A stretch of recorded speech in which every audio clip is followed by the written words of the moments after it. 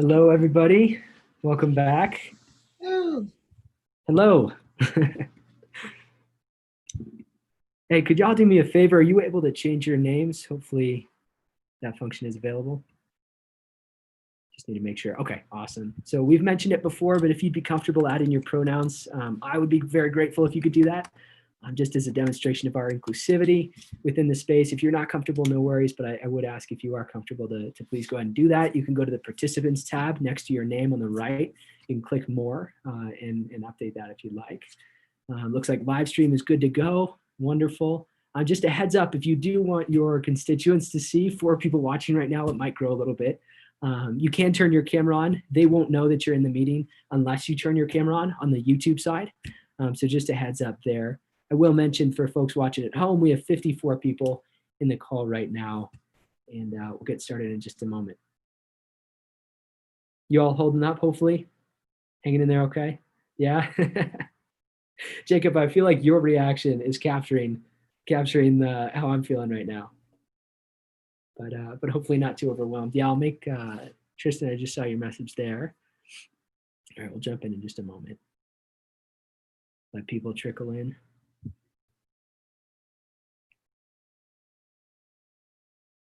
And I do just want to mention, I had a really good conversation with Jess a couple days ago about just kind of how I'm feeling. And I don't know if you all have seen this, but it seems like whenever there's quarantine or shutdown or these restrictions that we're experiencing, like I feel like with that comes this feeling of stagnancy, you know, like not moving, and nothing causes me more frustration than that feeling, right? Of like, I want to be doing more. I want to be meeting more people. I want to know what's going on our campus. But it's like radio silence in a lot of these spaces. And I just want to, I don't know where we open that dialogue, but I just want you all to know that I'll show grace for you all if you could show grace for yourselves. That times are different right now. And if you have really big goals and maybe you haven't been able to achieve them because of some of these limitations, I just want you to know that that's okay, right? Like that's the situation that we're in right now, and we can't control a lot of this. And so have grace with yourselves and realize that students are proud of you. You are here and you're representing them in a pandemic. Like I can't think of a more noble cause to fight for than to fight for students right now. So keep that up. I'm so proud of all of you. And yeah, and it just felt like I needed to say that. So we'll jump in just a moment here.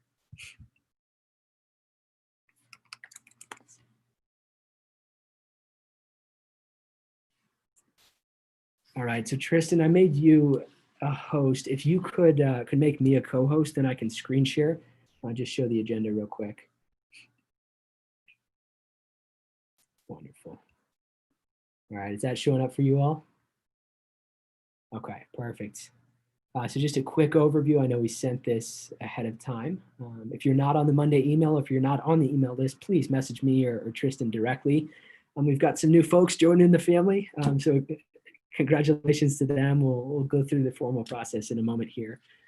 One other change that we did make, just want to make sure it's all captured there. Yep, so this was discharged from University Affairs. That was on Tuesday, so that is automatically added to old business. At this point, I'll also entertain any motions, if there are any motions specific to the agenda, any changes that you all want to see. So I'll open the floor just for a moment. I'd like to motion to move ratification to after land acknowledgement. Okay, yep, there's a motion from Vice President Schindler. Is there Seconded. a second?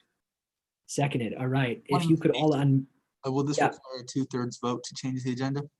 That's correct. Oh, and I'm so sorry, Christian, just a quick point of clarification. If we could, so the problem we're running into, if we move it to the top, it has to be a part of confidence business. So we would have to do all confidence business after the land acknowledgement. Does that make sense? Yeah, it does. It does make sense. Thank you, Marlis. Sorry, Chair Hazelton. I'll start using formal terms now. I've been on the first name basis for the first half of this meeting.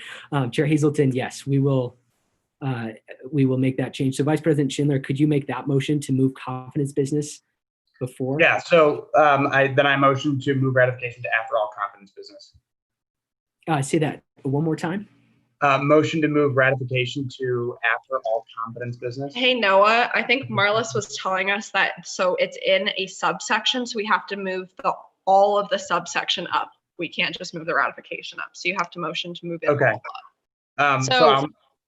Yeah, go ahead. Sorry. Oh, no, if you don't mind, if you don't mind, I'll just make the motion just so Yeah, please do. If you know the Yeah. process. So I'll make the motion to move confidence business after land acknowledgement. Seconded. There we go. We've got a second. And I'm going to wait for just a moment. I know there is a 2/3, so I'm going to judge this. And if we need to call division, we can move to a formal vote. But all in favor of that motion, please say aye. Aye. Aye. All opposed? Okay, wonderful. Passes with flying colors. So we're going to move confidence business. Wait, actually, Yes. clarification before you Yeah. do that. I realized that we've just voted on it, but I was trying to look at the agenda really quietly. Oh, yeah. All of the new senators won't be able to vote if it's after the land acknowledgement. All four of Oh, it. that's true. We should clear. Yeah, no, that's correct. That's correct.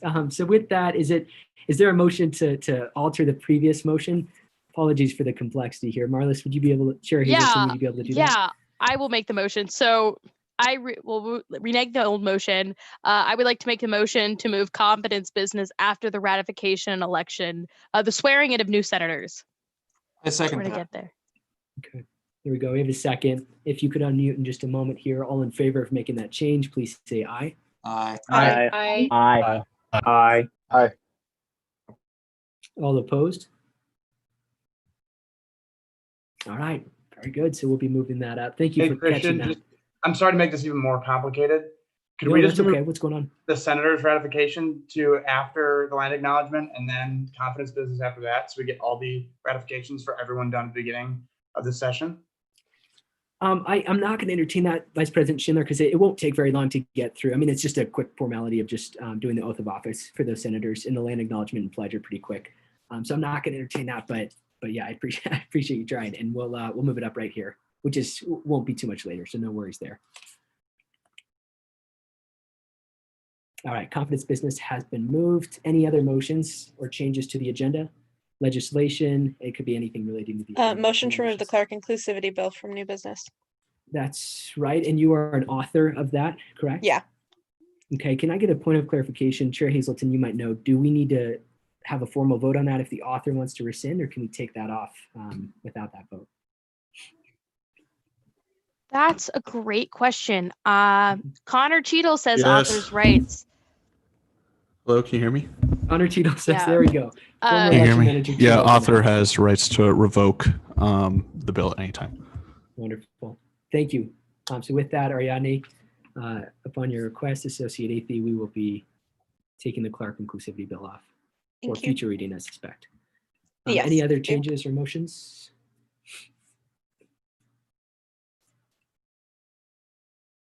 Okay, wonderful. I did forget to copy up old business. That is part of confidence business. So we're going to make that change real quick, and then we'll jump in just a moment.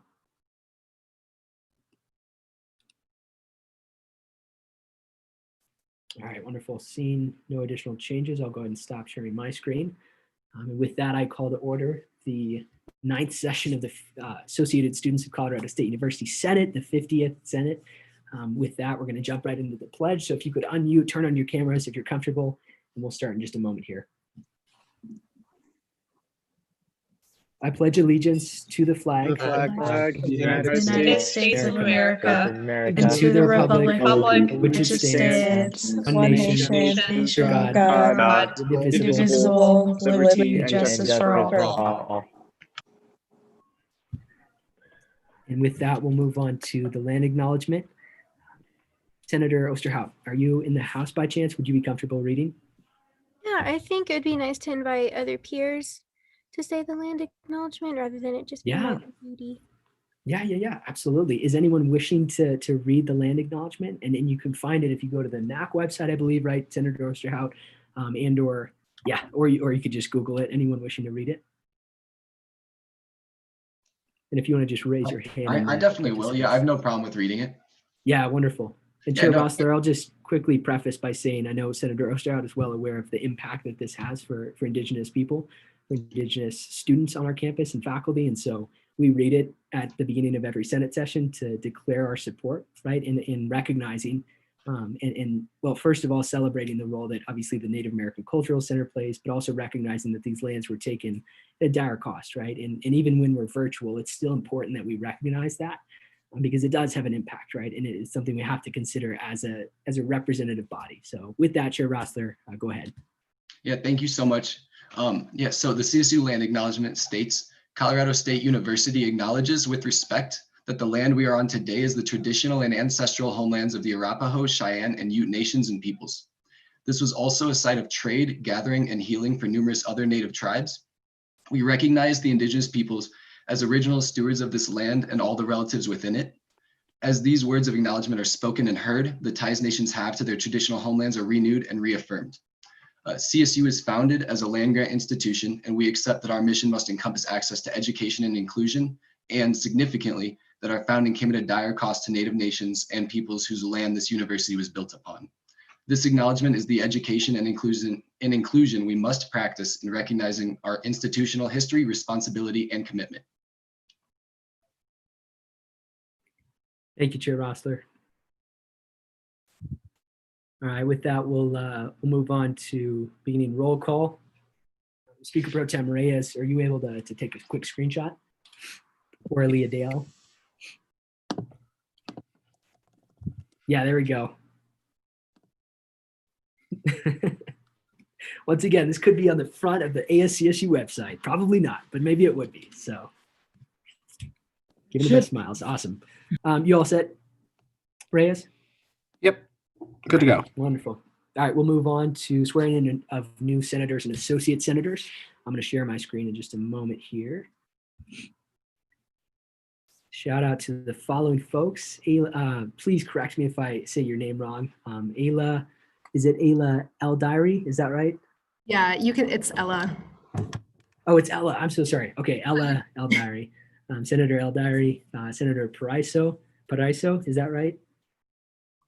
I believe Jacob may or may not be with us. Senator Myers, and then newly elected, formerly Associate Senator, now Senator Athey. So congratulations to all of you. If you're in the call, we're going to swear you in just a moment. If you haven't done so yet, you can text 81010. That's the number. Text the message at ASCSU 2020 to get mobile notifications for all things Senate related. Every time we send an email, we'll also send a remind text that's just a very consolidated version of that message with the core information. So really helpful to stay up to date on everything that's going on with the Senate. So with that, I believe we have 3 of you. Kira, are you in the house? Yes, hi. Hi, welcome. Welcome to all of you, but I think Jacob may be the only one that's out today. So turn it over to Chief Justice Daley, who's going to administer the oath of office, basically just saying that you are stepping into this position, you know what you're getting into, the commitments, and obviously representing your organization. So Chief Justice Daley, go ahead. All right, are you all ready? Yeah. Awesome. Repeat after me. I state your name. I, Kira Myers, Do solemnly swear do solemnly swear to defend and uphold to defend and uphold the rules and regulations the rules and regulations set forth by the Constitution set forth by the Constitution of ASCSU of ASCSU and will rightfully perform and will rightfully perform the duties of my office the duties of my office to the best of my ability. to the best of my ability. Congratulations. Let's make some virtual noise with those claps or snaps. I can see you snapping. Welcome to the 50th Senate. We're so glad to have you. And if you have any questions at all, please lean on any of the other senators or associates. If you have questions about resources or how to engage or how to work virtually, I know they've kind of mastered it now that we're about 6 weeks in or 9 weeks in. Wow, time flies. Anyway, let's go ahead and jump in. All right. Confidence business, starting with ratification and election of officers. Vice President Schindler, I believe you have 6 candidates up for ratification tonight. Let me just unmute myself here. Hold on one second. There you go. Yes, it is 5 actually. You got 5. Okay. Just to clarify, did any of the 6 off of that list, Nathaniel, Nick, Nate, Nathaniel Goldstein, Jocelyn, Aaron, or Clayton, did any of them drop their name? Nate Chavez, if you haven't had him recorded, did drop his name. Dropped his name. Okay. Wonderful. So we have 5 in the list here, and then we- quick point of information, Mr. Speaker, Yep. since we're entering into confidence business, the confidence clock has now been started. Thank you, Parliamentarian Clark. He's on top of it. I don't even have to remind him anymore. Well done. Vice President Schindler, you do have the floor. Our intention is, per our policies, we're going to start with each candidate individually, unless there's a motion for a slate. If I can, I'd like the motion to move them to a slate. Okay, so there's a motion on the floor to move to a slate. Is there a second on that? I do intend to open discussion and debate before we vote. I second that. Okay, there's a second. Wonderful. We've got 2 seconds, one from Senator Townsend as well. So with that, we're going to open 10 minutes of discussion and debate on whether or not to vote on a slate, starting with the first raised hand. And just to clarify for those of you that are new, voting on a slate means we're going to vote on all of them together. We're going to discuss them all together. We're going to question them all together. Whereas voting individually, you could vote up one person and vote down the other, depending on how they perform tonight, what they share. So Point first of raised hand. information, if I'm saying that correctly, you can remove individuals from a slate. That's correct. After the slate has been established. Anyone wishing to speak on this one, or do we want to advance right to a vote?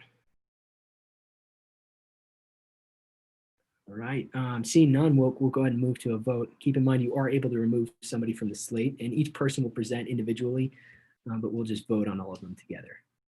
So I'm going to launch a poll here in just a moment.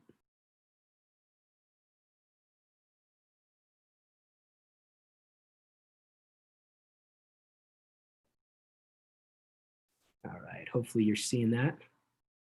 And if you're not a voting member, please indicate that at the bottom there.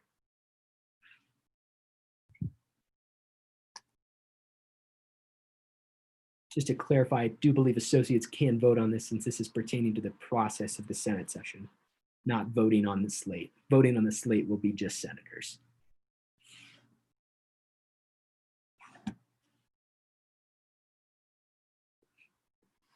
All right, keep the votes coming.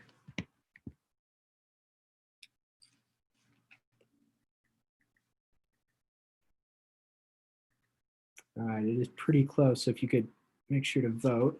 We have 33 total senators, and Reyes, whenever you can get me the number of associates in the room as well, that'd be great.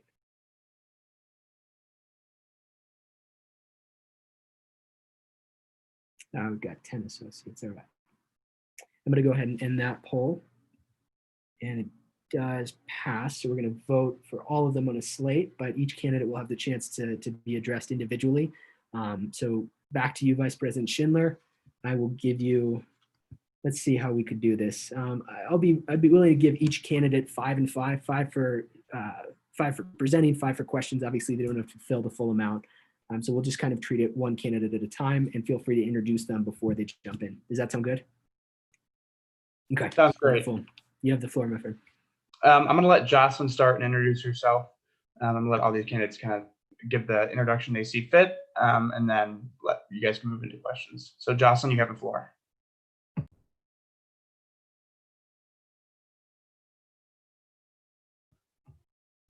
Is she in here? Sorry, I had to turn something off.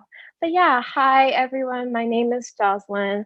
I'm a third-year political science and ethnic studies major, and I used to be a part of Senate, and now I want to be a part of SFRB because I think it's really important to have, a different range of perspectives on this board. So yeah, that's kind of why I want to join. I also have been very passionate about figuring out where student fees should be allocated and making decisions on that based on what based on my experiences as a person of color on campus, and also based on my new experiences working with the SDPS offices closer this year. So yeah, that's about it. Anybody have any questions?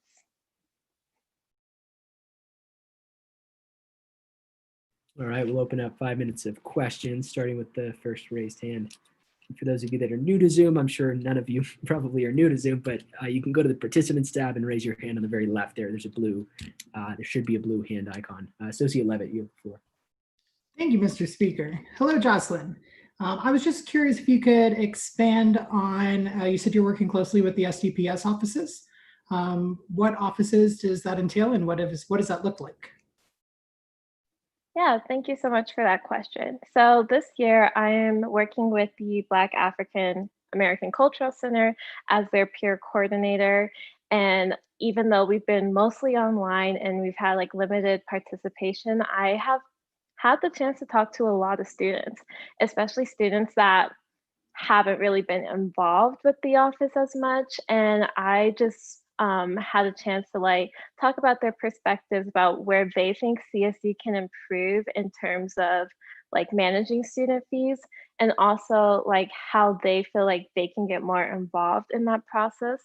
So more specifically, my role with BAC has been mostly to coordinate events during this pandemic or during like this limited interaction that we have with each other, and try to come up with ways and coordinate with other offices to encourage student connections and networking. And so one of my biggest projects this semester is how do we still get the message out about our offices and about our message and like what we want to do as a community to students who are new or students who have transferred or students who may not be as well connected with SDPS offices as others are. So does that answer your question? It sure does. Thank you so much. And I yield my time. Thank you, Associate Levitt. Any other questions for Jocelyn or Aji? All right. Oh, we got a couple there. Yeah, Senator Lowry. Thank you, Mr. Speaker. So my question is around the belief that progress is often bigger and more, which is seen or observed in how we define success, that success is always bigger. I'm curious what your opinion on success would be for this board is. That's a good question.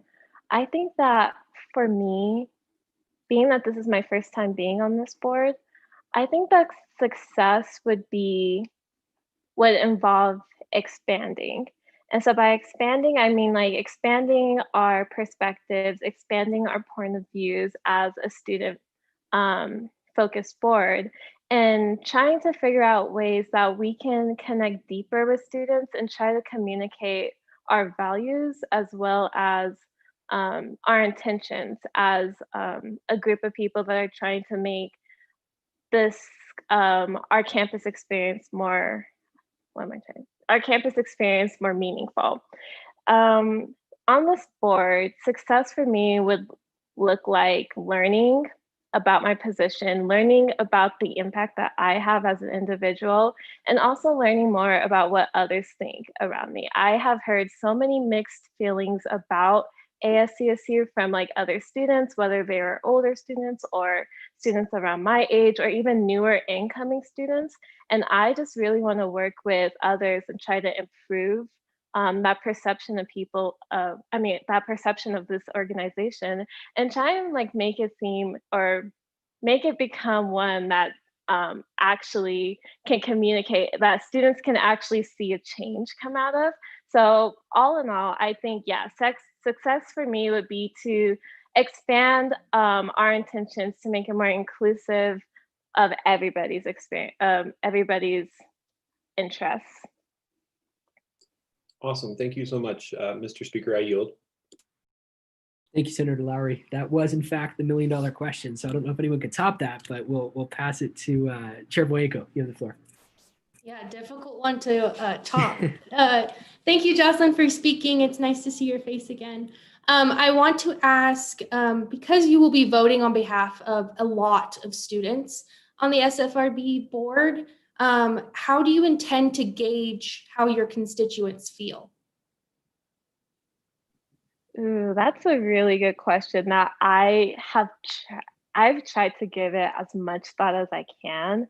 And short of just encouraging us to send out surveys, I think one of the best ways that we can kind of gauge what our impact is just reaching out to people on a one-on-one basis. I think that this semester, since we are mostly online and since it's really hard to like connect deeper. Trying to connect with people as closely as we can is going to be a really valuable and challenging task.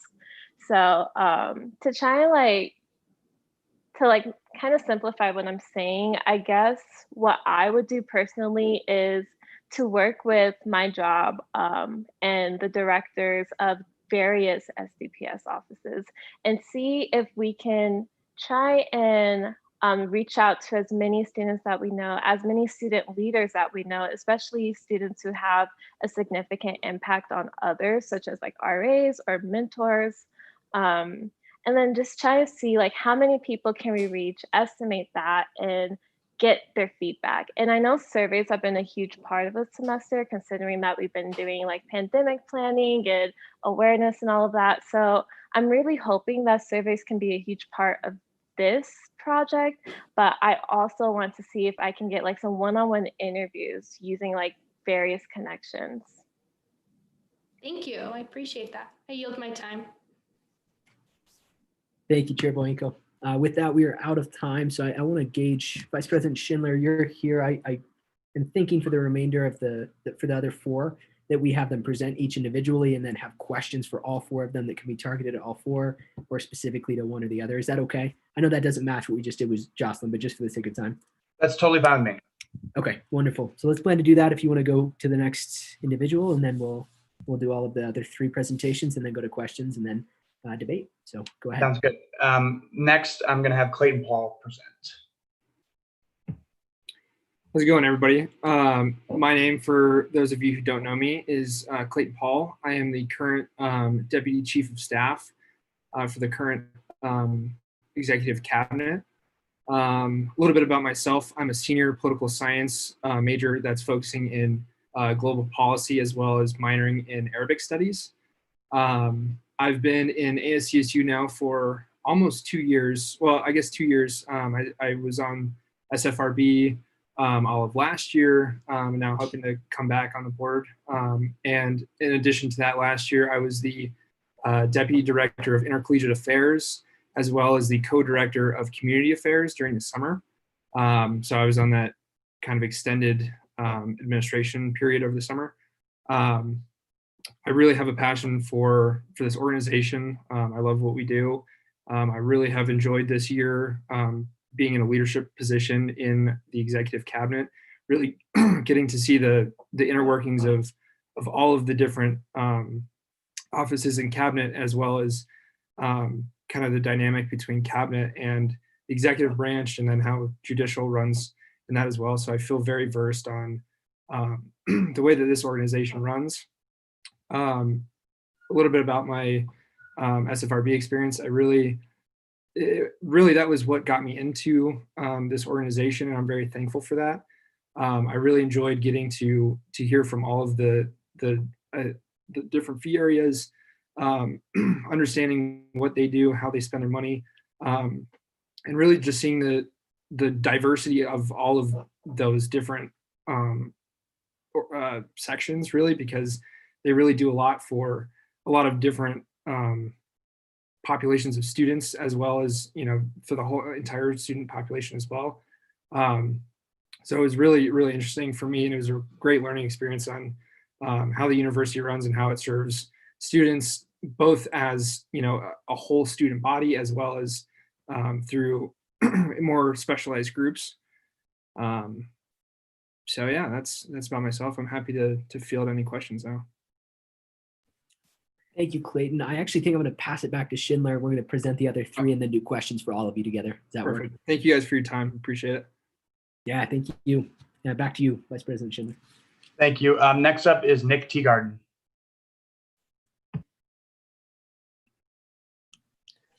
Hey everyone, how's it going? My name is Nick Teagarden. I am a junior here at CSU. I'm currently studying finance and international business.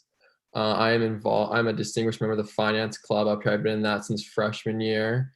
It's been a great opportunity to just meet with all these different people within the CSU and Fort Collins community within the finance industry. And I've had an opportunity to go down to the Larimer Food Bank and volunteer there every semester. and it's a really good opportunity. But on top of that, I also work in the development office at the CSU College of Business, and we kind of work with like alumni and donors within that, and like student scholarships. We help like delegate those and help with students applying and with their like thank you letters and everything going out to like their donors. And we compile like a book every year that goes to donors. It's a really cool thing. But right now I'm also working in a little financial firm over in Fort Collins with some other CSU students, and just off campus, like a financial advisory firm. And that's been a really cool experience here. I just started that a couple months ago. But yeah, with SFRB, I heard about it from a close friend, and I thought it'd be a great opportunity to get involved here at CSU within the government in some sort of a way.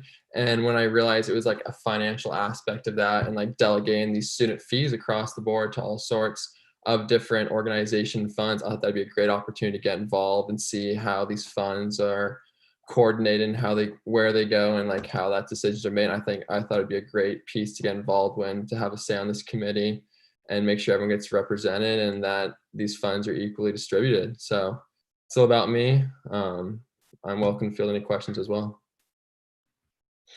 Thanks, Nick. I do want to just reiterate. So we'll do, since we voted on a slate, how we'll do that is present all of the candidates and then do questions all together and then debate all together.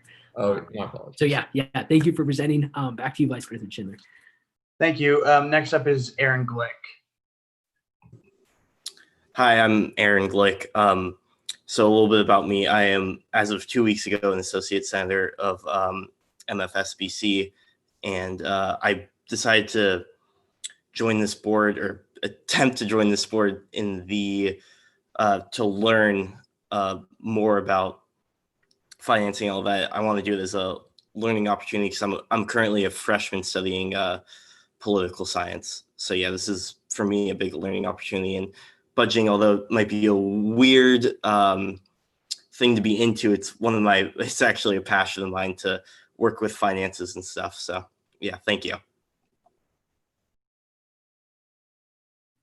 Thank you so much, Aaron. Back to you, Vice President Schindler. All righty, and last but not least, we have Nate Goldstein. Hey everybody, I'm Nate Goldstein. I am a sophomore here at CSU. I'm double majoring in finance and econ. I think that this is a really great opportunity for me to learn about ASCSU. This is my first experience, or first contact even really, with the organization.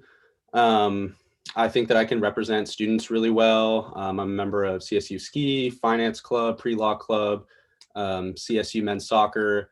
I helped to put on some philanthropy events through CSU Men's Soccer, worked to raise money for ALS foundations, and done some of that stuff.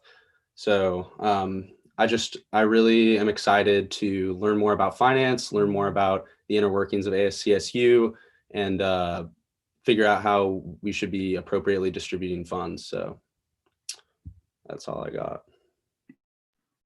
Awesome. Thank you, Nate. Vice President Schindler, that was the last of the nominees. Is that right?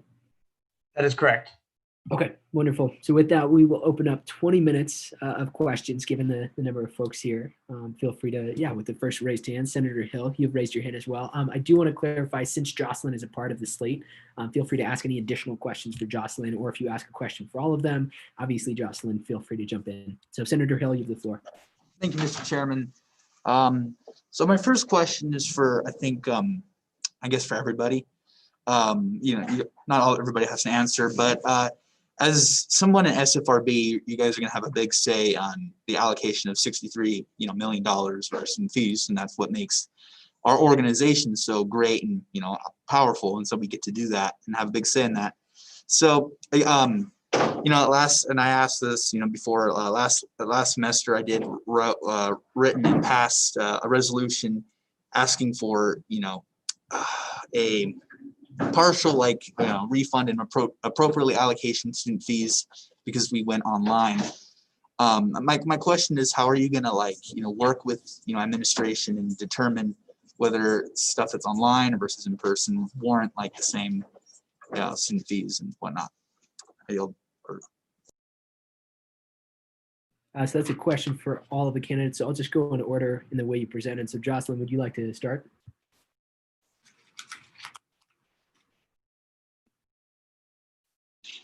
I'm sorry, did you call me? Yeah. So the question from Senator Hill was to all of the candidates. So starting with you, and then we'll go through all of the candidates. Senator Hill, your question was just relating to intent to give a reimbursement to students given the situation with COVID and lack of usage Not the of those fee reimbursement, areas. but like how are they gonna how are you guys gonna determine like what is appropriate, not based on it being online versus not fully in person. As you know, rec center's 10% right now, and it may go higher, may go lower, but it's not the same. How are you going to advocate for the students, or the constituents based on that? And then over to you, Jocelyn. Yeah, so thank you for that question. I think that has been a concern that's been on everybody's mind this semester. Like, what are we going to get back from the school given, what we've been through this year? So I don't know, short of, just pushing for administration to really consider this, personally, I'm not too sure what I would do. Just because I haven't been able to, we haven't had the official training yet. So I feel like after that training, I could give a better answer to that. But as an individual, I'm just going to keep working with as many leaders as I can on campus. I mean, did I say leaders? I mean notable people on campus. I just want to keep working with as many people as I can to really communicate hey, this is what students want, and this is actually what we need, and this is a really big part of what it means to get an education here. And because we've had to kind of miss out on a lot of resources and opportunities on campus that we normally would have, I think I would just press to them hey, this is a really big concern, and we have to start making a plan to try and compensate for it, So technically, on the technical side, I'm not too sure what could be done. I'm definitely going to ask around if I get ratified, and I'll make that my mission. But as of right now, as a student, that's kind of what my intentions are. Does that answer your question? It does perfectly. Thank you so much, Senator Haji, or Ms. Haji. Point of information real quick, Christian, if you don't mind. Yep. So for all those who don't know, every member of SFRB goes through a training in the spring that walks them through how to evaluate financial Excel sheets and all the information that we're going to be given from those fee areas when they present again on whether or not they want to increase their fee or not. For the most part, just as kind of a transparency thing, I'm pretty sure almost every fee area that we've talked to, I can't think of one, has said they won't be increasing or asking for an increase in the spring. For the most part, they are cutting their programs and adapting to every online platform possible, whether that's meeting over Zoom. So they're doing everything in their power virtually to adapt. Yeah, I appreciate that, Noah. Vice President Schindler. With that, I want to be mindful of time and that all of you get the chance to answer all of the questions. So I'm going to cut off at about a minute for each of you. Every question that's given to you, I'm going to cut off at a minute if that works. Is that reasonable? Okay, just to make sure that all the questions can be answered. So moving on to Nick Teagarden, or sorry, we'll go in the order that was presented to Clayton Paul next. Yeah, so I'll try to answer this pretty briefly. Given my experience on the previous year's board, as well as my current position in the executive cabinet, I have knowledge and access to a lot of these fee areas, whether it be through my own network or through the Office of the President, which is what I work under. Hannah, Noah, Jasper Sloss, who's the Chief of Staff, and myself. We have access to a lot of these different fee areas. Just like Noah had said, not a lot of them are looking to increase for this next spring. Granted, when they come to the spring, that could change. I don't think it will. The fee areas truly do have students' best interests in mind, and they don't want to. At least personally, this is the feeling that I get. They never want to overstretch their bounds, essentially, in their asks. So essentially, I would just continue to work with them and make sure that they're not trying to go above and beyond that. And that's time. Thank you, Clayton. With that, we'll jump to Nick. Yeah, so having never actually been part of SFRB before, I'm not entirely sure on how those meetings go and what kind of fund allocation that the rec center or those other services ask for. But since students are obviously online, there's not as great as a population using them. And since everyone pays their fees, I would think that these, as Noah said, that none of them asked for an increase in actual like costs and everything. I would say that would be like, since us kids are like, everyone pays for it. Sorry, I kind of lost my train of thought there. Since like everyone pays for those, I think we should do, I'll do everything in my part, depending on how each part of like CSU, like how everyone like asks for them. I'll do my part and make sure that like everyone's fees are equally represented. If we're not using this, there should obviously be a cut in some regard, I would think. Having not seen those fees again, I would think there has to be some cut, but making sure that it's still operating in the manner that people who work there, everything's getting paid for, to keep it in an operating manner. So yeah. Thanks, Nick. On to, I've got Aaron next. So I think that just on the board, my goal would be to keep everything fair, obviously, and to achieve that is communication with other board members and the services and all of that to make sure everyone's paying their fair share. Thank you. Nice, thank you. Over to Nate next. Hey, so I guess to answer your question, you would definitely have to look at like fixed versus variable costs.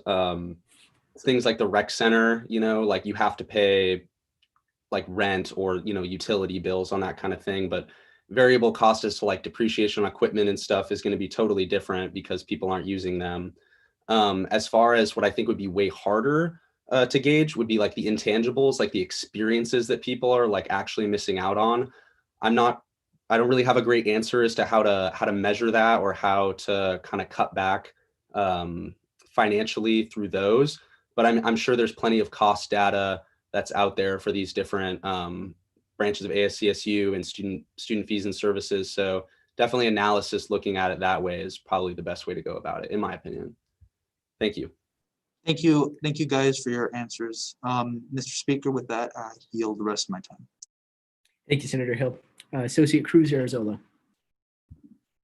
Hi, sorry, my roommates are watching The Grinch, so hopefully that's not too loud in the background. But my first question is for Clayton. Since you did serve on SFRB last year, what is one thing that you would like to grow from, or one thing that you would like to do differently this year if you are ratified as a member of this current SFRB board? Yeah, great question, actually. I think the biggest thing for me is to continue developing my budgetary analysis skills. That's really what the spring is really focused on. And we usually, at least the way that we did it last year, was we got the budget sheet prior to our meeting with them. So I'll go through prior to the meeting, and now that I kind of know how it runs, I'll be able to go through and look line by line and understand kind of where some discrepancies may lie. And then that'll inform my questioning during the board meeting, and it'll help me drive discussion in the board as well. Being that I have been on the board before, I can kind of help lead discussion, and having a really deep understanding of those line items, I'll really be able to drive that conversation, and that's something I can do better. Awesome. And then I have two more questions, sorry. So Nate, you mentioned that you would like to make sure that student fees are being allocated appropriately. So what does appropriately look like to you? So appropriately is, like I said, there are things to keep operations continuing the way they are. There's going to be a fixed cost there. Figuring out like how many people are using the service, how much it costs for each person to use, like the marginal cost for another person to use that service.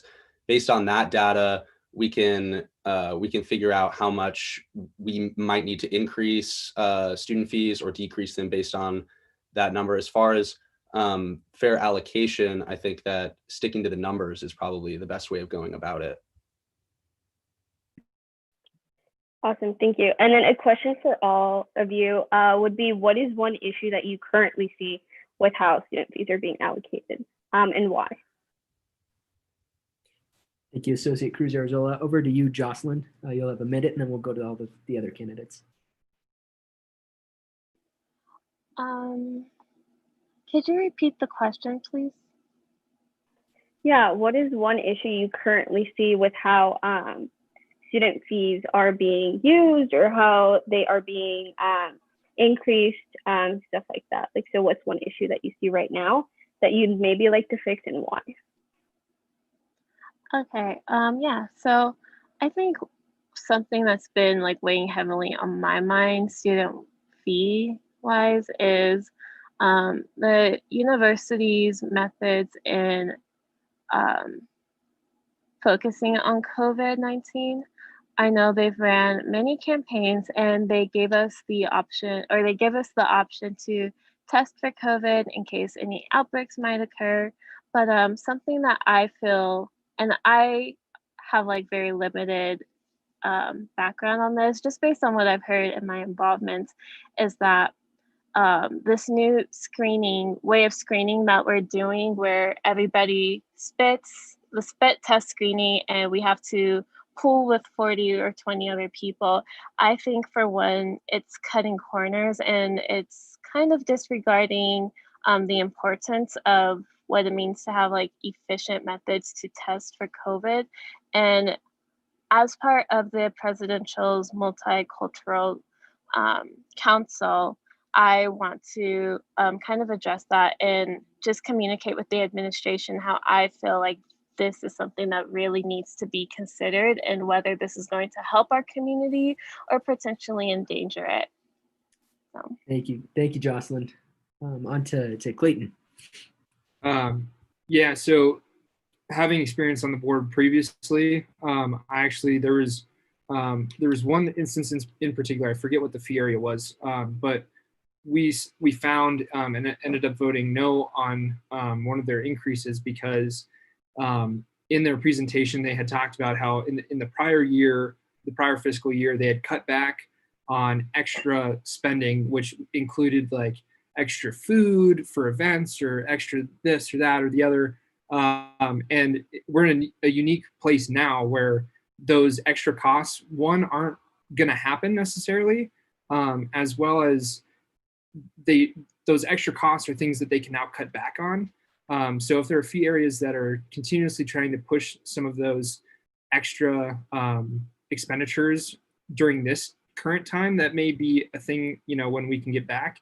But that'll be something that I really look closely on is limiting those extra expenditures. Thank you, Clayton. On to Nick. Yeah, great question. I think to an extent it goes back to what Senator Hill was saying. With like the new emergence of like COVID-19, it's obviously affecting us students and the facilities we use on campus to a much greater extent than it was before. Just like going off the fears I am aware of, going off like the student rec center, the health center, and like the dining halls and stuff. Students are obviously eating less food because they don't have like unlimited times they can go back. They're not using the rec center as much. It's limited to like 175 people, and the health center isn't taking like in-person appointments. So obviously we're using it less, but yet the funding there, I think it seems to have stayed the same. I think that's a point of interest that we need to look into deeper, as students are still paying the same fees every semester that go towards these different places, but we need to figure out how to address the situation deeper, and I'll do everything in my power to address it as such. Thank you, Nick. On to Aaron. Well, as a freshman living in the dorms, one thing I could safely say is that almost everyone agrees that the dining halls are not what they should be or what they have been. So on the board, my one big thing for me is allocating funds differently for the dining halls. Thank you. Thank you. A point of clarification. I do not believe the dining halls are student fee funded. Just to put that on the record. Yep, that's an important clarification. Thank you, Senator Hill. On to Nate. So to address this question, I don't have a whole lot of experience with ASCSU, and I don't really know how funds are allocated currently. But definitely, I think that we need to look at how much money we're putting into services and how many people those services are actually providing for. Ultimately, I think looking at the greatest benefit for the greatest number of students while considering the outcome for all is probably the best way of going about it. And that would be that'd be the way I do it on SFRB if I'm ratified. So. Thank you, Nate. Awesome, thanks. I yield my. Thank you, Associate Cruz Arzola. We have about 3.5 minutes left, just a heads up. I motion to exhaust the speakers list. I'm not going to entertain that motion, but I would entertain a motion to extend question time. Motion to extend question time by 30 minutes. Seconded. Yep, there's a second. All right, if you could unmute in just a moment here. Everyone in favor of extending by 30 minutes question time, please say aye. Aye. Aye. Aye. Aye. All opposed? Trying to calculate it in my head on the spot. Okay, I think we're good. So with that, 30 minutes extended, and over to you, Senator Lowry. Give the floor. Thank you, Mr. Speaker. So my question is going to be for everyone, but before I start, I'd like to just provide some context of why I'm asking this specific question.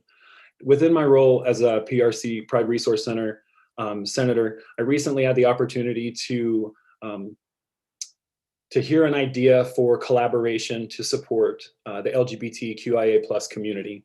And I took my good intentions as a green light for action.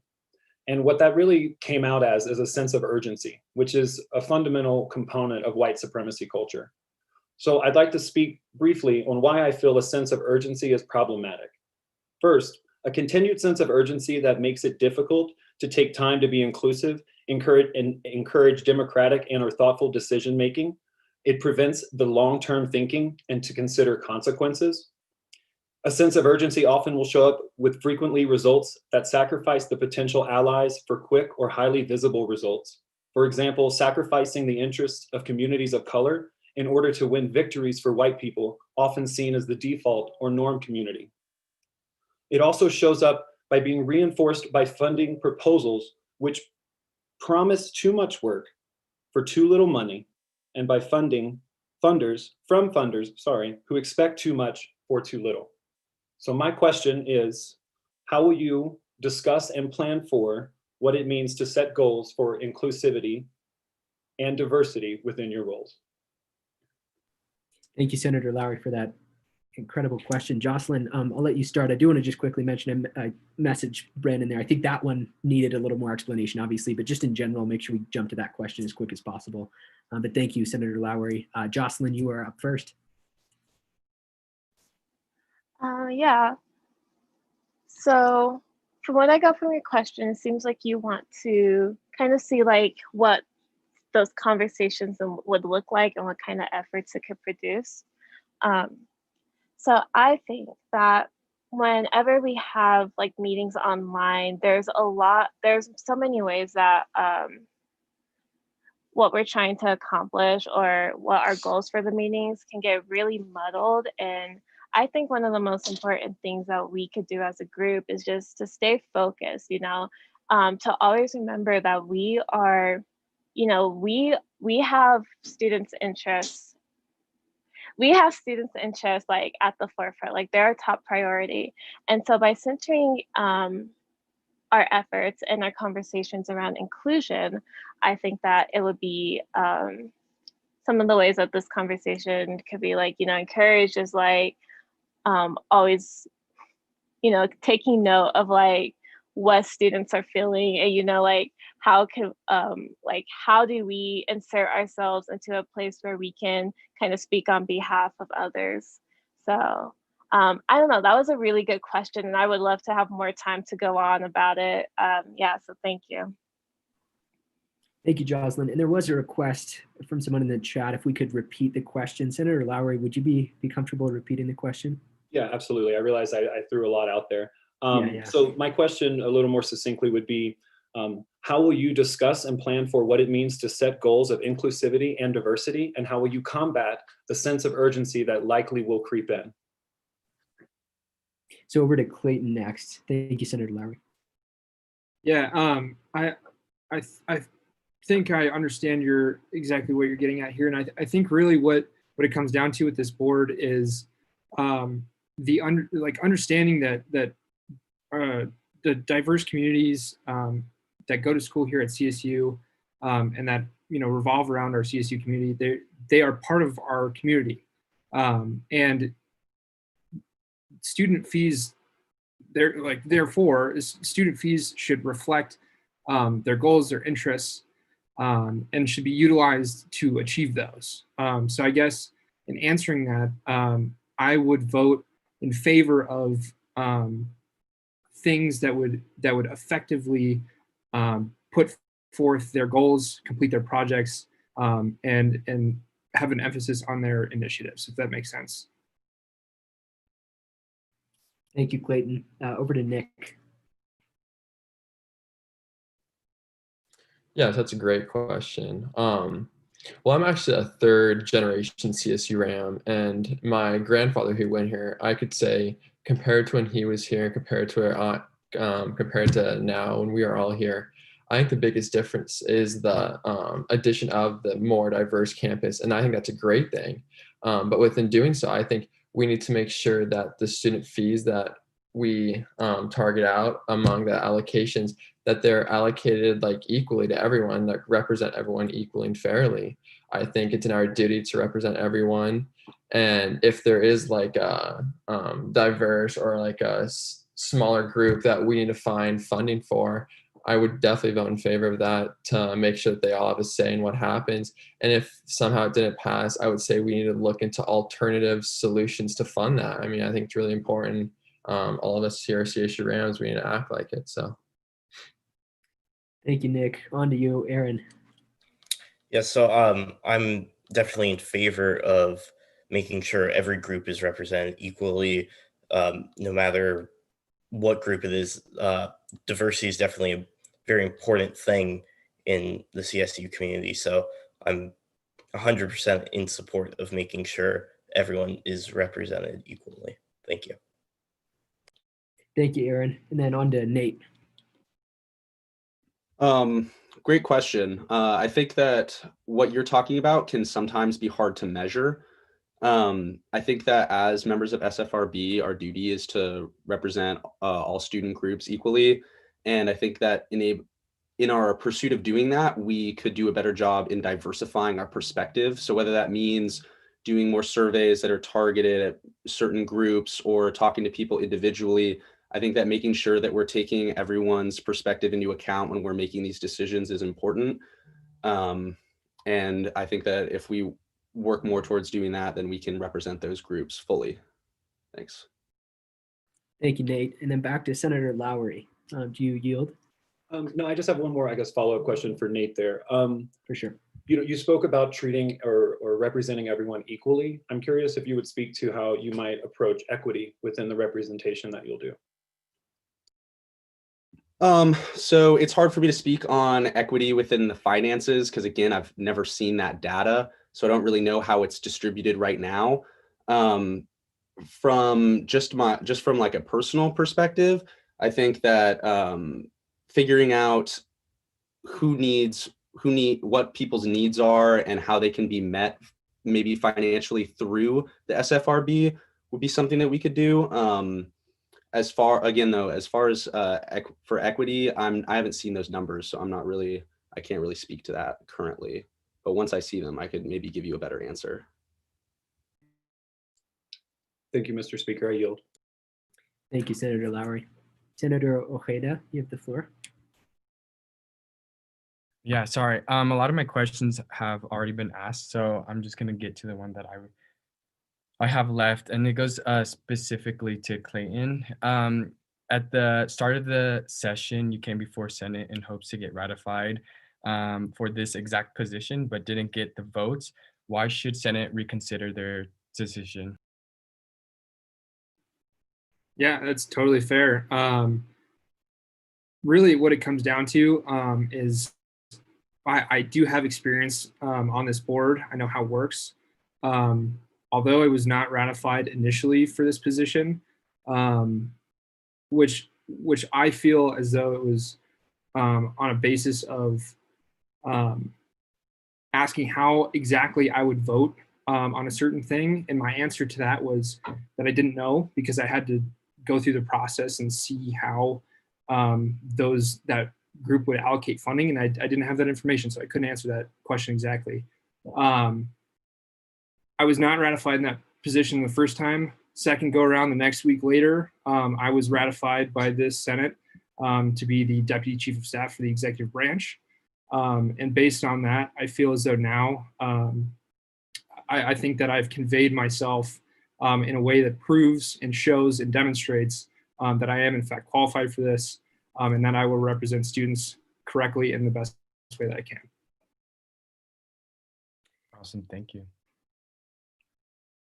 And Ojeda, did you have a follow-up question, or do you? No, I yield. I'm sorry.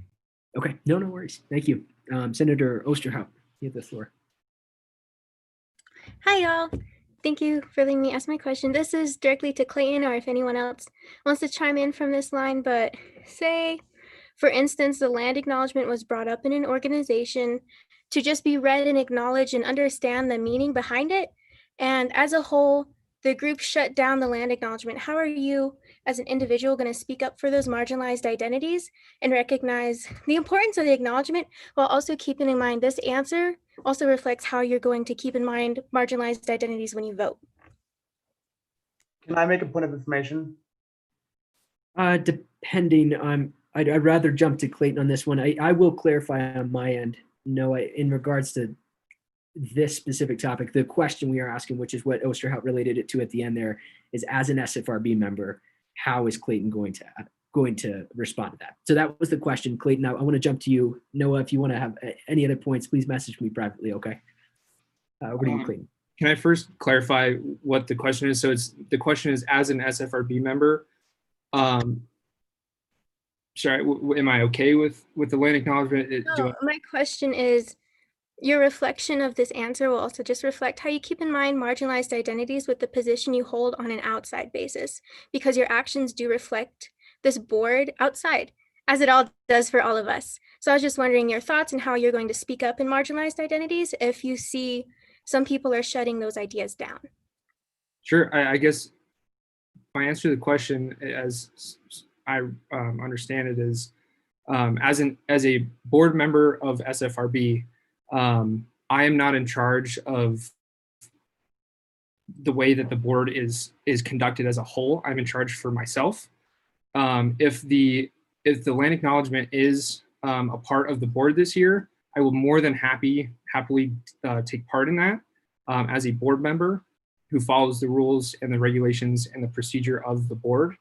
And if that is a procedure of the board, I will happily engage in that. And I do think it's important. And I do acknowledge that that is a very relevant thing here at this university.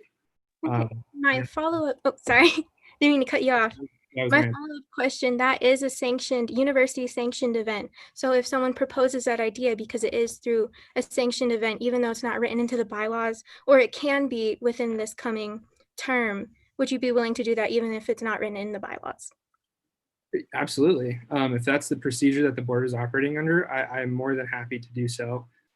If Noah and the vice chair of the board, if they have decided that that is the procedure, I don't know because I'm not currently on the board, so I haven't seen the way that they conduct the operations. If that is the case in the procedure, I will participate wholeheartedly and genuinely in that.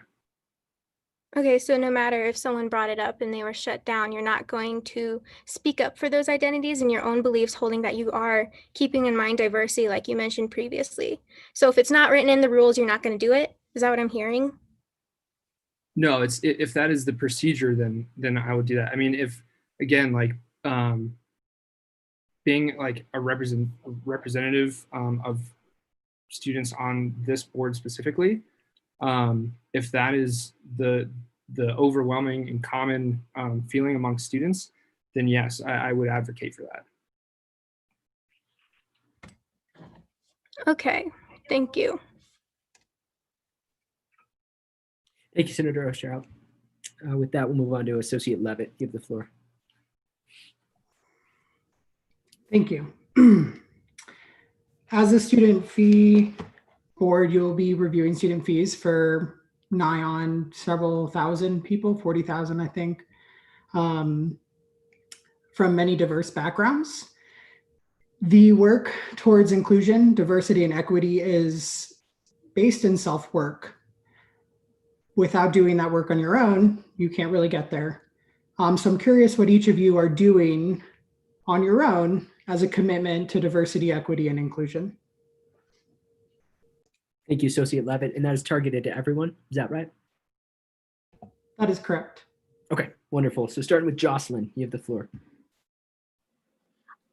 Yeah, I love this question. One of the biggest things that I have done this last year and literally most of my life is to educate myself. And by educating myself, I mean reading, always looking for new unbiased sources, just talking about how just thinking about the experience of other populations and other communities on campus.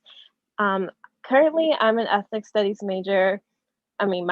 Another one of my minors involves international development. So I think I could also kind of use that to my advantage too. So I really love learning about other cultures and like other ways that we can improve life for underrepresented communities. Right now, one of my biggest involvements is the Committee for Diversity and Inclusion, as well as TIMSAC. Those two groups, I am committed to, just expanding on student perspectives and kind of centering in like what do different communities need and how can we reach out to them and figure out what works best for them as underrepresented groups on campus. Thank you, Jocelyn. Over to you, Clayton.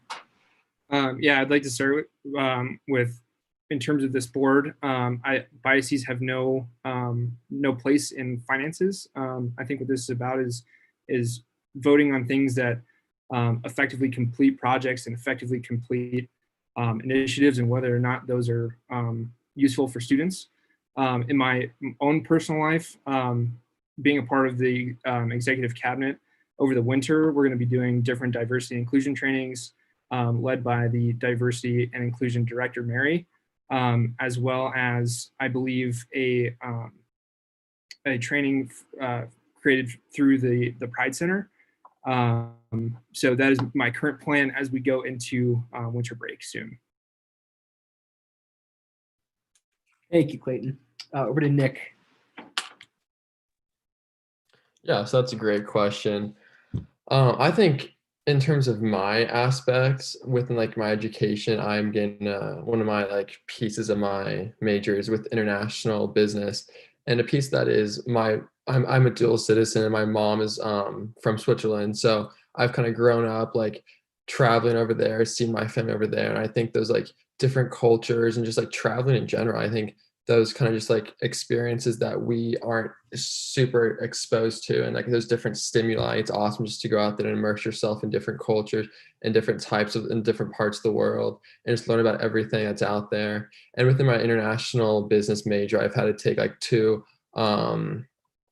like you have these like classes in like political science and like international relations, all these classes that kind of give me a broad focus on things that aren't super like domestic on like other states and like other cultures and people. So it's been really inspiring, really interesting to learn about. Thank you. Thank you, Nick. Over to you, Aaron. Yes, so I believe that the best way to make sure I have no biases is education, obviously, and educate myself on all different types of people. And Oh my God, I'm just gonna text Gemma. So because sorry, Kieran. Yeah, sorry. So as I was saying, education, making sure I know as much about diversity as possible. And I think throughout my life, I mean, I lived in a very diverse area of the United States, and I've had a lot of diverse friends, and now I live in a dorm hall where there's a bunch of unique, different types of people and everything. So I think that over the course of my life, I've interacted with such different people that I've definitely been educated on diversity. Thank you. Thank you, Aaron. And over to you, Nate.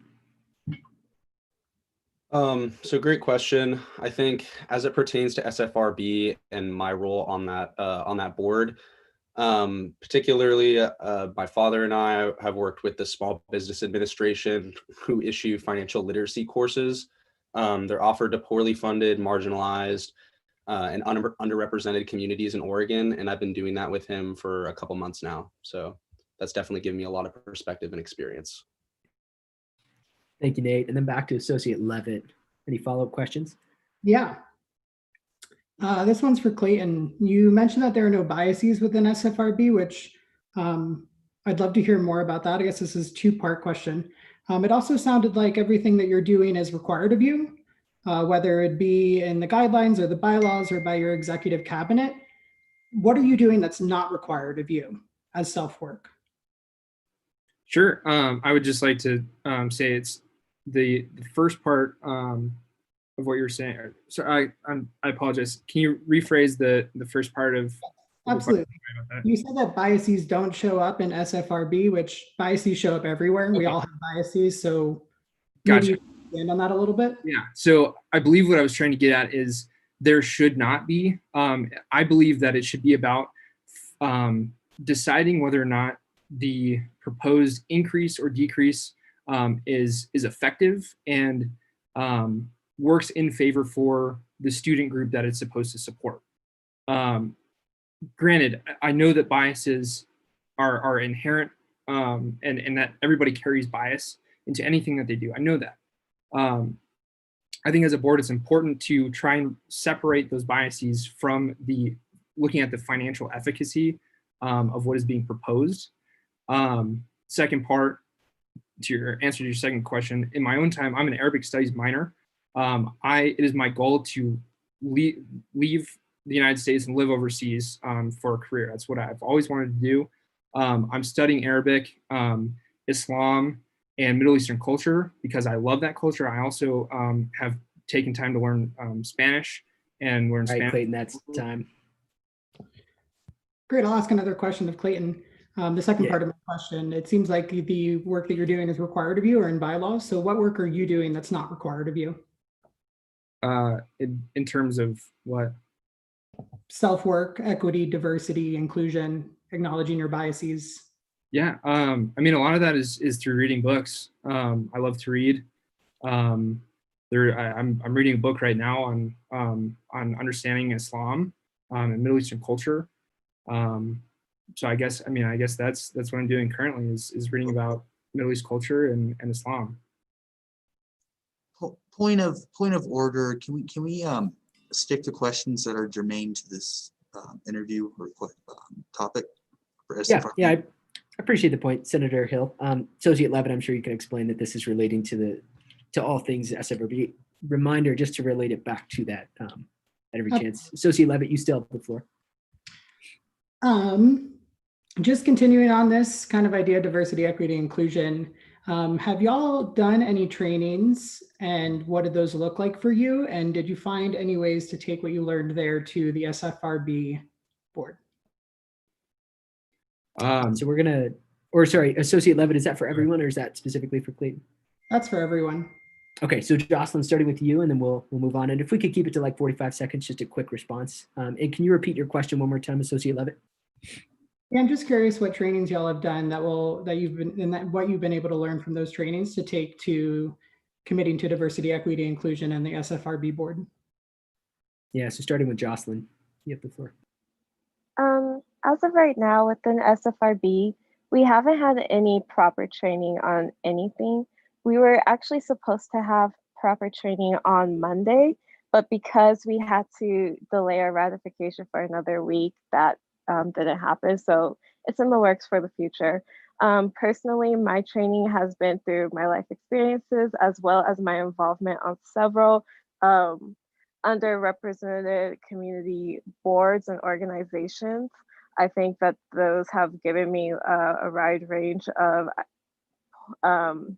experiences as well as opportunities to learn about other students' experiences.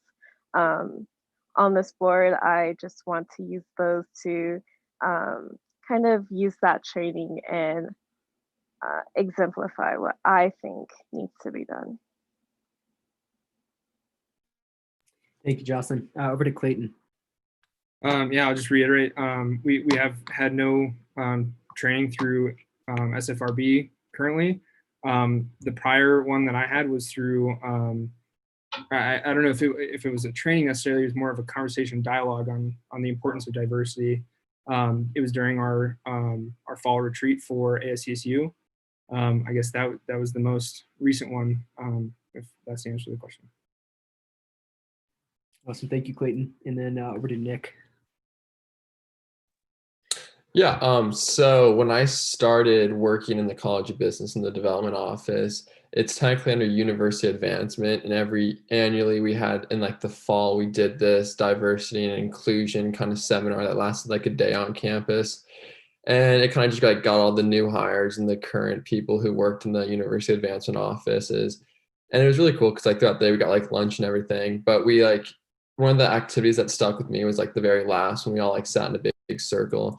And we kind of just like, they asked like questions of, and like I think a lot of people have done these in like their like school and education like activities like this, but like they'd ask questions about people, and like people would raise their hands if they agreed with the question, or like they stand for that. And it was really cool because you just like all these different people and all their backgrounds and everything that they've like dealt with over like the time. And it's just cool because you like, it's just good because you have to acknowledge it and you have to support everyone. You never know what anyone's coming from in terms of like their background and stuff. So yeah, no, it's cool. Thank you, Nick. And then over to Aaron. So for me, in my personal life, we at my synagogue, we did a diversity seminar, and they actually did one every year, and I went to it every other year after I started being active in my community and stuff. So around the age of 14. And then also before coming to college or coming to Colorado, I was a martial arts instructor. And in order to be an instructor, I had to attend a diversity training to make sure that I was being inclusive of all the different students that were there. So thank you. Thank you, Aaron. Over to Nate. So within the financial literacy course, that I was talking about earlier, there's a section where they talked a lot about how when we're helping these people learn about finances, a lot of the time English is not their first language. So I learned a lot about patience, and everyone learns differently, and helping people to kind of understand what's going on, because everyone has a different worldview, different perspective. And that was probably my most recent experience. Thank you. All right, thank you, Nate. Back to Associate Levitt. Thank you all very much. I yield my time. Thank you, Associate Levitt. Over to Senator Athey. Point of order, Mr. Speaker, I will make a motion. I would like to re-motion and exhausting the speakers list, since we are have a lot more to do in so little time. To re-motion exhausting the speakers list. The reason why I'm not going to entertain that, and I've had a change of thoughts on this, is that, and obviously you can overrule me, but given this situation, I think every voice deserves to be heard and every question in context. So extending time is a better metric than exhausting the speakers list. So I'm not going to entertain that, but I would entertain a motion to previous question, or if you don't want to extend time, then vote no on the next motion. Okay, sound good? And this is specifically for this situation. I'll change my opinion depending on the circumstance, but I think in this situation, Senator Athey, you have the floor. I retract my motion. So my question is for Clayton. I was wondering, what did you learn from being rejected from SFRB the first time? Yeah, really, I guess, I learned, it was more of an eye-opener for me to really more so understand. Hold on, I'd like to interject to that. I don't think that's an appropriate question because it's not addressing how he's qualified for this job. I don't think that really pertains to appropriate questions, and I would like to stop the question there. Point of Chief order. Justice Daley, hold on, Senator Hill. Chief Justice Daley, I want to acknowledge the aspect of that question that is applicable. The question is between last time that he was before the Senate and now. What has he learned since then? I think that's a very valuable question to answer. Right, and I do see the merit of that question. However, I think the question should be in the scope of how is this person ready to do that job and how are they ready to do it. I don't think there's necessarily anything to be learned between now and then particularly, and I don't think it necessarily pertains in scope of the questions being asked specifically because this only pertains to Clayton Paul. Chief Justice Daly, that I'm going to allow the question, but I want to reframe it in that sense of what has he learned between last time he was here and between now, okay? So I'm going to leave it at that in as long as it pertains back to SFRB, which it does. What did he learn? So I'll pass it to Clayton. You've got a minute. Yeah, I guess I just learn more, I guess, about who is affected by the fee areas specifically. I still hold my previous answer to the question, which is always and will always be, I will go through the process of SFRB and through which the board conducts itself. And in the spring is when we look at budgets. Just as I've said before, I'm going to go line by line to figure out discrepancies and the effectiveness of those requests, financial requests, I suppose. And I guess it's more so I've learned I need to do a little bit better job, I guess, maybe of explaining that and explaining exactly what I wish to do there, which is to figure out whether or not they're effective requests for funding. All right, thank you, Clayton. Senator Athey, you do still have the floor. In the interest of time, would you be interested in yielding your time? Yeah, I yield my time. Thank you. Okay. Yeah, thank you. Chair Bowenko, you have the floor. Thank you, Speaker. I have individual questions for each of our candidates. I'm going to start with Mr. Glick. Mr. Glick, I wanted to clarify the abbreviation, or is it abbreviation? I think it's acronym. The acronym you used, you said you represent the MFBSC. That's the Multi-Faith and Belief Student Council, correct? That's correct, yes. Thank you, Speaker. Okay. Thank you. My next question is for Mr. Teagarden. Mr. Teagarden, when you answered Senator Levitt's question, you mentioned that you had traveled a lot and learned a lot about different cultures. And I'm not quite sure if you answered the question or if I missed it, but how are you connecting that experience and that education to your potential position on SFRB?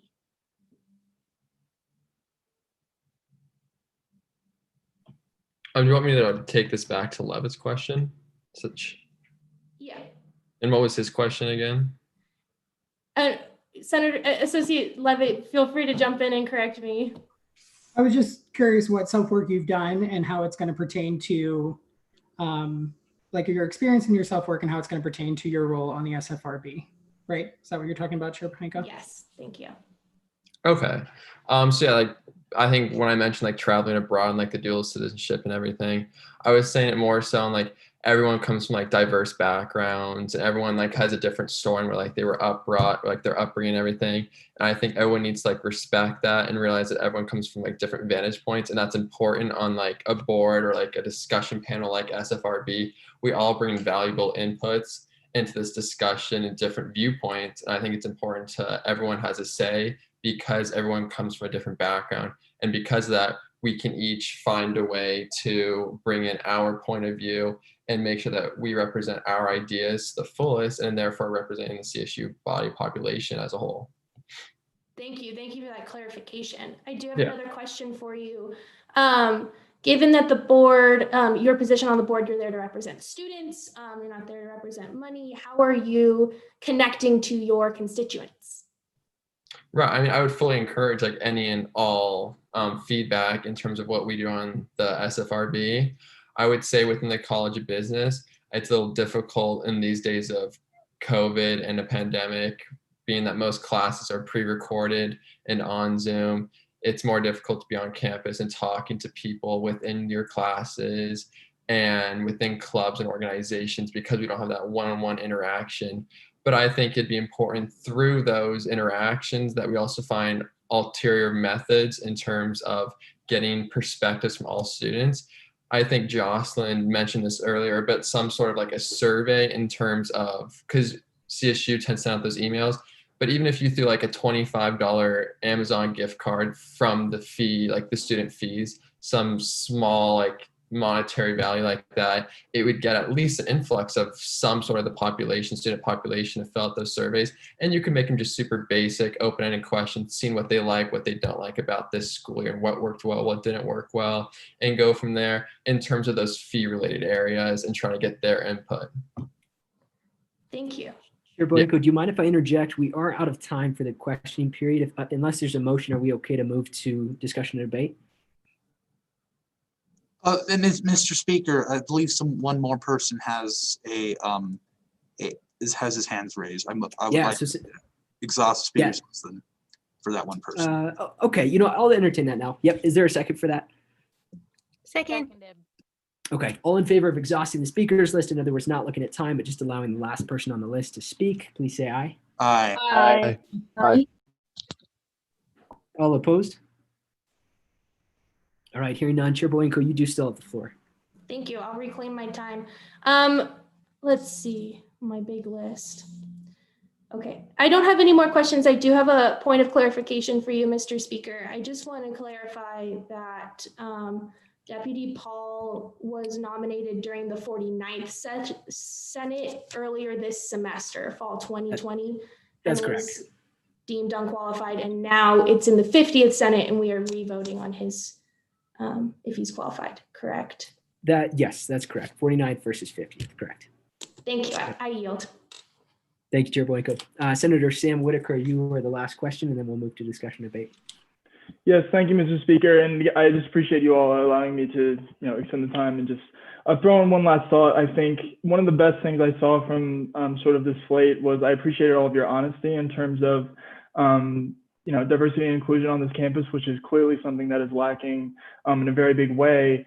And so I guess I would just like to, express that my concern isn't so much as, where you all are coming from. I think we all are at different points in development in terms of dealing with those issues in our own personal lives. I don't think it's really up to any one of us to hold you all accountable for where you're coming from. So for me, what's most important is where you all are going, right? And so I think from this point, I would just like to hear maybe a yes or no affirmation from each of you that you will dedicate yourselves to educating yourself and articulating and advocating for these underrepresented and misrepresented groups on campus in your time on SFRB.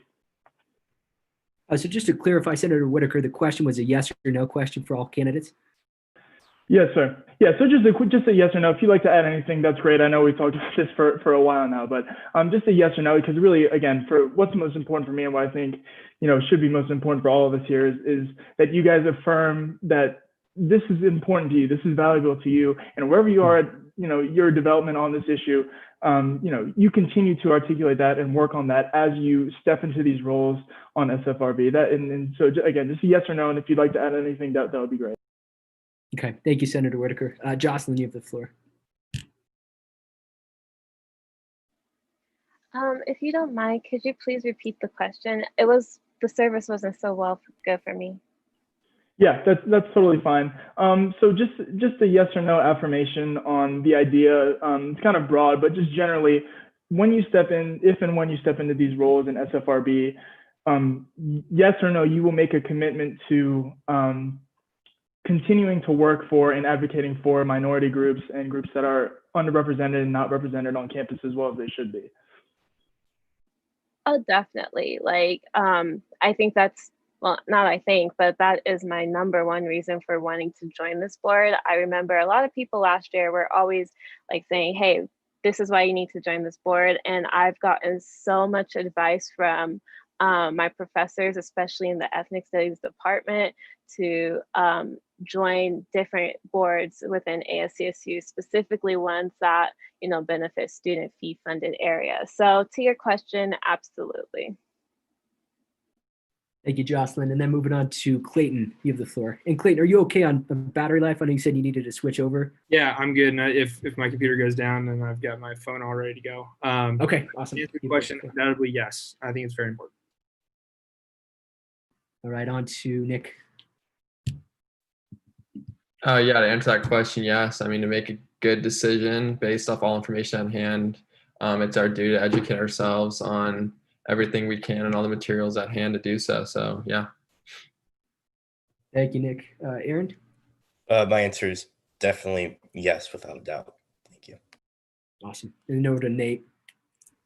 Absolutely, yes. I'd like to advance those ideas as well as maintaining fiscal responsibility. Wonderful. Thank you, Nate. Senator Whitaker, do you yield? Yeah, sorry, my time.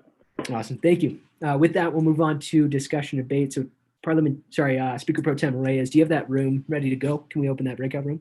Yes, I do. Okay, wonderful. So stand by, candidates. We're going to send you out in a breakout room, discuss, debate, and then bring you back. I know this is going a little bit longer than it typically does, but I think we can all agree this is incredibly important. This board oversees $63 million. It's one of the most powerful student boards in the state, probably the nation. So I can't emphasize that enough, and hopefully you understand that why it's going as long as it is. So Reyes, let me know when you're ready. All right, I'm going to open the room.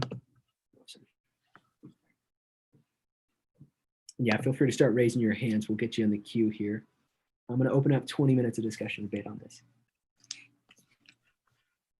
I believe they're all in the breakout room. Okay, thank you, Reyes. Senator Hill, you have the floor. And keep in mind, I'm going to hold to the 5 minutes of initial speaking and 3 minutes on secondary, 8 minutes total, no more for any speaker. Okay, Senator Hill, you have the floor. Thank you, Mr. Speaker. So I'd just like to, endorse, I think all of the candidates are really great, but I would like to first, just make a mention of Mr. Deputy Chief of Staff Clayton Paul. I think he is a very good candidate for this position. I'm in the office almost every day. A lot of people could tell you that, and he has worked his, he has worked hard on everything to making sure the Senate execs in order, collaboration, communication. Anytime I need help with something, he's always there right next door. So he has the responsibility, the capability, and the the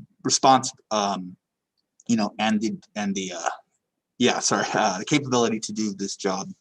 And I feel like that he deserves to be in this position, and it was, I feel like it was quite a shame that we didn't get him in the first one. And I feel like he can be a good role for this. So I would urge a yes one. And, I'd like to urge in the future that we keep conversations relevant to what is going on in general. I think that we need to make sure that this is a powerful board, as Mr. Speaker had said, and we need to make sure that we take this seriously as well. And we look at the issue at hand instead of, making, personal inquiries. And I would implore my Senate colleagues to do so.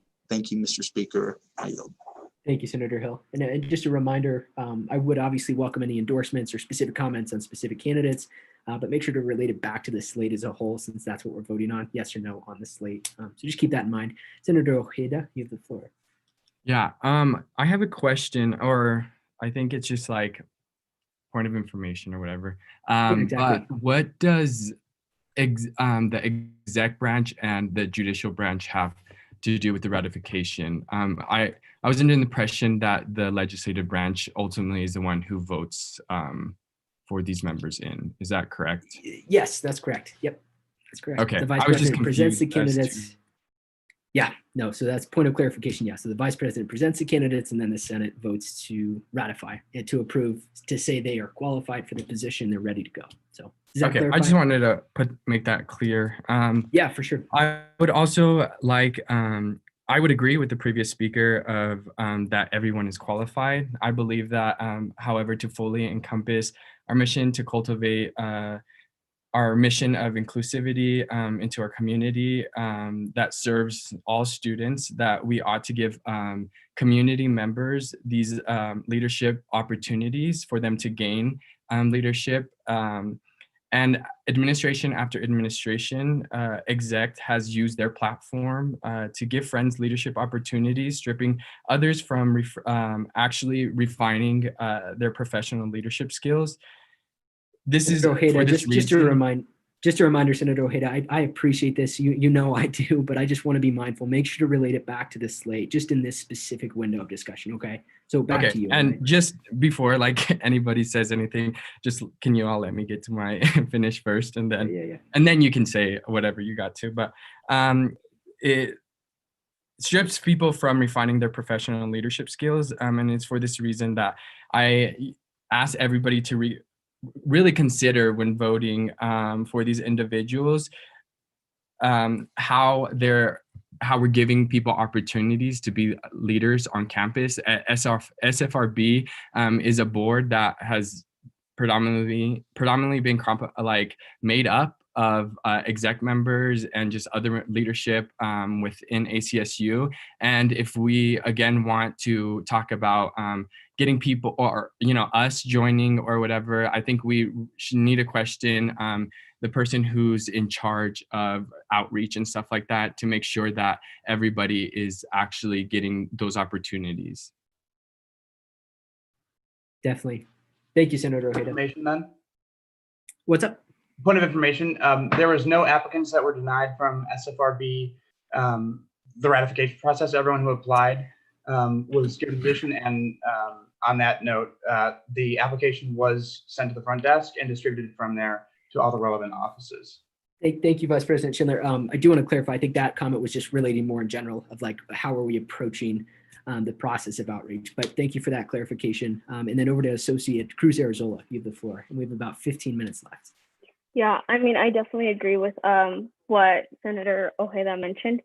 And, as an associate senator for an SDP office, a lot of the concerns that you all bring up are very valid, especially from my peers that are also representing SDPS offices. And I think sometimes it's really hard to remember that we walk a fine line between holding people accountable and canceling people.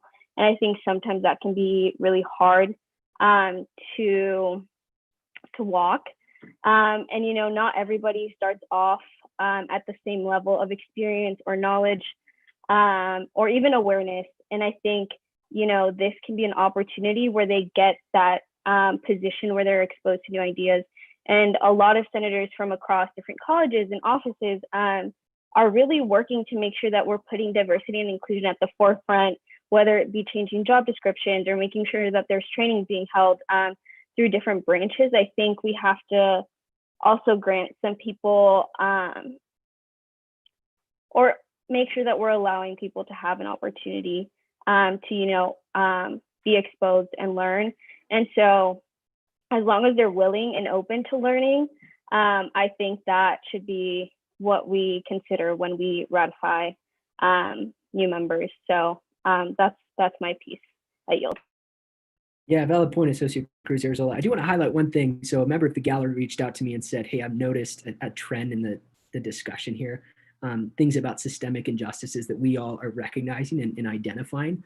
I think as my job as chair in building the agenda, something I want to focus on just to clarify for all of you, I think we need to have a space for this conversation in Senate sessions, right? But specifically here, I think specifically here, it's like, is the slate qualified, yes or no, right? But Associate Cruz Arizola, Senator Ojeda, Senator Osterhout, so many of you have mentioned these things that we have to discuss in this space.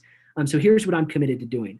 I want to find a way within our existing agenda to pencil in a place where we can have discussion around what are we doing to make change on campus relating to some of these broader systemic things, right? Opening specifically that window that I can't yell at you all and say, that's not germane, because I want us to discuss it. So that's my commitment. Let me know if you have ideas of how we can build that.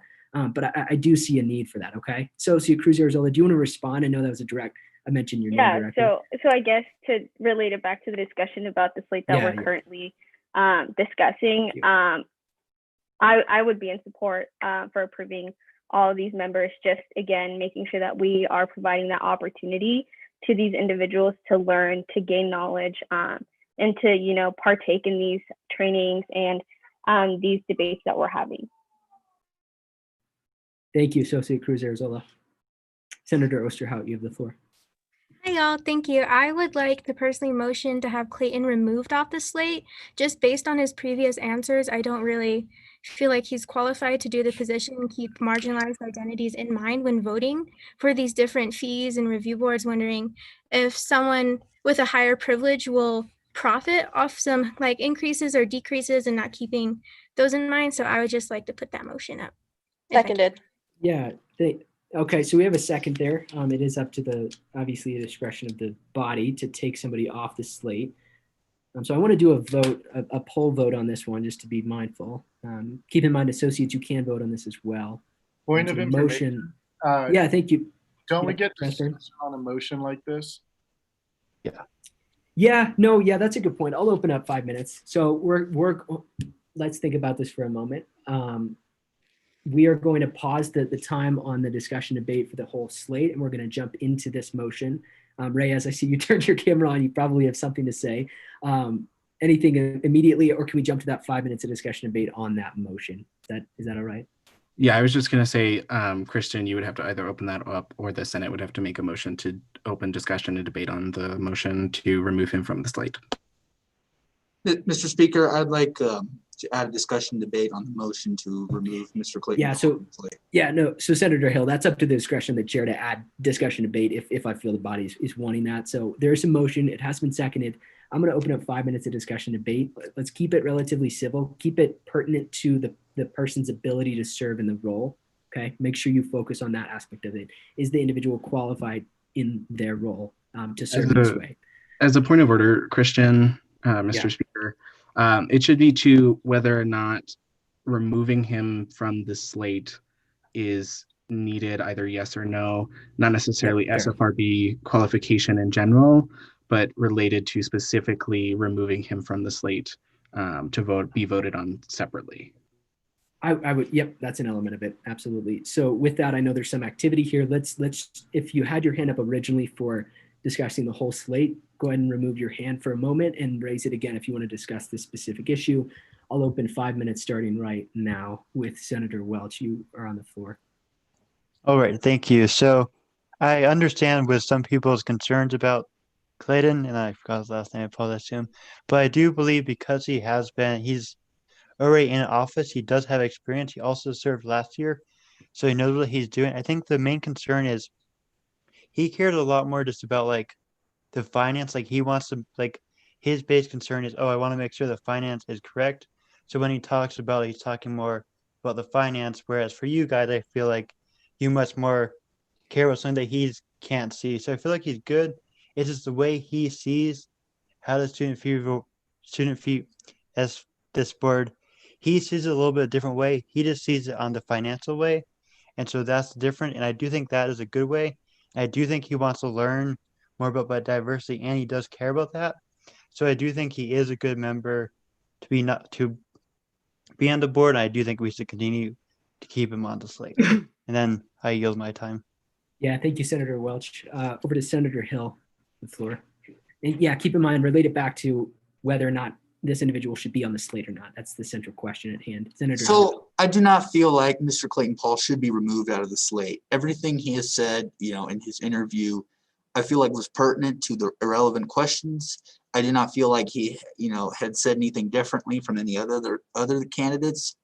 And, usually when I, and I've dealt with him for a while this past semester, and he has the biggest, greatest capability, and he's one of the most hardworking people, I've seen in this office, when I'm here. And I'm here almost all the time in the office, even during when up to 5 people, even during all this, all day, and I see him all day too. He's the most committed, exceptional person, and I do not feel like he has, he should not be removed out of the slate and put a different standard from these people, because if anything, I feel like he, is most qualified for this, and that's why I do not feel like he should be put out of the slate just so we can just, put him in the spotlight and, for individual to have more opportunities for ad hominem attacks to this guy. So I believe that he should be voted with the rest of the people. I yield. Thank you, Senator Hill. And being mindful of Robert's Rules of Order, which says that we have to maintain balance in the affirmative and the negative, at least open the window for that. I'm going to ask Jasper Schloss. I suspect you're speaking in favor of the motion. Okay, so I'm going to jump to Chair Hazelton. Are you speaking in favor or against the motion? Point of order, this is not in the Constitution to just decide who gets to go. Senator Hill, it's part of Robert's Rules of Order. It's a clause in that book. It's very long, but it says that we need to open the door for the affirmative and the negative to have an equal space. Now, if that position or that spot is not filled, then we move back to the other side, right? But we have to alternate.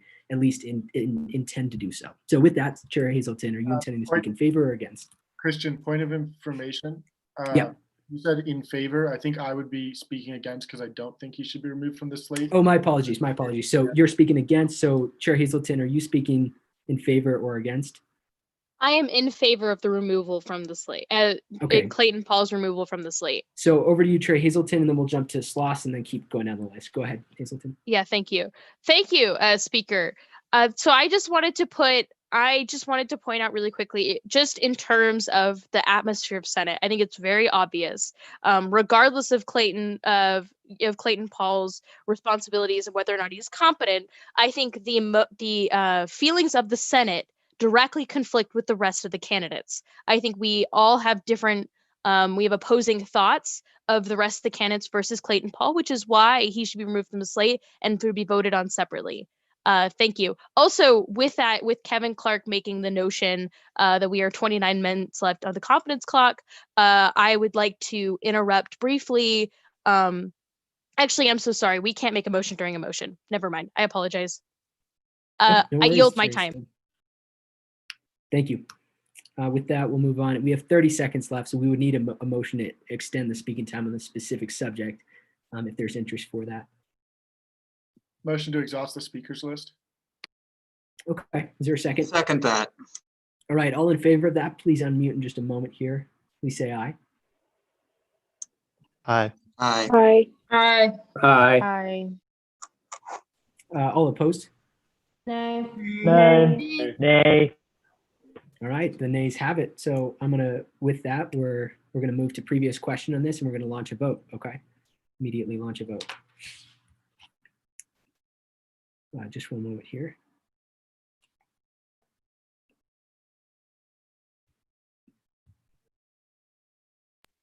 Point of clarification. Can you just clarify Yeah. why we're going to a vote? I think I missed something. Yeah. No, definitely. So the vote right now is whether or not Deputy Chief of Staff Clayton Paul will be removed from the slate. So if you vote yes, you're saying he will be removed. If you vote no, that means you want him to stay on the slate. Does that make sense? And everyone can vote on this, correct? Correct, because this is relating to everyone in the Senate. Only once we vote on the candidates themselves, that will be just senators. Does that make sense? Okay. Yep. All right. So we'll launch the poll here. Point of information. I'm guessing the time had expired on the session and debate, and that's why we're moving to the vote. That's exactly right. Time expired, Okay. and there was no approval for the motion to exhaust the speakers list, Okay. which means it goes back, to previous questions. We're voting on that motion now. If you say yes, that means Clayton Paul will be removed from the slate. If you say nay, it means he'll stay on the slate. Please message me directly if you have any specific point of information, like between now and the vote. But yeah, thank you, Senator Robinson. So I'm going to launch the poll now.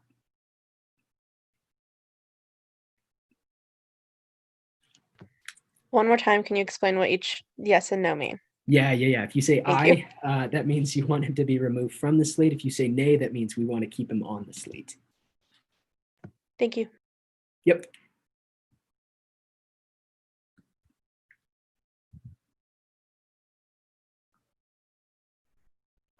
All right, keep the votes coming. Keep in mind, senators and associates can both vote for this. I appreciate your patience with all of this. I know this is kind of a complex world of motions that's going on right now. So for those of you that are new, hopefully this isn't too overwhelming. It is important though, obviously, and I know you all know that. All right, keep the votes coming with a vote of 21 to 15 to 1. It does in fact pass, so that individual will be separated from this slate. Are you able to see that? With that, I'm going to relaunch the time we were speaking on the slate as a whole, excluding Deputy Chief of Staff Paul. We will discuss and debate and vote on him separately. So with that, we're going to return to discussing the slate as a whole with the first raised hand. I see there are a lot of hands up right now. Maybe if you want to take down your hand unless you're speaking for this slate with the other 4 members. But opening time now for that. 12 minutes remaining. We have Chief of Staff Sloss. Nope. Senator Durst, you're out. Hi, y'all. I think these current candidates on this current slate seem like they're ready. Besides Jocelyn, she's already had experience, so I hope she'll have the best interest, but I'm ready for these candidates to just like get the grasp of things. It sounds like they're all pretty new, but I think this is a side note. In the future, I recognize that applications were sent out, but if we can work on our outreach and really diversify the applicants and who are on the board for like next year or something, that'd be cool. I yield. Thank you, Senator Stroud.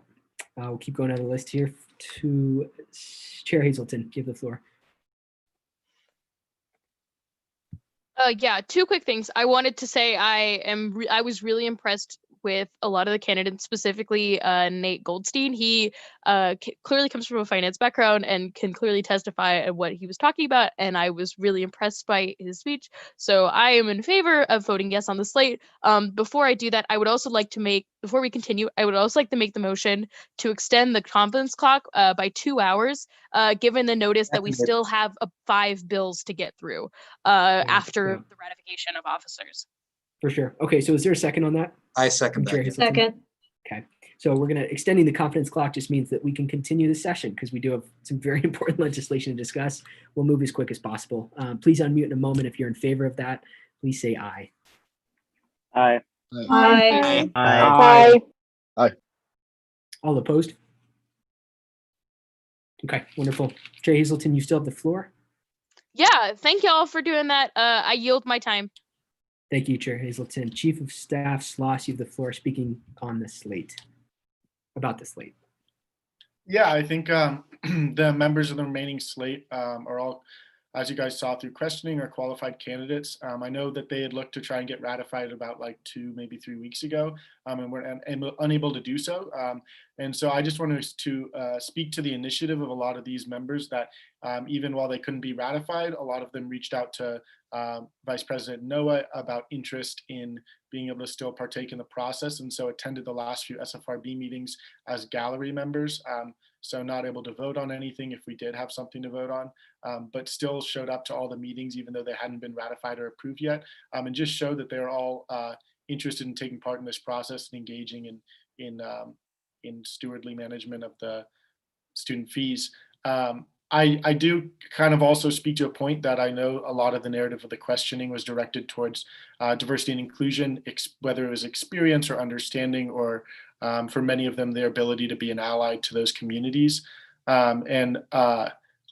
I think, I believe, I can't remember exactly who it was, but I want to second the point that someone mentioned that a lot of these people might not have much experience coming into these areas with that. And that shouldn't be a disqualifier or disclaimer for them.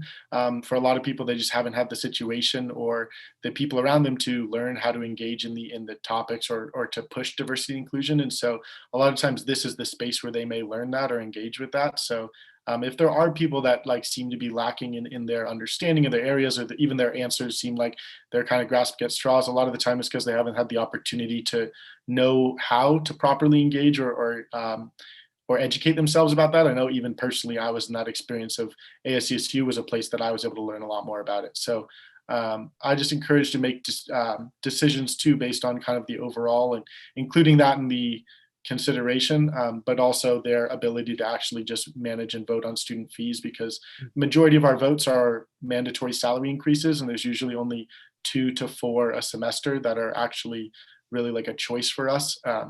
And that's often not even the discussion or central of the discussion. It's whether it's a waste of money or not, for everyone. So yeah, thank you.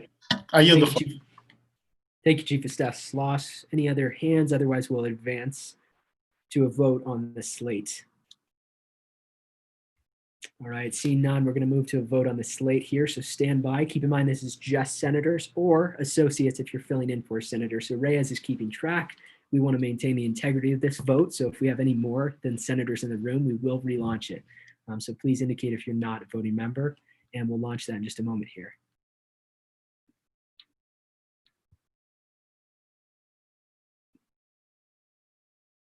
All right, is that showing up for you all? Wonderful. And we have 34 voting members, so we should see no more votes than that. Sorry, point of clarification, if I'm associate, will I select I am not a voting member? That is correct, yeah, unless you're filling in for a senator. point of information in regards to the issue with Mr. Clayton Paul. Since we moved him on the slate, are we going to be like voting on him individually, or did that mean That's we're correct. not? Okay. Yep, that's correct.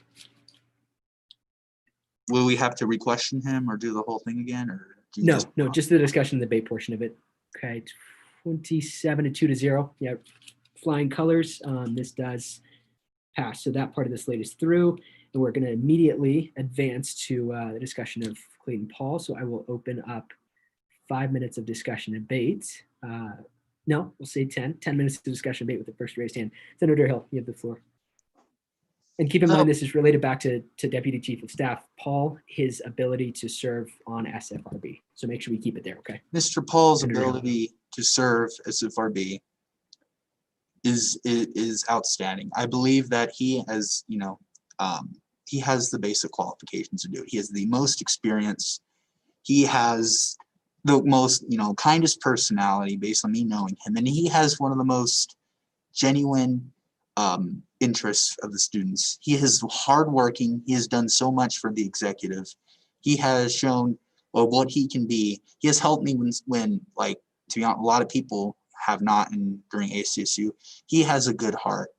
We should just give him a chance because that's who he is. He is one of the, and when he was speaking, he was saying from a point of view of impartiality. And that is something that we must have for this position, impartiality. We cannot let the Senate dictate of what you're going to do, what you're going to do there, and what you're going to do that. We have to make sure that this person has the right for this job, in this case, SFRB. I understand your concerns about equity inclusion, and I understand that as someone who holds two marginalized identities myself, I understand where you're coming from. But he is nowhere near prejudice, and he is nowhere near have the issues that many of the senators are expressing based on me knowing him. And I believe that is why he is the best qualified in this job.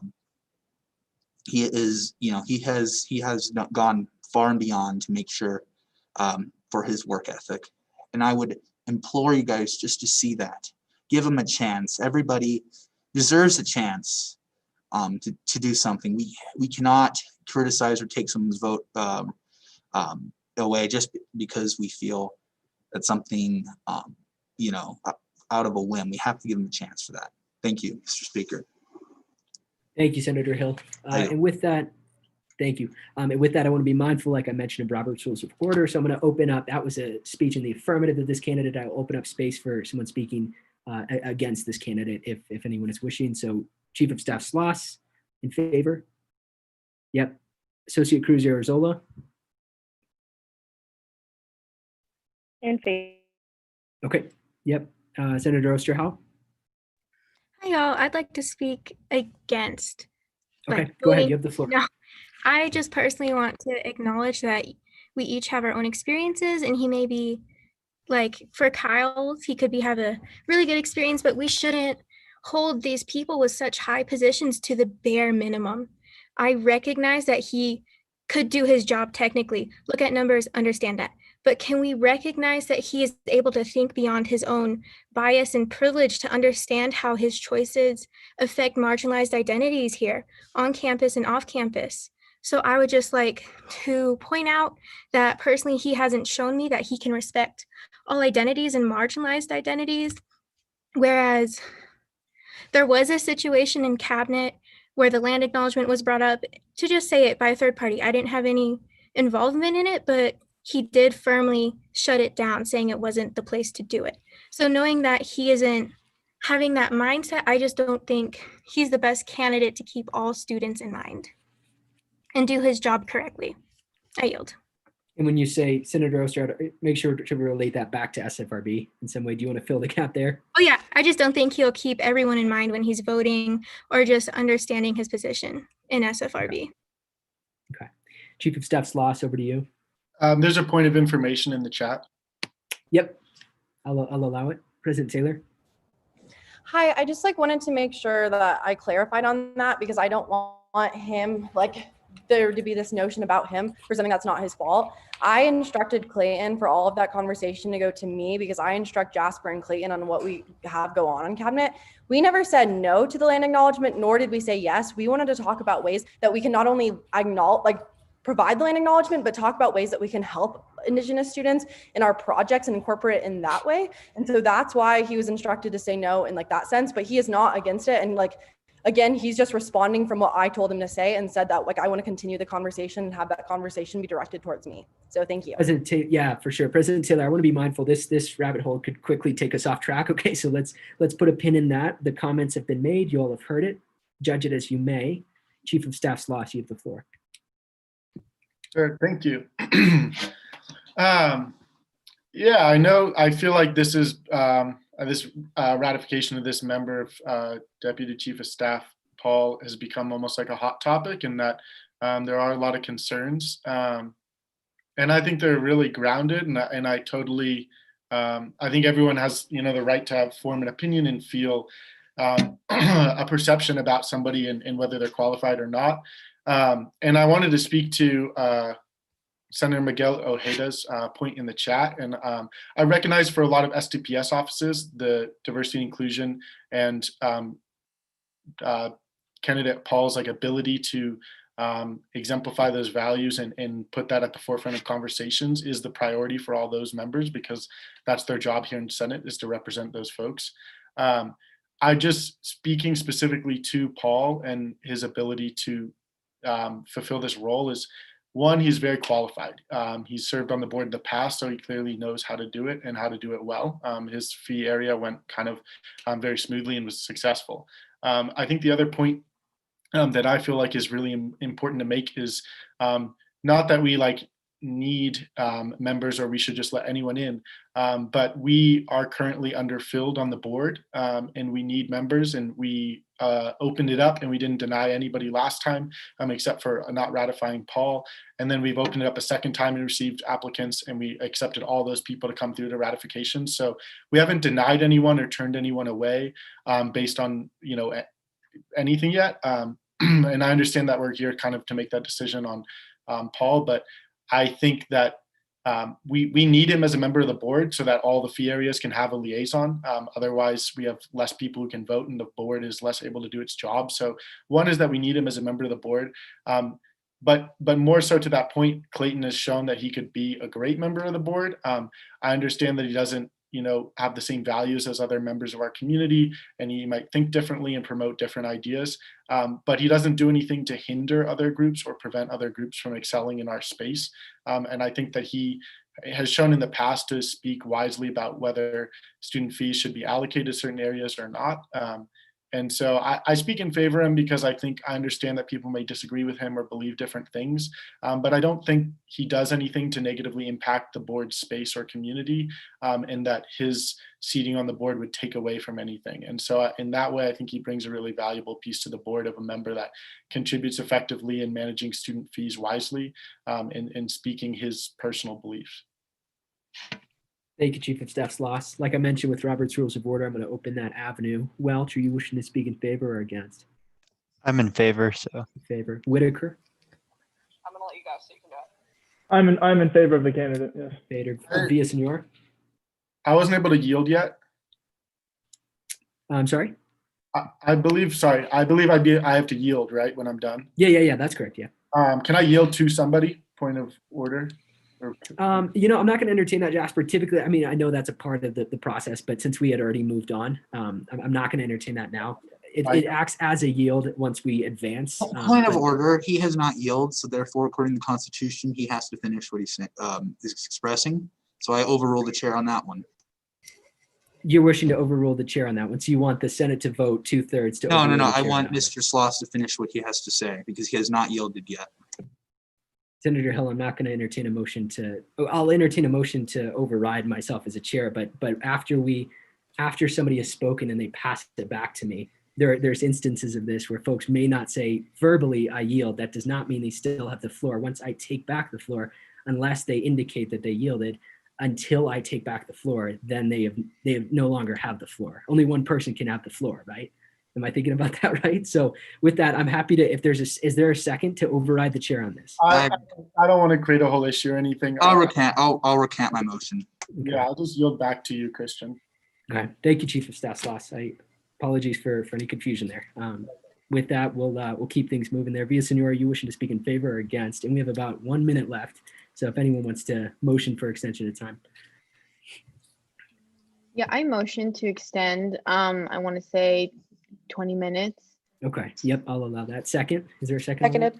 Second. Okay. All in favor, please unmute in just a moment here. Please say aye. Aye. Aye. All opposed? Okay, very well. Villasenor, did you wish to speak in favor or against? Yes, I did. Am I still allowed to speak or? Yeah, on which side are you wishing to speak? 4. 4, okay. So Carrillo, in favor or against? In favor. Boyenko? What was the question? If you're wishing to speak in favor or against for this candidate in order to Oh, adhere to against Robert's this rules. candidate. Okay, Against. go ahead. You have the floor.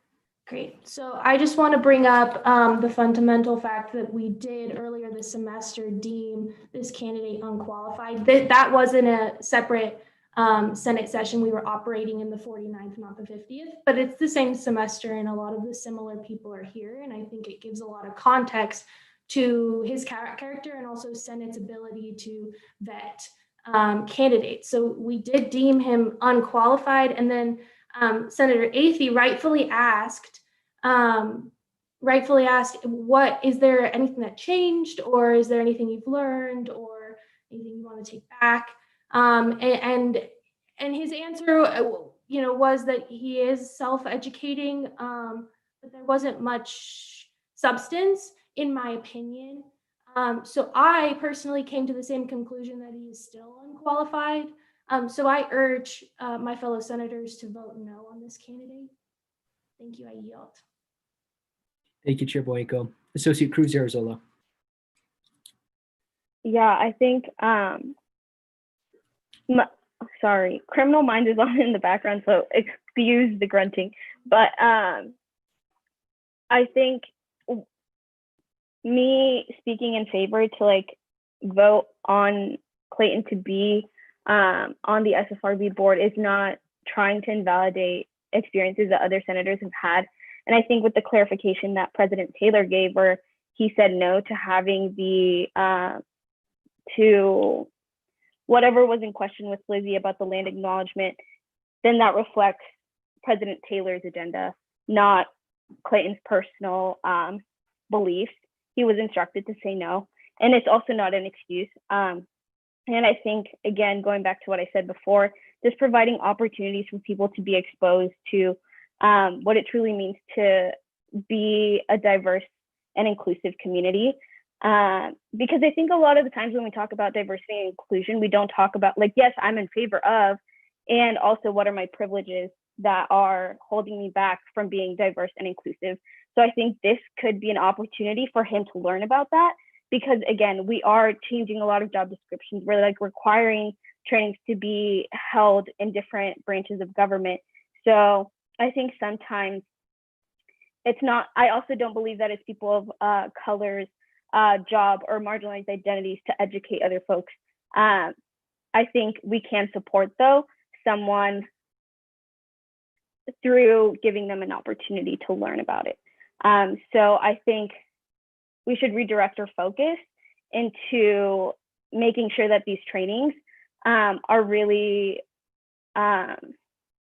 impactful and that they carry weight, and just giving them this opportunity to be exposed to that.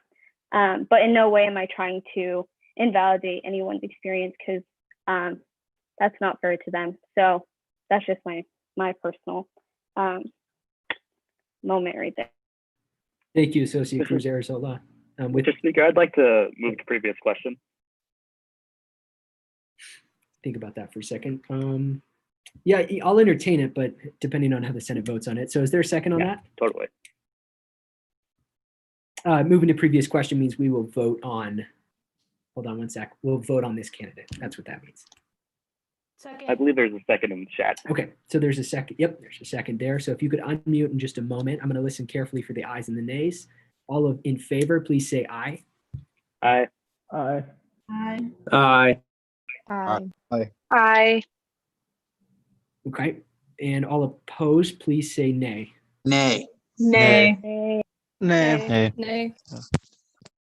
Okay, I'm going to call division on that. If you could do me a favor, friends, hop over to that participants tab. There's two circles there, a yes and a no. One's green, one's red. If you could indicate there, and keep in mind this is for associates and senators only.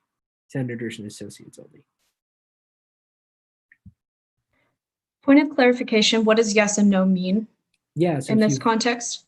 In this context, if you vote yes, that means we want to move, we want to vote on this candidate. We think that we've discussed it enough. We want to just vote on it. That's what yes means. No means no. We have a lot more to discuss. Let's keep going.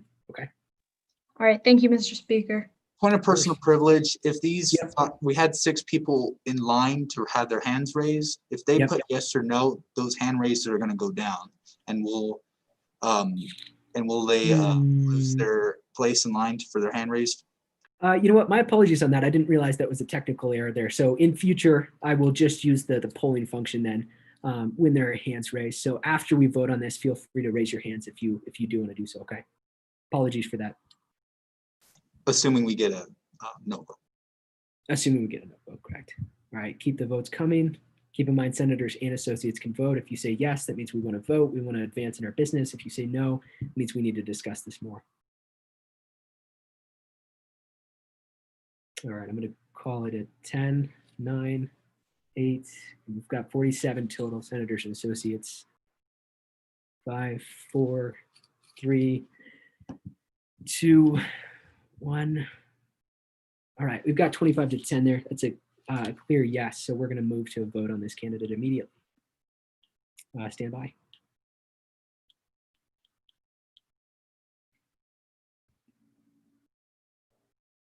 All right, that poll is launched. Keep in mind, this is for senators only, or associates filling in for a senator. Please indicate if you're not a voting member.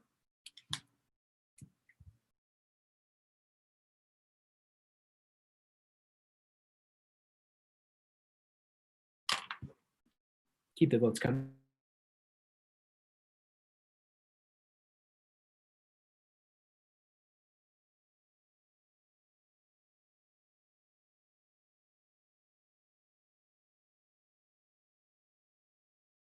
All right, we have a few more trickling in. If you could please keep voting.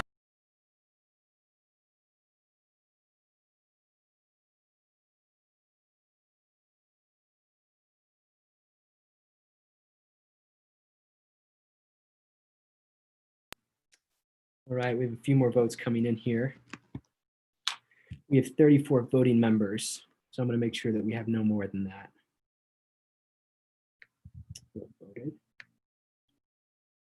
All right, so we have 5 individuals who haven't voted yet. I would urge you to vote if you haven't done so yet. Senators, you can vote, and then associates who are filling in. So if one of your senators is gone for your college council or your SDPS office, you can vote on their behalf. We have 29 votes in right now, missing 5. I'm going to close it in a couple seconds here.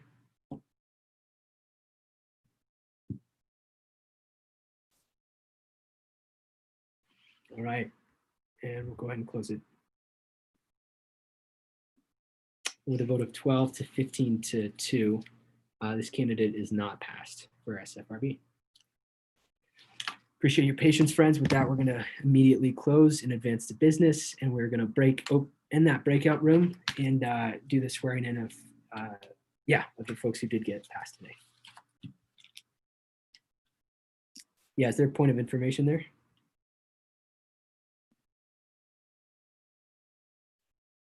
Nope. Okay.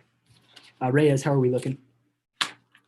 I think one person is still in the breakout room. Okay. Thank you, sir.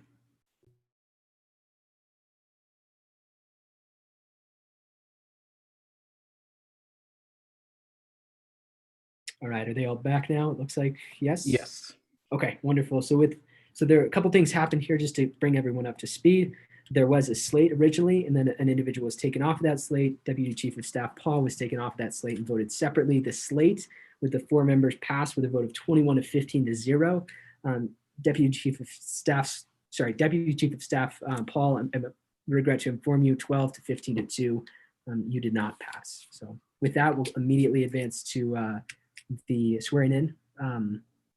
Chief Justice Daly, you with us? I am. Okay, wonderful. Oh.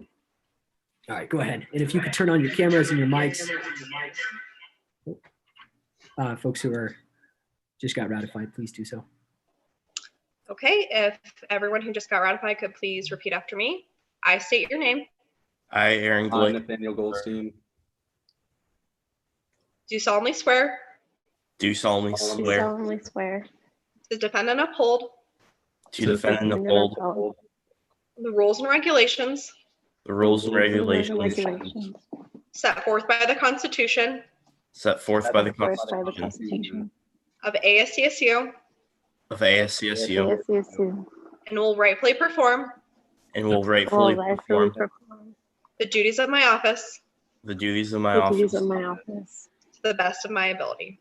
to the best of my ability. All right, congratulations, everyone. If you could give them a warm welcome to SFRB. And we'll keep moving with our new business here. I know it's about 9 o'clock. Yep. I would move for a 5-minute recess. I second that. Can you ask for unanimous consent? I would ask the Senate for unanimous consent for a 5-minute recess. There we go. Is there any dissent to that?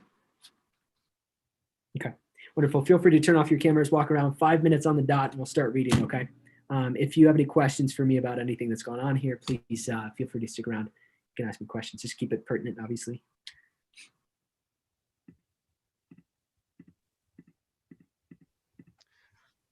I have a question, Christian. Yes. Is that Kirill? Yeah. So just in the way we've decided to structure this meeting, I'm worried. Yeah. I think that at least one person was here with gallery input, and we went ahead and put everything ahead of that. Yeah. And so, is there any way to get that back? I'm just worried about the people who are here waiting. Yeah. No, definitely, Kirill. I'll entertain a motion to move. So we have. I know. Sorry, this meeting has run longer certainly than we expected. Guest speakers. Gallery input. We'll move gallery input before new business if you make that motion, okay? Okay, thank you. Yeah, of course. And we'll be back in just a few minutes here. And if we need to move a specific bill, could possibly motion that. Could also do that. But yeah, for the gallery member, yeah, I'll entertain that motion. And if Korea, if you could motion for unanimous consent on that, I think we all would agree that's important. I can't speak for the Senate, but just offering. Okay.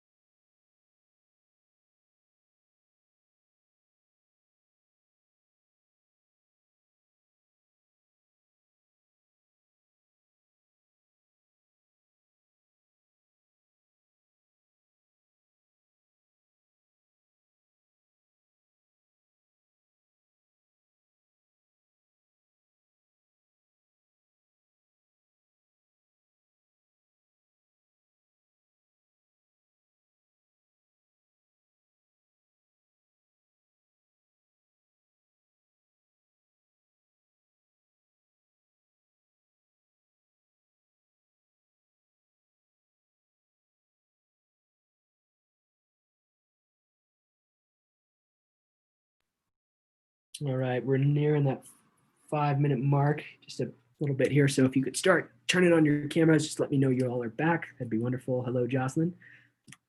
Oh, I think we had you for a second there.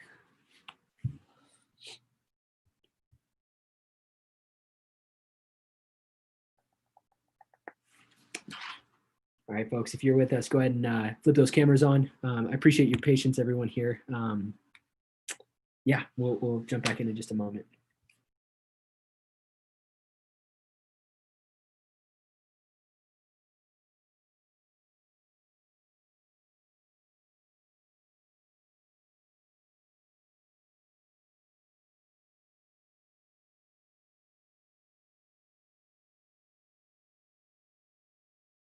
All right, we're going to go ahead and jump in. Carrillo, I believe you have a motion for the group. Yes, I'd like the motion to move gallery input to, I don't know the correct. Yeah. The next thing. I'd entertain a motion for unanimous consent on that. Would you be interested in making that motion? Yes, I'd like to motion for unanimous consent. Okay, is there any dissent to moving gallery input before new business, just to allow gallery members to speak? Okay, seeing none, we'll go ahead and do that now.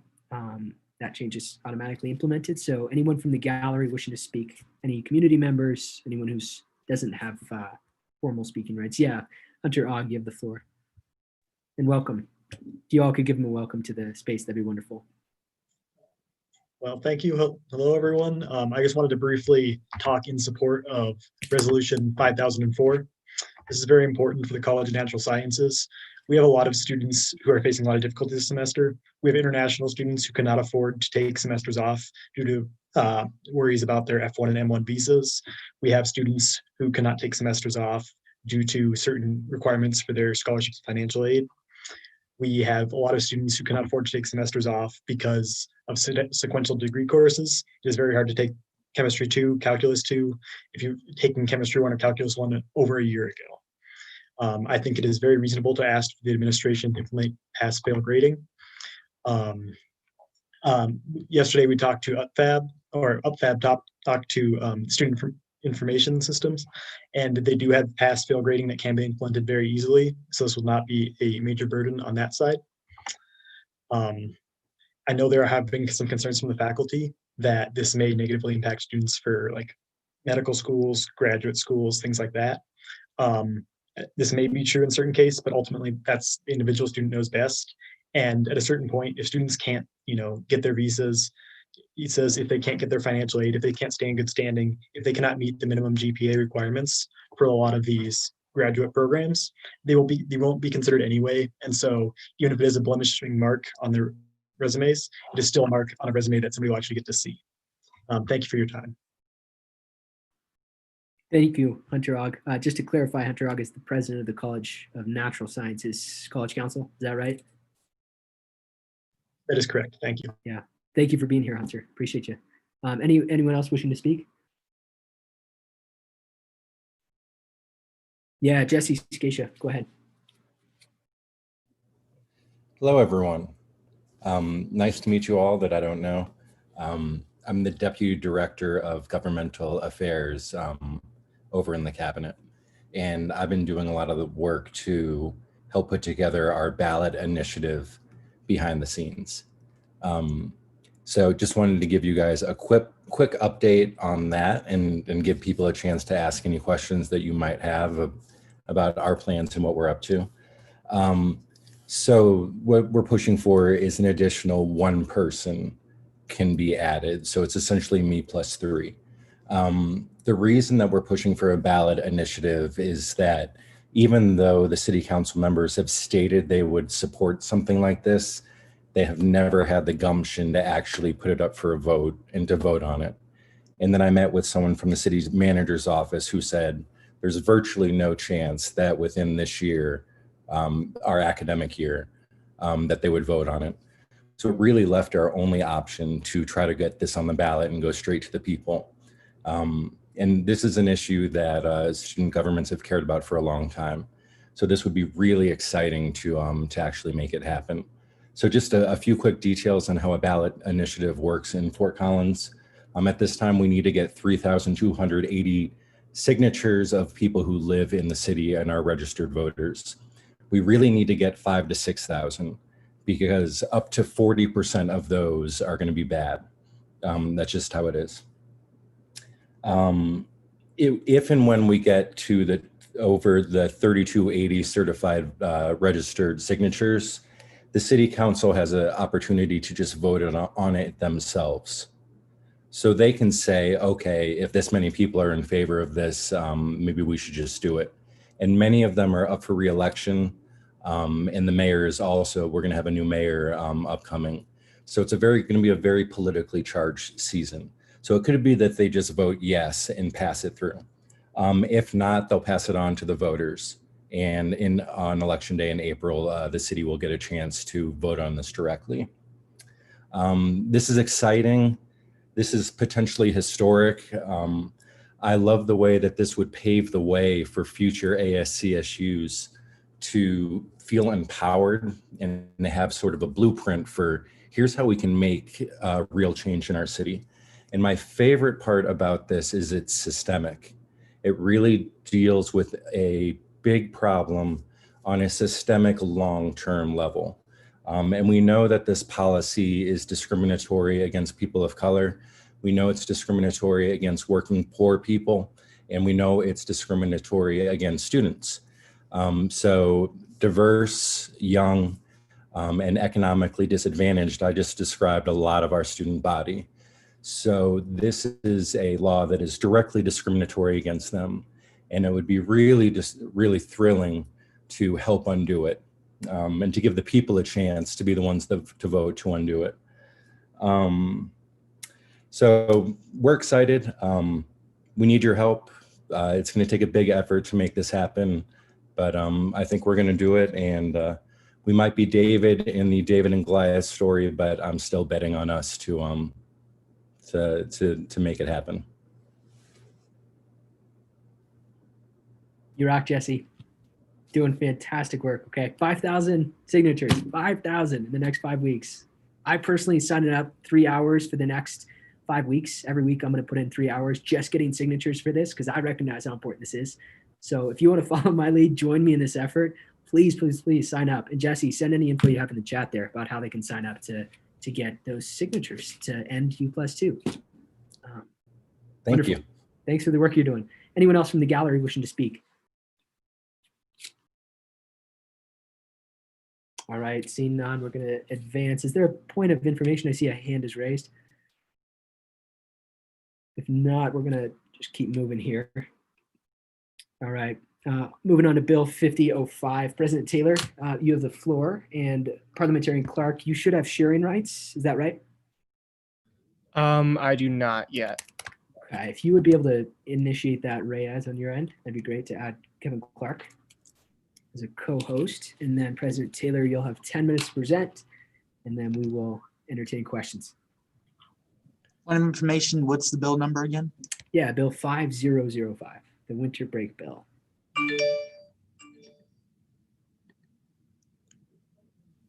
Clark, whenever you're ready. Taylor, feel free to start presenting. You've got 10 minutes, so the floor is yours.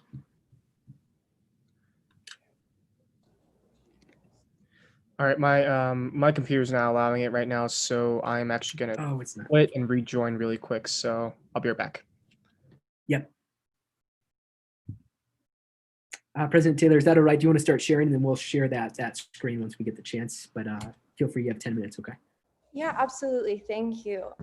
So for this bill, the reason for it is because cabinet members typically take off winter break. And so the stipend that cabinet members are given is for the fall and spring semester. And as of a couple of years ago, they have a stipend for the summer time where they are doing additional work than what is initially required by the fall and spring job description.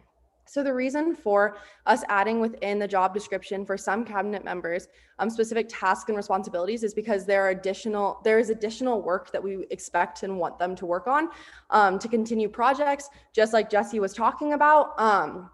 And so we want them to be able to get paid for the work that they're doing since it's additional work. The reason for the two members of the judicial branch being on this bill is because they are cabinet members. So under our Constitution, Chief Justice Daley and Deputy Chief Justice Avers are members of cabinet. And so in my job, I am responsible for making their job descriptions, appointing all members of the judicial branch. And so that's why they're considered members of cabinet. And so that's why they're on this bill. So, and they also have like additional projects that they're working on over winter break. So as far as where the money, like based around where a lot of the questions have centered, where we're getting this money is originally from $5,000 of payroll funds that I specifically had like maintained allocation for while making that budget. This will not cover all of the winter break stipends. And so what we're going to do is we're going to pull it out of the Office of the President Fund, just so I think it's like most fair, since all cabinet members are working that we're not like requesting any money from you all. We're specifically using our funds to make sure that we're able to continue these projects. And as Jesse and I were talking about earlier today, to work on like certain projects like U+2, typically it takes thousands and thousands of dollars to pay a ton of people. And we're really trying to like just like hit the ground running and pay as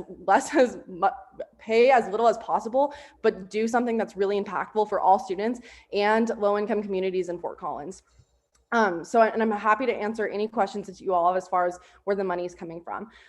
Regarding accountability, so I specifically made a winter break report that is different than the reports that we fill out every single week. So traditionally, all cabinet members within their department have a report. So we do not expect that all cabinet members do their own report. It's by department. And so a way that we're changing that for winter break is that all members that are working over winter break are expected to make their own report. And the report looks a little bit different than the one that cabinet members typically fill out. And so we added into that report, we added how many hours exactly it took to create, like to do that specific task, and then also why it was an achievement, and then how that achievement contributed to progress on projects that are assigned for winter break. And then there's this section underneath that asks where their progress lies in completing their project. And so we want full detail. We don't want any like room to be vague on these reports, because we really want to make sure that all of ASCSU members and also CSU administration members are fully aware of what our cabinet members are working on and where they're at with projects. I also have a section that says something like, if like you are like halted by a project, then what is stopping you from completing this goal? So that they have to like sit back and consider what steps they need to take to complete it.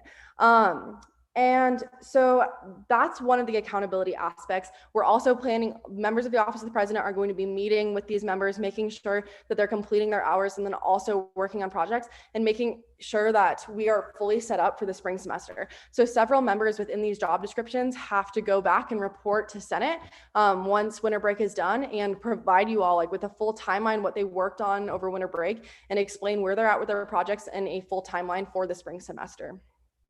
So some of the projects that we will have cabinet members working on over winter break, U+2 is one of them. Jesse just presented on that. We are hoping to get that as a ballot initiative for the April election. That would be amazing. ASCSU has once before tried to get U+2 on the ballot, and they failed because they didn't get enough signatures. We don't want to just like continue that pattern. We want to make sure that we actually make a significant impact and get that on the ballot and give it the opportunity for the voices of the public to be able to determine and vote on that issue. Another project that we're working on is the mentor program. Our academics department is working on establishing a mentor program, and their like aim for like the student population, they want to target first off transfer students, and then also first generation students. And so we want to make sure that students that are either new to CSU and were like originally on like another university, we ease that transition a little bit. And then we also want to make that transition easier for students that may not have a family member that are in college or have never been to a university before, because I can't imagine like going through school and not being able to have like a mentor or an older sibling or a parent that I would be able to ask questions and like be able to get some guidance on. And so we want to be able to provide a resource for first generation students. That doesn't mean that like we're just providing a program for those student populations, but we really want to target those student populations to make sure that we're helping as many students as possible. And then also open it up to a lot of first year students as well. Food insecurity and mental health. So we have Director of Health, Gabby Brown, and Deputy Director of Health, Bryce Hill, on this bill. And what we want them to be targeting in on is making sure that we have a full plan set up for distributing thermometers to students that need them. So on campus and off campus. And making sure that students like that can't pay $10 or $12, they need that money for food or other supplies, that they're able to get access to those. And so raising awareness, a marketing campaign, and then creating a distribution plan. And then also our Deputy Director of Health, Bryce Hill, wants to continue the food insecurity and expand those efforts made by our food insecurity specialist, Erin, because she won't be working over winter break because she just wants to take a break. But he's going to continue those efforts and expand on them. And then also he wants to launch a mental health campaign and initiative, because his worry is that we're going to go into another lockdown or like more quarantine situations where we're unable to have any in-person interactions, and mental health is severely impacted by that. So he wants to make sure that his campaign caters to that and make sure that we're providing support for students. And then we also are going to do diversity and inclusion trainings. Currently in these descriptions, we have them for all Office of the President members, and then also the Chief Justice and Deputy Chief Justice, because it was a collaborative effort from Chief Justice Daley and I to implement those for leadership of those branches, just because we think that there are ways that we can definitely improve and do better. And so we think that it's important to take it upon ourselves and like mandate those trainings for all of us. And then I was having a conversation earlier today with some STPS senators, and I actually really do see the value in not only taking the trainings and then working, like taking like what I learned there and then doing workshops for all cabinet, but also like for all of our cabinet members that are working over winter break, we should be implementing those within their job descriptions as well. So that is a change that we plan on making. So that all cabinet members that are working over winter break are required to attend those trainings as well, just because we want to make these a continual thing. So even though we're planning on doing trainings that are required and workshops that are required for all cabinet members, we want to make sure that we're really like taking advantage of the opportunity to work over winter break and making sure that we're making that a priority. And then we're also going to work on establishing bylaws for a new executive board, since there were no bylaws with previous boards that are made that address diversity and inclusion issues, and are a collaborative, is a collaborative board between all branches. And so we want all branches to be able to sit on it. And it's part of kind of Noah and I looking back and reflecting, and we understand that there's been some hesitancy from the Senate body because we were one of the campaigns that didn't offer a diversity and inclusion platform. And we really want to show you all and work with you all that this is a priority of ours. And so we're going to be working with the Department of Diversity and Inclusion on this in winter break and establishing this board, but then also other members of the department and ways that we can improve the environment within ASCSU and make sure that we are following the principles of community by CSU.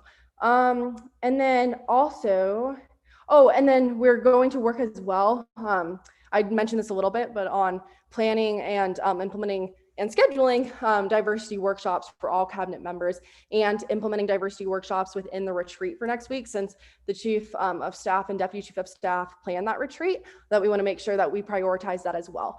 So that's just kind of a rough rundown of what this bill is, but I'll happily take questions if that's on the agenda to do so. So thank you very much. Awesome. Thank you, President Taylor. With that, we'll open up 10 minutes of questions for President Taylor. Make sure to get to the question right away, just in the interest of time. So be concise as much as possible. With the first raised hand, I see Chief Justice Daley. Do you want to ask a question, or is that from before? Sorry, that was from before. You sure? Open chance. You can feel the question. No, I'm just kidding. Okay, we'll lower that. Anyone else? Yeah, Associate Cruz Arzola, you have the floor. I just had a point of clarification.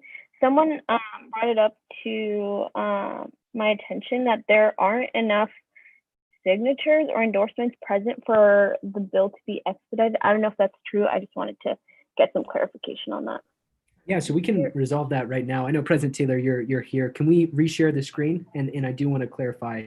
Yeah, go ahead. Clark, go ahead, and then we'll go from there. I'm so sorry. Yeah. So keep in mind, it has to be 3 senators or associate senators. And Parliamentarian Clark, feel free to speak because I know you've reviewed this. It has to be 3 floor members, so that could be executive or senators, and then 3 senators or associates. That's the breakdown.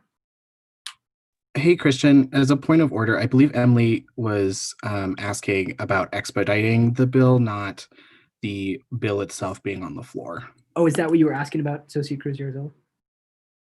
Okay.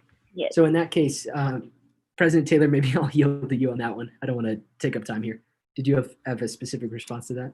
Yeah, I mean, I have 2 responses. So for endorsements and sponsors and collaboration and all of those, the executive branch, under the Constitution, in order for efficient bill processing, we don't actually have to have any endorsements President Taylor, sorry, just to clarify, for expediting, the question was relating to that stipulation in bylaws about written confirmation from the advisor and from the Director of Finance. Is that the direction you were moving? Well, I just wanted to clarify because it was addressed anyway. So that was my first point. Yeah, And then yeah. the second point is that we're not expediting. Yep. Any follow-up questions for President Taylor? Yeah, Associate Cruz Arzola. On the secondary speakers list, let me make sure anyone wishing to speak who's on the primary speakers list. Okay, we'll jump to the secondary. Cruz Arzola, you have the floor.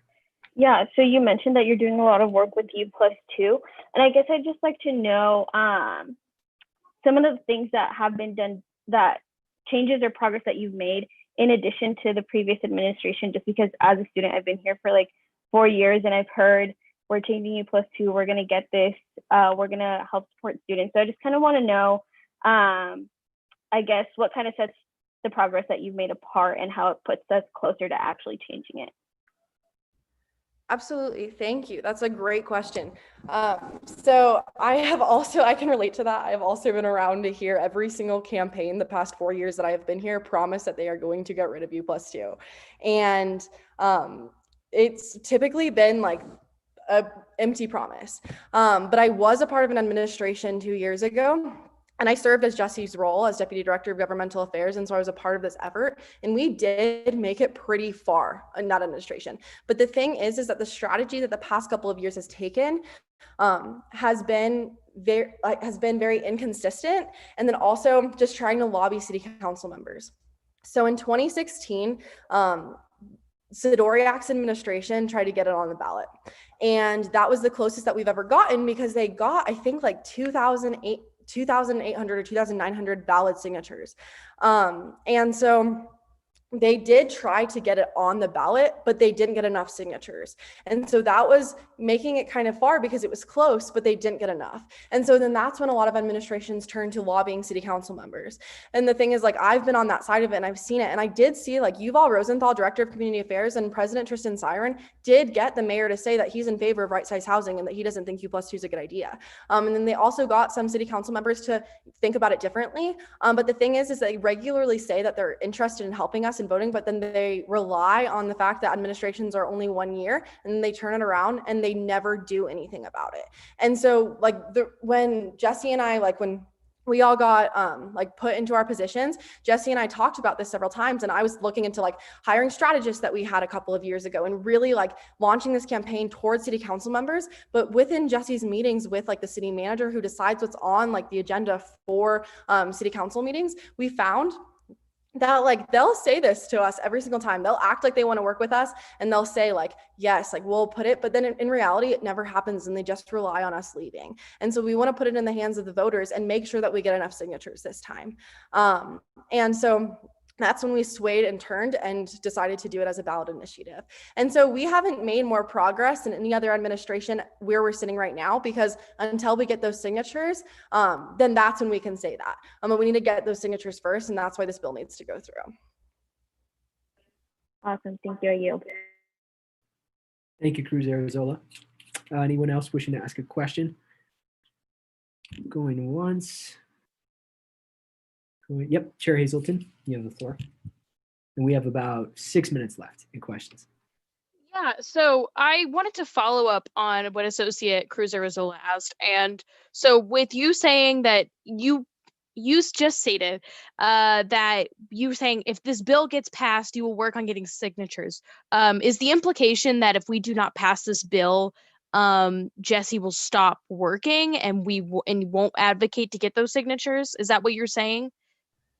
So, well, I'm not telling Jesse that he can't work on this initiative still, but what I am telling Jesse, and Jesse can speak to this as well, I'm happy to yield to him, is that I'm not expecting any of the cabinet members to work unpaid, because a majority of the cabinet members, this is their only paid job.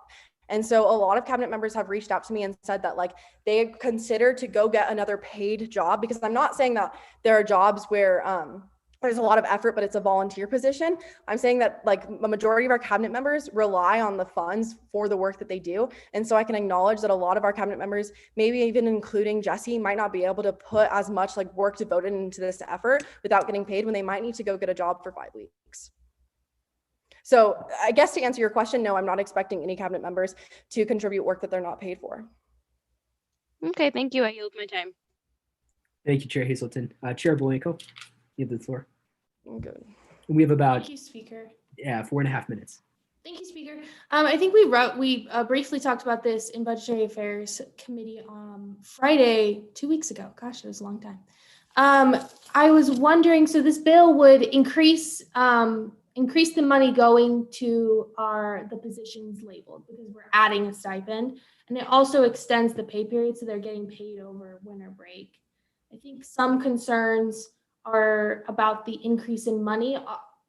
Is your team willing to compromise with just extending the pay period so that there is no gap in pay? So your members are still getting paid over winter break, but we aren't upping the amount of dollars we're giving them. Is that something your team is willing to compromise on? I am fully willing to compromise on extending the pay period that they have now for the members that are not going to be working over winter break, just so if it makes it easier for, even though they're not working, to get paid. But I have something fundamentally wrong with promising cabinet members that we hired that this is what they get paid for this amount of work, and then adding work for winter break, and then saying we're stretching out the pay period. So you're getting the same amount of money, but we're expecting you to work more.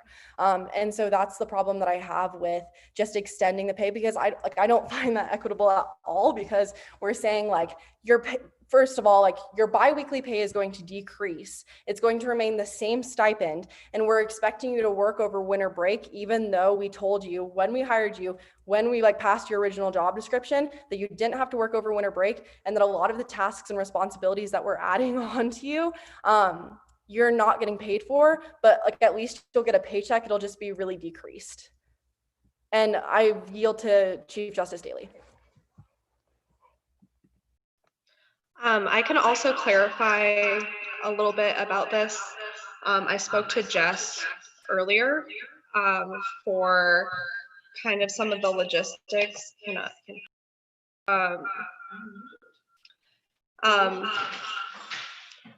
For specifically the pay. And so there is a clear distinction. So in the fall and spring semesters, which are stipulated in the job descriptions, the stipend that is provided is broken down, and for most members of cabinet, it equates to the current minimum wage for Colorado. So this is an additional thing. And so for this, because we did discuss this option with Jess and for Jesse for payroll to extend it, but because of the status of us, so if we get audited, we can't necessarily say you can just continue to do your job. So we have specific things for each cabinet member that are added so that the winter break job descriptions are completely different. So if we got audited, it's an additional thing. So it doesn't matter, let's say if I work 60 hours a week or 20 hours a week, I will still get paid the same. Even if I work all the way through winter break for the stipend, this is an additional to that. So we can't necessarily do that and fall under the same status if it's continued work. So where the qualification falls here is for pretty much where it goes with taxes and everything else, is all of the descriptions have added things that we think are valuable, such as the diversity training. And I mean, some of them are similar, but some of them have specific extra things for it, so that this money, there's an additional stipend, and it's only for this year because the administration is of a 6-month period. So it's much shorter. So if they don't work, it's a 2-month period taken out of the administration.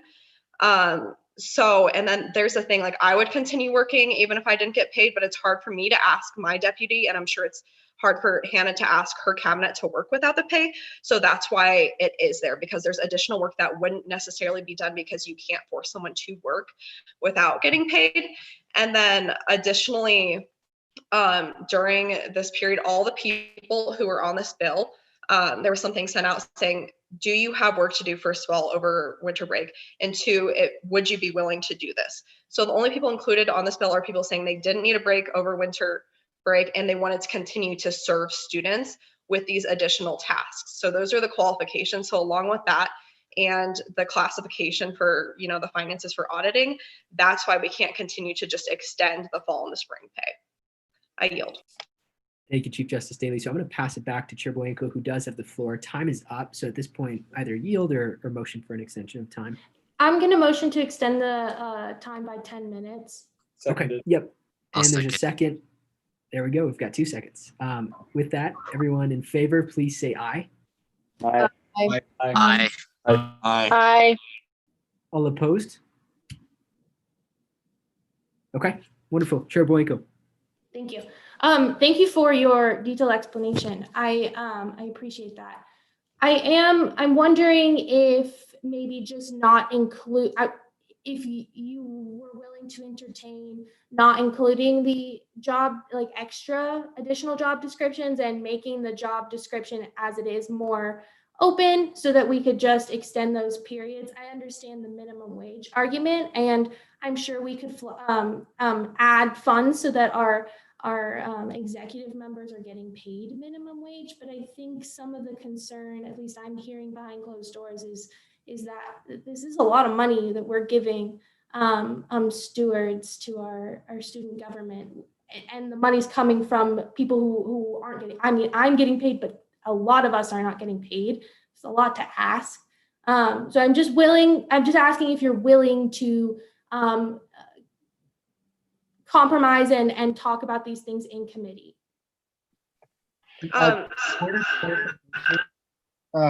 Can President Taylor clarify where the money is coming from? What fund? So I can answer that. So we And can't actually, Chief remove, Justice the problem Daley. is that question was we can't just remove things for that pay. That has to be completely separate. So I'm hearing what you're saying, and I already asked if there was that option so that we wouldn't have to add these additional funds, because I do understand, like for my justices, they receive one stipend per semester, and I can't necessarily extend that over winter break because Hey, Chief Justice Daley, they do you would mind be if I doing the same interject just job. for a moment? So the Do you mind if- qualification with payroll is that Jess specifically told me, because we had a conversation just previous to Chief this, Justice that there Daley, has to be I'm going to interject just for a extra moment. I'm going to descriptions. interject just for a moment, my friend. Okay, I appreciate you giving context. I really do. But just to honor, President Taylor is the author, and since you're not an author on this, President Taylor has to yield to you. So any question that's given to President Taylor can be yielded back to you. So President Taylor, do you yield? I yield to Chief Justice Daley. Okay, thank you. Sorry we had to follow that, but Chief Justice Daley, you have the floor now. Sorry about that, Christian. I appreciate that. But essentially with this, because we were walked through this and it was hard for me to like basically put my finger on this, it's because if we just said continue this and then we'll bring the amount that's allocated for this bill down, specifically because there are certain people that aren't getting paid over break, then if we got audited, we could lose our status as a student fee funded area. So that's specifically why there's the extra initiatives, because we're trying to respond to the needs of the Senate, as well as continue the work of cabinet and then of, all of those positions. So that's why there are those specific extra designations and things that are going to be done over winter break. Otherwise, we couldn't have done this bill at all.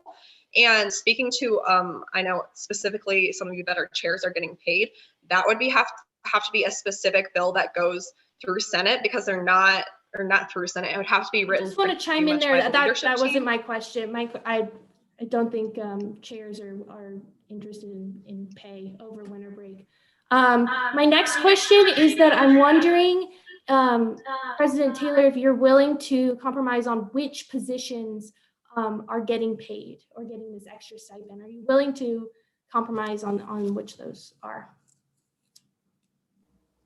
So I wanted to make sure that all cabinet members had the opportunity to work. And so I made sure to speak individually with every single cabinet member and like touch base with them.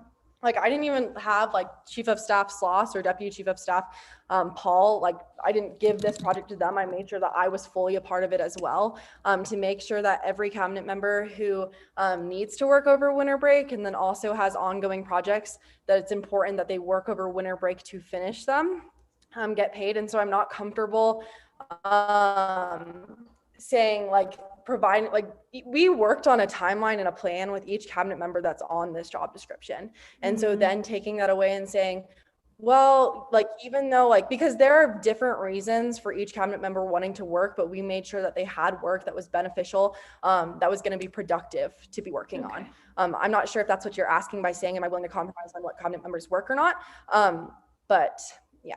And I want to make sure like that question just kind of sways me the wrong way, just because I know that in budgetary committee, there was a concern that I wasn't being equitable enough in the sense of offering it to enough cabinet members. And I've sent so many emails, had a ton of individual conversations, and made sure that a ton of people have the opportunity. And I would hate to see so many of my cabinet members have to get a 5-week job because and then return back, and then all their projects being started over.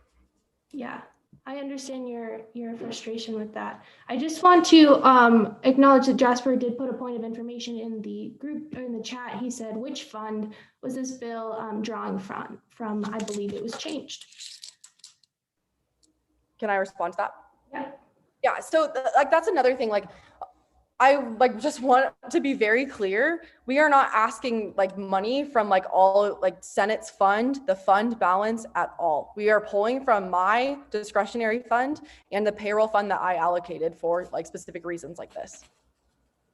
And originally, like when we originally introduced this bill in budgetary, we were talking about the fund balance, and then we decided to just pull from then pull from Office of the President discretionary. Okay. Thank you. I yield. Thank you, Chair Boyenko. We have about 3.5 minutes. Any other questions? Otherwise, we'll advance to a discussion debate on this before sending it to committee. All right, seeing none, we'll immediately open discussion debate, a 10-minute window with the first raised hand on this legislation, and then it will be moving on to committee. Chief of Staff Sloss, you have the floor. Awesome. Thank you. I figured it was probably easier for Hannah to yield to me, but because I'm not an author, that would be the only way we didn't get a chance. So just to provide additional information, I think to the bill is okay to do during discussion because I'm discussing about the bill. For sure. The only point that I would make to add on is well, there's 2 parts to it, and the first is why we're paying money to these members and not just extending. Kind of, I know that was the last discussion, extending the payroll. I mean, I think its big part is if we extend the payroll, we're asking people to do additional work for the same pay, so we're just lowering the amount of money that they make, or we're lowering the amount that we pay them for the amount of work that they do. So extending payroll would take the let's say they make 4,000 each semester, would take the 4,000 and just extend that and add on work, because right now they're only being paid 4,000 for spring and fall semesters. So a big part of this reason is if we are going to ask them to do more work over winter break and add on work, then we should also be adding on the same amount of pay that they would be getting as if they were working in the spring or fall. So I think that's why there's money involved. A lot of the time, I mean, I think the discussion right now has been focused around, since we've been in committees and talking to people, is focused around the idea of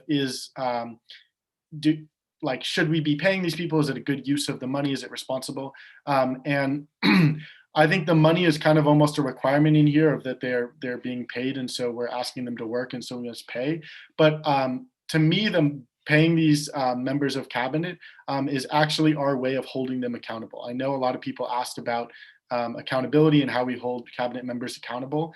If they're not paid and they're not working over winter break, then I, as chief of staff, am unable to hold them accountable and ask that they do their jobs because they're not supposed to do their jobs.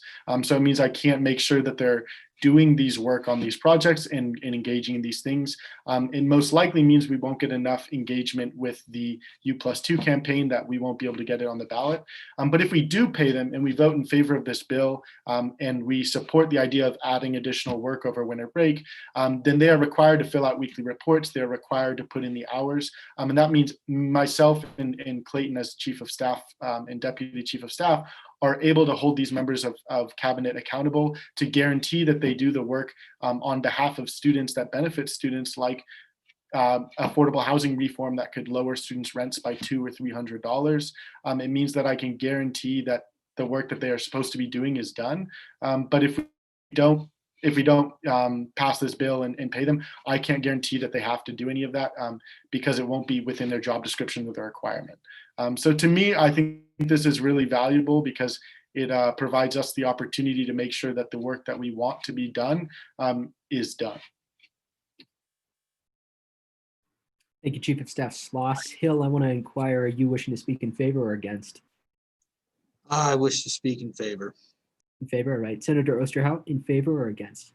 I'm not too sure where I lie, but I just wanted to point out, I recognize we all have different ideologies and ideas and how we feel about this bill, but I'd like to point out committee is here for a reason, and we can work out all of these kinks in committee, and hopefully we can all work as a cohesive group to really just work everything out about our apprehensions for this bill.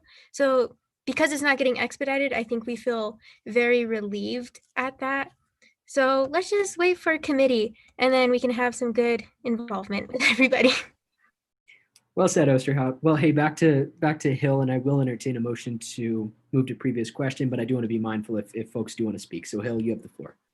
Yes, thank you, Mr. Speaker, for recognizing me. I want to speak, in favor of this bill. I think that, a lot of these executive members are just, literally working their tails off and everything. And, I hold them to the highest respect. And, and if they're going to be working over winter break, why should they be working hours and hours without pay? It doesn't make any sense to me, especially given the fact that during now they're calling this lockdown light. If they weren't going to get paid, they're going to have to find a job, right? As President Taylor said. And jobs, once again, like last spring, are not hard to find anymore because things are shut down, so people are not hiring, and a lot more and extra people have to, get furloughs or money from the government. And so if we were to just send them 5 weeks away without any pay, that's going to be really unfortunate to these members. It's really going to hurt them. And so I believe that they should have some pay on this, whether how much it is, or if we can put more, if we can put less. It's going to be for the committees to decide. It's not my place right now to say that, but I personally like how it is, and I applaud, and once again, President Taylor for her and efforts for doing this. I yield. Thank you, Senator Hill. I want to quickly inquire, Senator Torres, are you wishing to speak in favor or against? I'm not like Senator Osterhout. I would like to point out that I'm not really sure where I stand, but I just want to say that I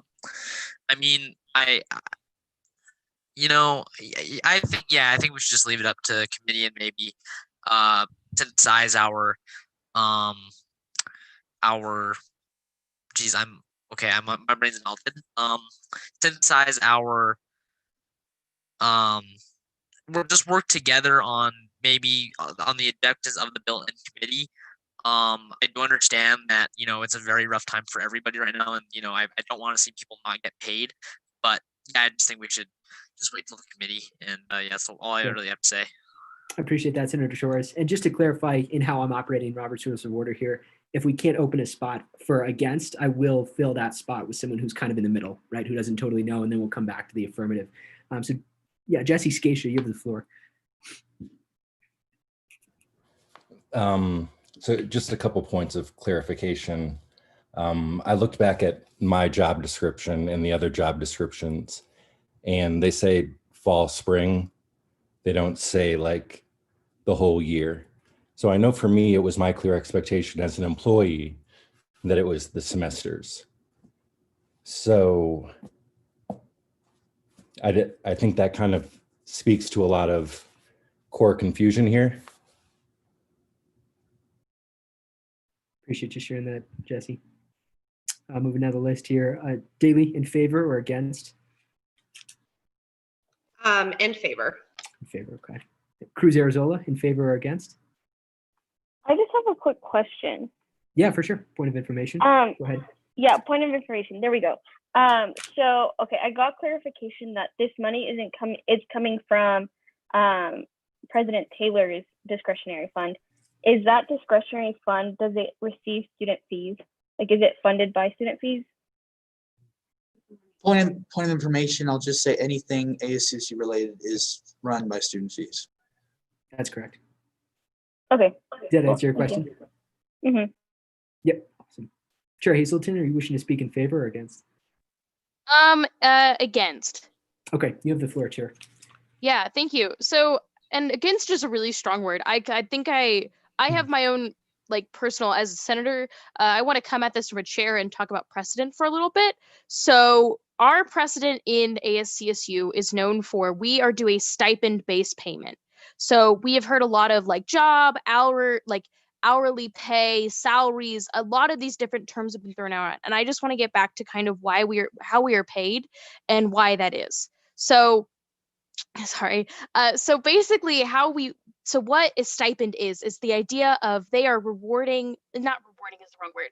So we are not being paid. We're being paid for our work, but it's not in the same way as if when I go to my job at Village Inn, I'm getting paid per hour. I'm getting paid for the work I do in that hour.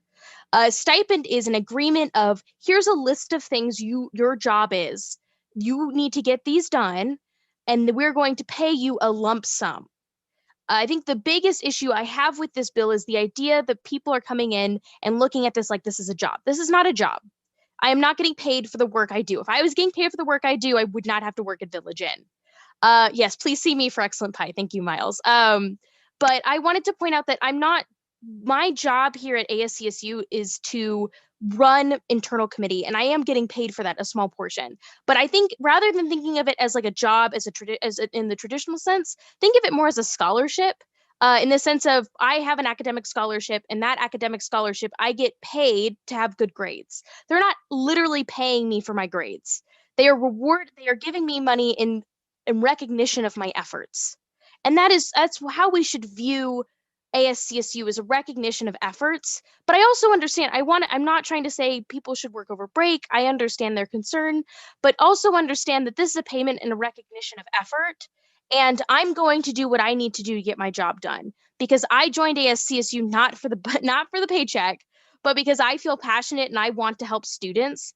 And I think that's really important to note, because we kind of get lost in this, and this comes up every year, is this idea of paying per hour, because I recognize that a lot of students like me need to get a second job outside of ASCSU or rely on ASCSU in some regard for money. And I recognize that, and I acknowledge that it's a life that like people I'm living it. But I also want to acknowledge that I'm never going to ask ASCSU for more money, because I chose this. This is my like extracurricular. This is my like not hobby is the wrong word, but extracurricular. This is what I do, and this is my passion to help students. And I don't need to be paid for that. And I do that of my own free volition. Also recognizing that I have to go get a job, and I'm going to work a ton of hours to do both sides. And I just wanted to, my concern is my concern is that if we turn ASCSU into a job, into an hourly, you get paid by this, one, that increases fees exponentially. How much we pay our senators and how we much pay our leadership, how we pay our executive team changes fundamentally, because it should not be an hourly wage.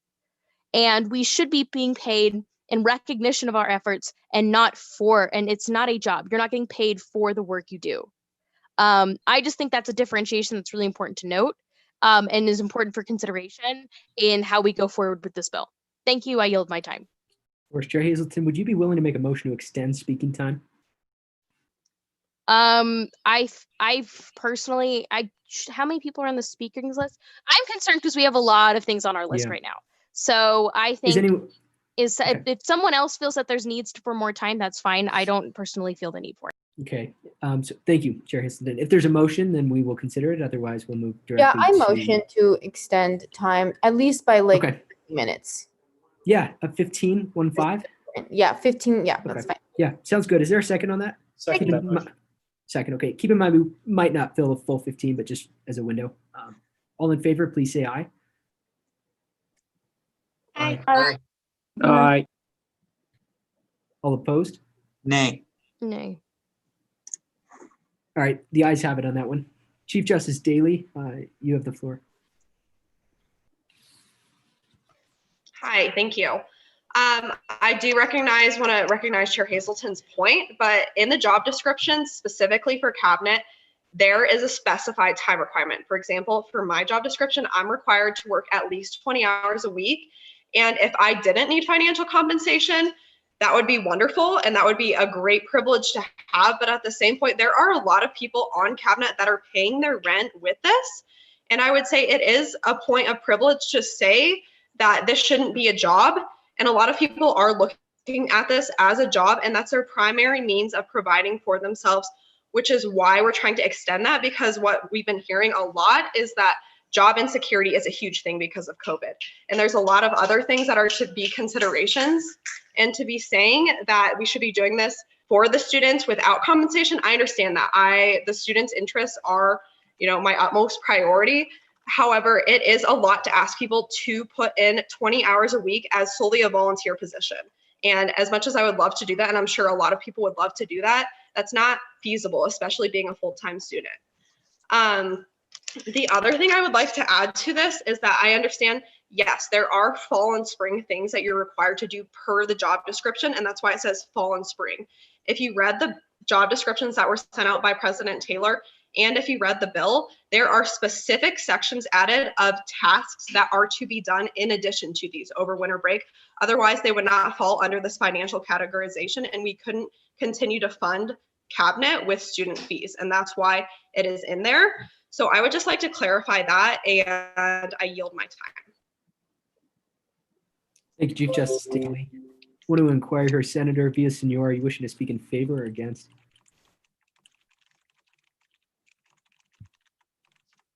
Oh, I think you might be muted. Let's see, Villasenor, can you hear us? Oh, I'm so sorry. I think I missed you calling out my name. Oh, But no worries. I was just asking Villasenor, are you wishing to speak in favor or against? If I may, I'd like to speak just because I think I have kind Somewhere of in the middle. Okay. Yeah, somewhere in the middle. Go ahead. Yeah. You know, I understand where a lot of senators are coming from. And you know, the precedent with this stipend is that normally these positions do not get a winter stipend. Yes, I understand that. But they do traditionally get a summer stipend, which was not an option this year due to COVID. So you have these positions that were not able to work on these things that Hannah just listed. Sorry, President Taylor, my bad. That President Taylor just listed. They didn't have that ability to do so over the summer. So I think it's also important to recognize, I just don't think, you know, I don't believe they're asking for hourly pay in this. They're asking for a stipend to get work done that they would have been able to do over the summer, which they did not get the option for. So I think that's just something that we should also consider while we discuss this. I yield. Thank you, Senator Villasenor. President Taylor, you have the floor. Great, thank you so much. So I wanted to respond to what Chair Hazelton said originally about like as far as precedent goes. And I was in ASCSU when like they added summer stipends because there's additional work that is not that is different than the fall and the spring semester work. And so the reason why those summer stipends were added is because it's a break of period of time where cabinet members were contributing work and working but weren't getting paid. And it is to be in a position of privilege to like be in like a volunteer position and contribute so much because of passion like for helping students. And I really, really appreciate and respect that passion that so many of you all have to contribute so much of your time for a volunteer position. But I think that we should all consider that a lot of people like who have to pay their own rent or like can only like devote so much time to a position can only do so if they're getting financial incentives to do so. And so I really want to consider that like within the executive branch, we've advertised these as paid jobs. And we run it as a job, like as far as the supervisors go, as far as write-ups go, as far as like I have the power to fire and hire people, which is different than like how the legislative and judicial branch works. And so this is considered a job that is paid within our executive branch. And so that's why like our cabinet members do not view this as a volunteer position or an extracurricular. They view it as a way to pay rent. They view it as a way to pay for food. They view it as a way to receive like financial compensation and be able to provide for themselves. And so that's why it's hard for me to expect our cabinet members to work over winter break and not get paid. And so I just want to like base it off of precedent in the sense that the reason why a stipend was brought on for summer break was because there was work that was going into like to that time period that was not allocated in the fall and spring semester. And so I want to make sure that during the winter break, since traditionally cabinet members don't work, that for our cabinet members, they're getting paid over winter break. And I yield my time. Thank you, President Taylor. I see Senator Fields took that down. If you want to address the question in the chat, feel free to do so, President Taylor, or elaborate if you need more clarification. Otherwise, Jesse Scatia is on the secondary speakers list. Anyone wishing to speak who hasn't spoken yet before we jump to that secondary? Okay, seeing none, we'll jump in just a second, Jesse. I want to remind all the senators and associates on the call, I recognize the impact that a long Senate session has on mental health, on schedules, on everything. So we are going to adjust office and outreach hours, any meeting that goes beyond 2 hours automatically. So you sticking around here means that you're just doing your office hours right now. So I would highly encourage you to stay. Very important discussion. Jesse, you have the floor. So I am a TA here at Colorado State, and what I receive is called a stipend to do a semester's worth of work. And if my department chair pressured me or expected me to work during winter break, that would be considered highly unethical and exploitive of workers. So this conversation is making me very uncomfortable as someone who puts workers' rights above all, because when you're encouraging an employer to pressure their employees to work at a time that is not stipulated in their contract, that's just kind of wrong. And we're all very clear that this is a contract that we have with ASCSU. And I wouldn't be doing this if I didn't love this school and if I wasn't passionate about it. But it is also a job, and to hope that people are going to do their job when they're not getting paid, it's really uncomfortable for me to be hearing. And just to be real about the U+2, it doesn't get done without this. Like, we pull the plug on this and I spend my time on different projects. We got started late. You guys know that we got started really late during a pandemic, during all the freaking madness of trying to learn hybrid, and I'm teaching hybrid. It's been a really crazy semester. But we got a shot to do something really cool and really important. And these things, if you want them to be systemic, if you want them to be truly meaningful and impactful, you can't do them in 2 months, 6-week break, 3 months, you disappear. Like, that's just not how the sausage gets made. It's not how systemic change gets made. And it's not a cash grab. I don't think there's anyone who wants to work over break that this is some sort of cash grab. It's not like, you don't get rich this way.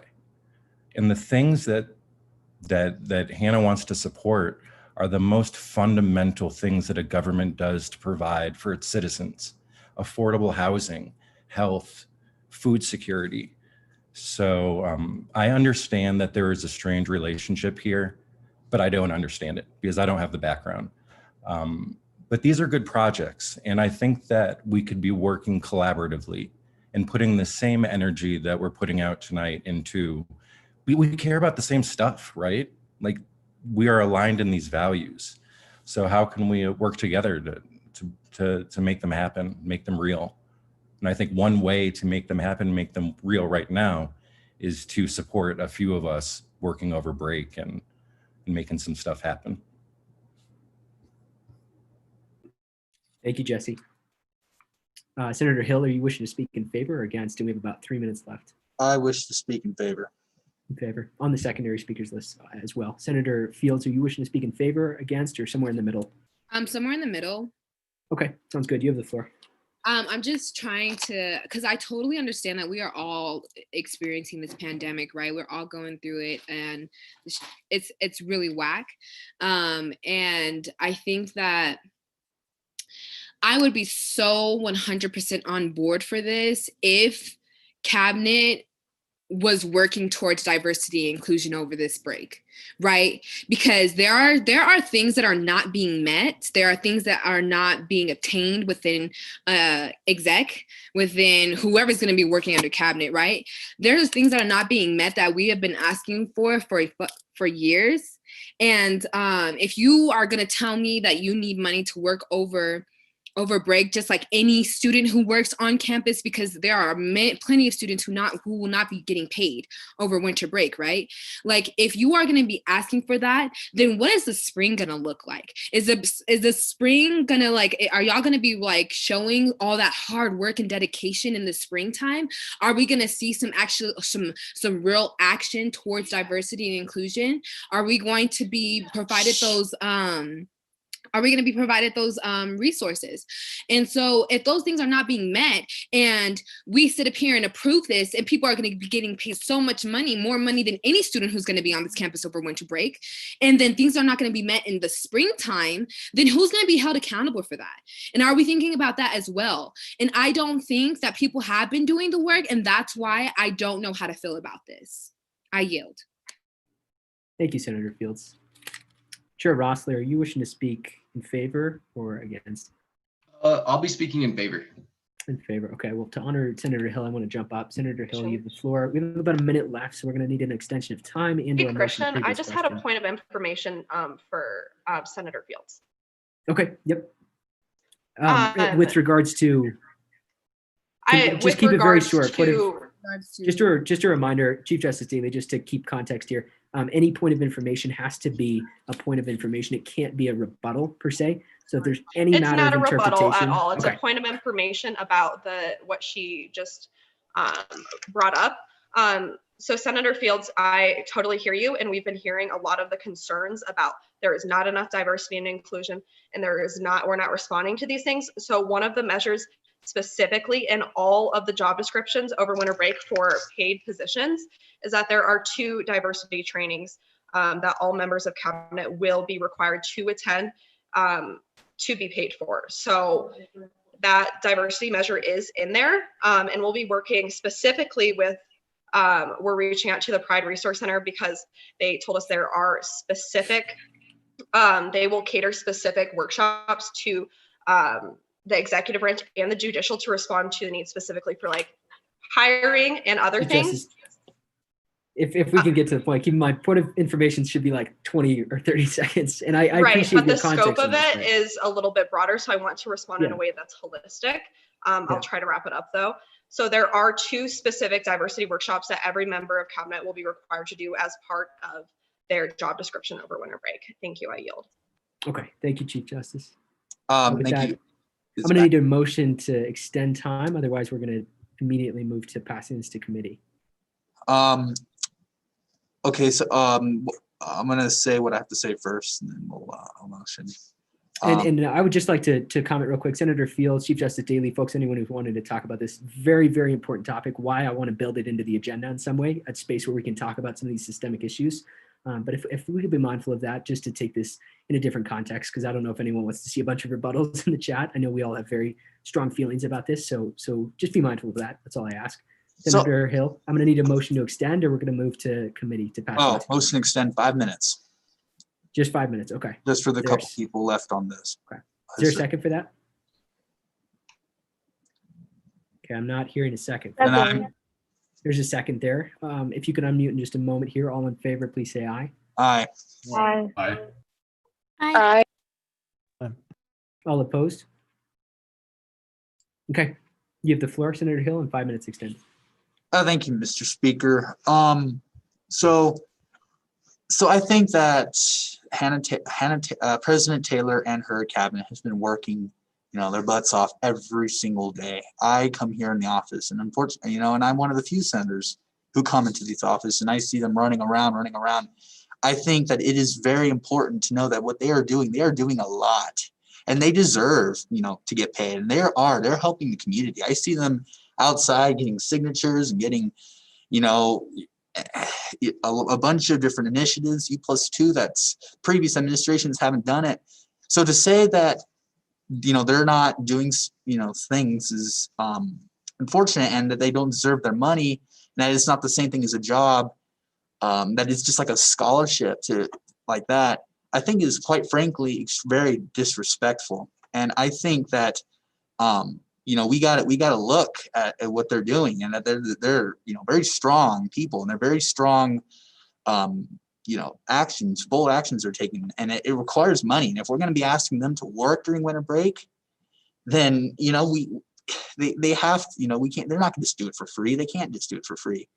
I think that's extremely inappropriate and unforeseen to ask of them.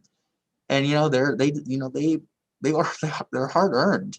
And if you see the work that I see them doing when I come to the office every day, you would agree with me too. You would know that what they're doing, is for the best of the community. And ASCSU has really expanded our reputation because of these folks and these people. And these people earn my entire respect for what they're doing for the community. And I think, and I urge, senators who want to see them, come to the office, come see what they're doing. And I bet you that you would change your mind regarding this. Thank you. I yield. Thank you, Senator Hill. We have about a little over 2 minutes. So with that, Chair Rossler, do you wish to speak in favor, against, or somewhere in the middle? I'm in favor. Okay. Senator Ojeda, in favor, against, somewhere in the middle? Ojeda, are you with us? Yeah, sorry, I thought I pressed the button.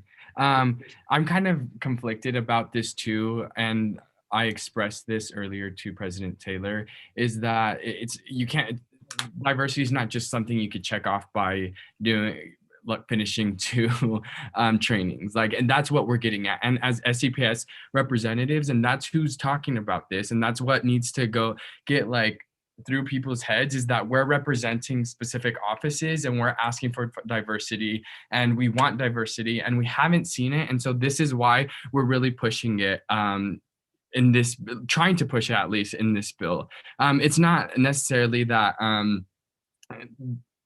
whatever is going on, I think that the overarching message or thing that we're trying to clear up is that we're done not getting that, not necessarily attention, but not being heard, because you all are quick to check us and put us in our place. But then as soon as when we try to challenge you all, that's when there's not that double standard there. And so I just kind of wanted to put that out there. And I hear these are some trying times, and I want you all to get paid for what you all are doing. And at the same time, I want you all to be paid for getting things done. And I yield. Thank you, Senator Ojeda. All right, we're nearing the end of time, folks, and we can only extend speaking time twice, discussion and debate time twice per our governing documents. So I want to be mindful of that. And with that, we're going to move and send this to committee, okay? Just want everyone to be on the same page. That's the reason why, is because we can't extend speaking time more than twice. This is really valuable conversation, incredibly valuable. And I urge you, please bring this into committee, right? Because you've shared how you feel. There's a lot of passion in this room that can be wielded into legislative changes in committee. So I would encourage you to use that avenue to let your voice be heard, right? And to build some of the things that have been said tonight into the legislation for next reading. Sound good? Okay, I appreciate you all. And I'm going to send this to internal and budgetary, and we'll move on. All right. And if you have any specific questions, please reach out to President Taylor directly, or obviously email in the chat here, whatever is most accessible. Okay, all right. I'm gonna keep things moving here. Personal privilege. I don't know which one it is. I'm sorry. I'm just curious. Can University Affairs have that as well? That's a point of clarification. Rossler, I had asked if you want to see this. Do you have intent to see this? Yes. So I originally did not have intent, but I am completely willing if we do believe that there are changes to be made regarding how it relates to the university and how it relates to supporting students. So if we, it sounds like there's a lot of people that are voicing the necessity for further inclusion of diversity inclusion initiatives within this. And I think that that's definitely related to university affairs. So I would love to accept that. Mr. Speaker, I would like to motion to move this to University Affairs. Senator Hill, that's actually at the discretion of the chair. And I'm going to go ahead and entertain that. I think the more eyes, the better. President Taylor, I want to get your thoughts. You on board with that? Just having more eyes on it? Yeah, absolutely. Okay, wonderful. It's in University Affairs as well. Yeah, thank you so much. And thank you so much, Secretary Lowry. I appreciate that. Yeah, all set. All right, so we'll move on to Resolution 5003. Parliamentarian Clark, if you could please show that. Remote learning, written by Mr. Miles Robinson, the Miles Robinson. So, Miles, you have the floor. 10 minutes. Thank you. I appreciate that. And I just want to address kind of the things that have been going on today, if I may, just with the time that I have.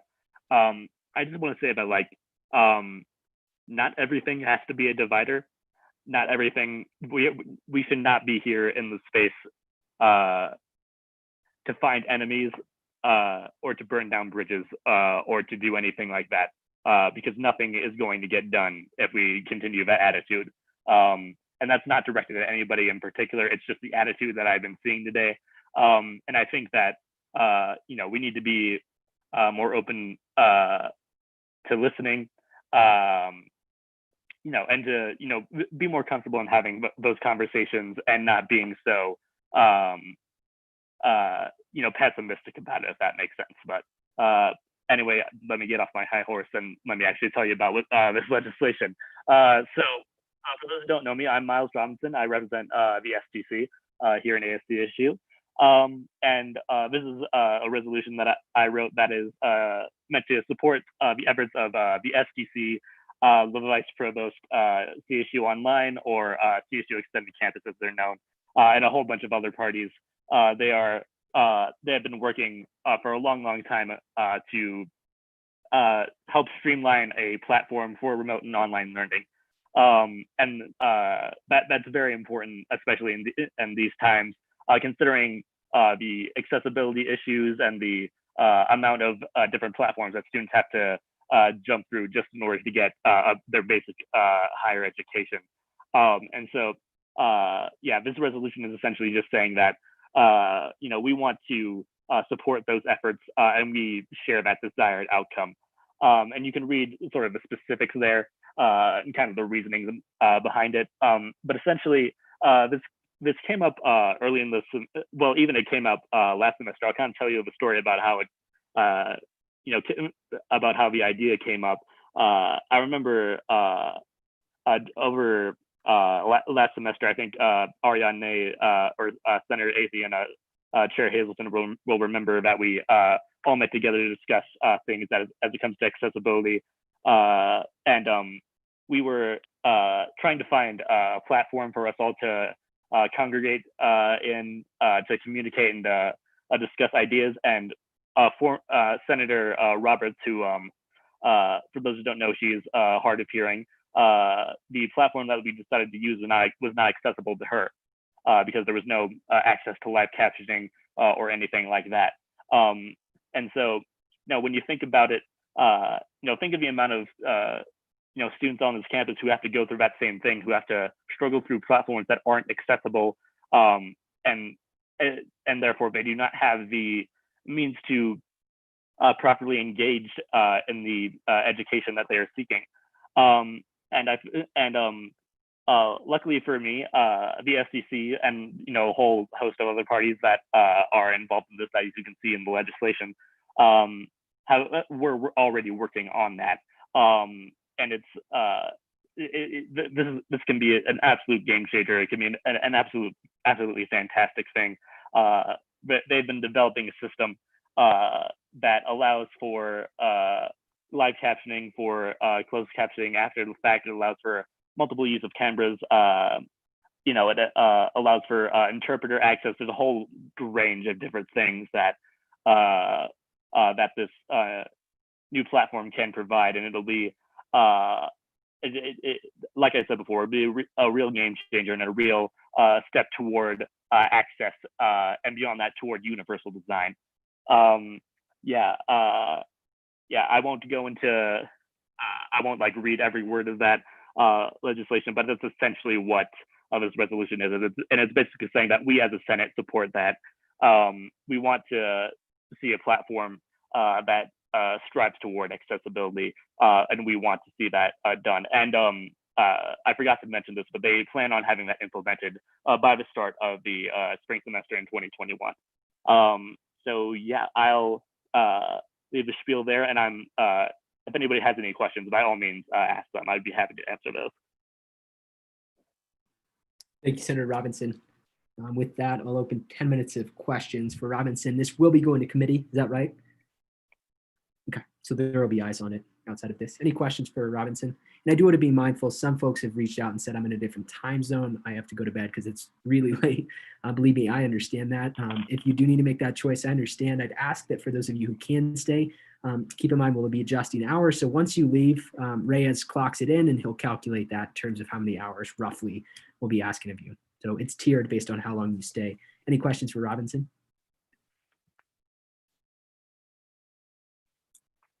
All right. Seeing none.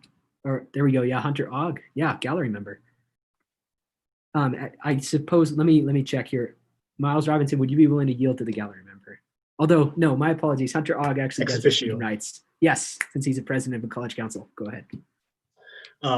Hello, Miles. I just had a quick question. So we're talking about this currently with the dean or the dean's office, but we're a little concerned with some of the possible integration with some of our lab classes platforms because we've had to move to a lot of proprietary platforms or online labs.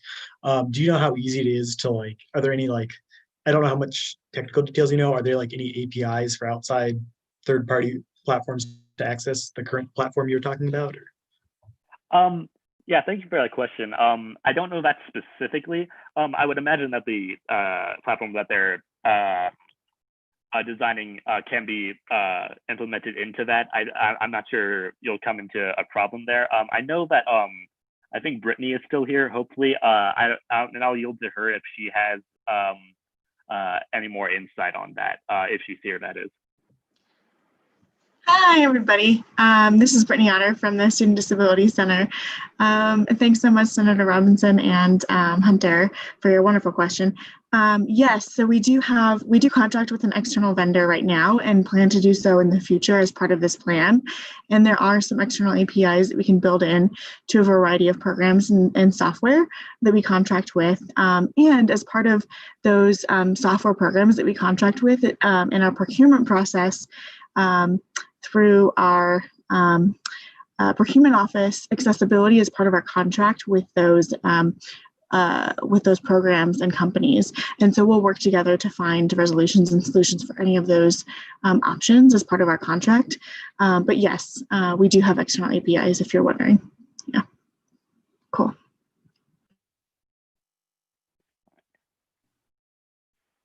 Thank you, Brittany. Yeah, any other questions for Senator Robinson? Otherwise, this will be moving on to committee. All right, seeing none, I'm going to go ahead and send this to University Affairs. Sound good, Senator Robinson? Sounds good to me. Okay. Any other committees wishing it to go to, or is that sufficient? No. Okay. So we're all set then. Wonderful. We have 48 minutes left in this confidence clock. We'll be okay, though. I don't suspect we'll go much longer than that. Resolution 5-0. Let me clarify, Senator Robinson, are you comfortable with us waiving the discussion and debate on this legislation in the interest of time? Yeah, if the general body doesn't have a problem with that, then I have no problem with that either. Okay, so we'll be exercising that then, unless obviously someone motions to override. With that, we'll keep things moving. Resolution 5004, request to provide a pass-fail option. Over to you, Chair Rossler. You have 10 minutes to present it. Yeah, thank you so much. Yeah, so I was reached out just a few weeks ago by a student, a CSU student, Lillian Foster. She should be in here as well. She'll be, yeah. Oh, yes, I see her has her hand up. She's on the camera as well. And so she reached out to me with a petition that she had written that has now to this point garnered, I believe it's 2,915 signatures in support of a pass-fail option for CSU students for the fall of 2020. I'll read the abstract real quick because it kind of covers the breadth of it. But the COVID-19 pandemic has brought unprecedented challenges to the student bodies, professors, and administration of CSU. Evidently, none of the aforementioned parties were prepared for the shift to online classes, but students have been given the least grace in this transition. Having to support ourselves financially, academically, and emotionally, many students may choose not to return next semester or may not be able to return next semester. To students, to support the student body and to show commitment to our pillars of community in this unprecedented time, we formally request the Colorado State University administration provide the satisfactory option for students in the same fashion as in the spring 2020 semester. So exactly as it was written, this is a resolution. It's saying that we as a student body and a student government support the student voice for a pass-fail grading option this semester, and in the same fashion that it was done last spring, this past spring. And the body of this pretty much is that students are struggling. We're all struggling. I know that I'm struggling. This has been the most challenging semester that I've been in. I just got furloughed from my job again because we're back on the red. Back on I don't know what it's called, but we're in the red for COVID cases. And this wasn't the case when we closed down last semester in the spring. When we closed down in March, we weren't in the red. We were in the clear. We had, like 5 cases in the whole district, and now in the whole county, Laramie County. But now we have, exceeding cases, and they're exploding, but they're not willing to provide us this pass bill option. So we wrote this in hopes that we can garner enough support and enough student voices and faculty voices that we can get this passed and get students the support they need, so they don't lose their financial aid, so they don't lose their visa status, so they don't lose their opportunities to get education at this university. And so they aren't hindered by these classes that they'd have to retake and their financial status with regards to that. Yeah, and if my co-author Lillian has anything to say, I'd love to have you speak, Lillian. Yes, hi everyone. I just wanted to give a little background. So basically, I started a petition about 4 weeks ago after reaching out to my peers and just I was met with this overwhelming negativity and hopelessness surrounding their experiences with this semester. So not only is that from stress from the transition to online classes where students are forced to adapt to multiple different teaching platforms, but it could also be the hopelessness that many of our peers have felt when they try to outreach to their professors. And it's really hard to get into communication with them, considering that office hours are switched around, everything's online. There's also the stress of financial burdens caused by the pandemic, whether that be students losing their jobs or students who are stressed about potentially losing their financial aid should their grades deteriorate. So I think with this resolution, we pretty much just try to highlight the most prevalent concerns that were seen through the petition. I submitted a petition on behalf of my peers that I had talked to, just with the understanding that we're all struggling. And I really just wanted to see how many other students shared the same experience as us. And so I had posted on the petition that if this receives 1,500 signatures, I'll bring a formal proposal to CSU. So that's when I reached out to Benton and we were able to write this resolution. Yeah, if you guys have any questions.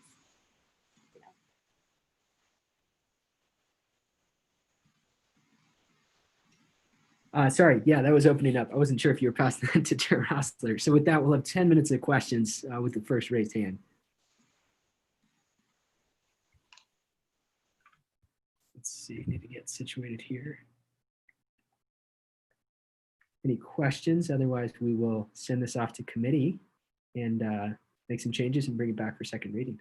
Yeah, Senator Osterhout, you have the floor. Hi, y'all. Just a quick question. Do resolutions ASCSU make actually do things? Does the university follow? I'm all for this, but I want to know if the university, my own, I guess, personal privilege, do they actually do anything once we submit these to them or what? And who's that directed to exactly, Senator Osterhout? Anyone who can answer. Okay, so yeah, Chair Ross.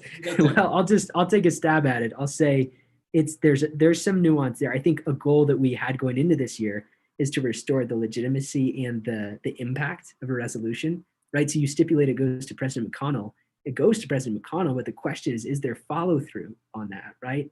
Is there follow through that leads to a bill? Ideally, any resolution that's passed would lead to a bill in ASCSU, right? Because bills are binding to an extent. And so I'd say resolutions are it's more symbolic, right? But it means something. When we have our calls with Blanche Hughes, President McConnell, we can tell them, hey, just want you to know, the student body voted for this. Our 50 plus representatives voted unanimously for this. What does that mean? It means you should pay attention to it. So believe me, when you pass a resolution, what it does is it gives me fuel. It gives Hannah Taylor and Vice President Schindler. It gives Chief Justice Daley. It gives all of us fuel when we're going into those conversations to fight for the student interest, having that behind us, saying we've got a unanimous vote. The jury's out. Students feel this way about it, okay? So that's how I feel about it. I could pass it back and get follow-ups. Point of information as a follow-up. With that, sometimes it doesn't happen. I'm not gonna lie, but it's a formal declaration. Majority of the time, they're gonna look at it, they're gonna do it. Based on experience, you're gonna do some aspect of it. They're going to take that into strong consideration. And also the resolution are being kept at a library that's stored for, there's resolutions from when ASCSU first started, even that's codified and really, in the book. So it does mean a lot. But it's whether it's the choice that they can make, whether to uphold it or not. Most of the time they do, but sometimes, you know, they won't. Yeah, so for further context, yeah, we acknowledge that the resolution is not going to do this. It's not going to create that change. It does open up a dialogue. It further opens up a dialogue. There's been a dialogue, and the university has pushed back pretty heavily. I know that Lillian had it posted in a CSU web page on Facebook, where the CSU like family, what was it? You could maybe help me with that, Lillian. Family and parent. It's just a Facebook group. Yeah, one of the Facebook groups just acknowledged that it would be, you know, that it would be wrong to do this. When we did further research, we found that there was absolutely no place that this would inhibit the ability for students to get financial aid, that it would actually hurt the students, other than the thought that grad schools and, you know, medical schools and law schools may not accept that. Whereas there have also been a lot of med schools, law schools, and graduate schools that have waived MCAT requirements, that have waived LSAT requirements, that have waived a lot of requirements, that understand that the students are really struggling.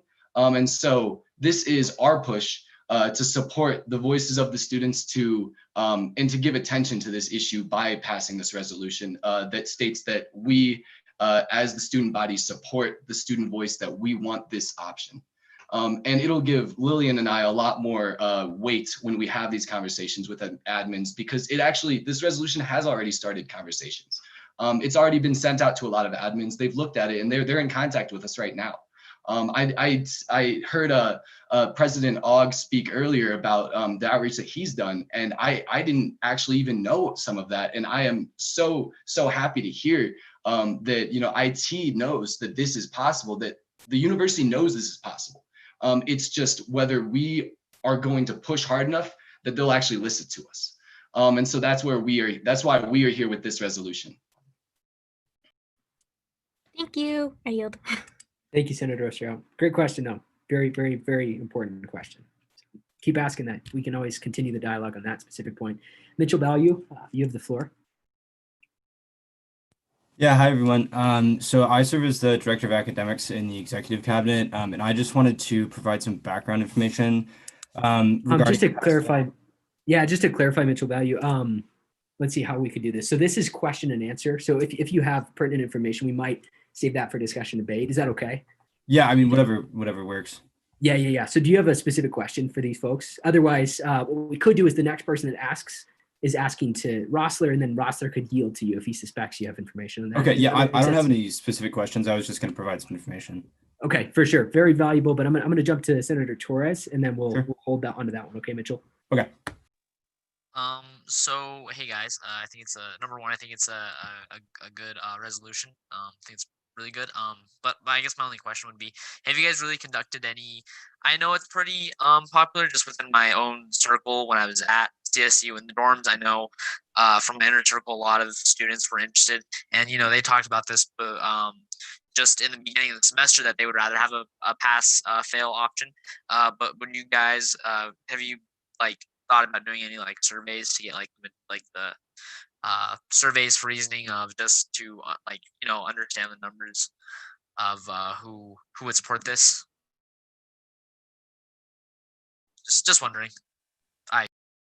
Yeah, I guess Lillian did make that petition. The petition is written within the document, the resolution, and it has, you know, almost 3,000 supporters that have signed it at this point.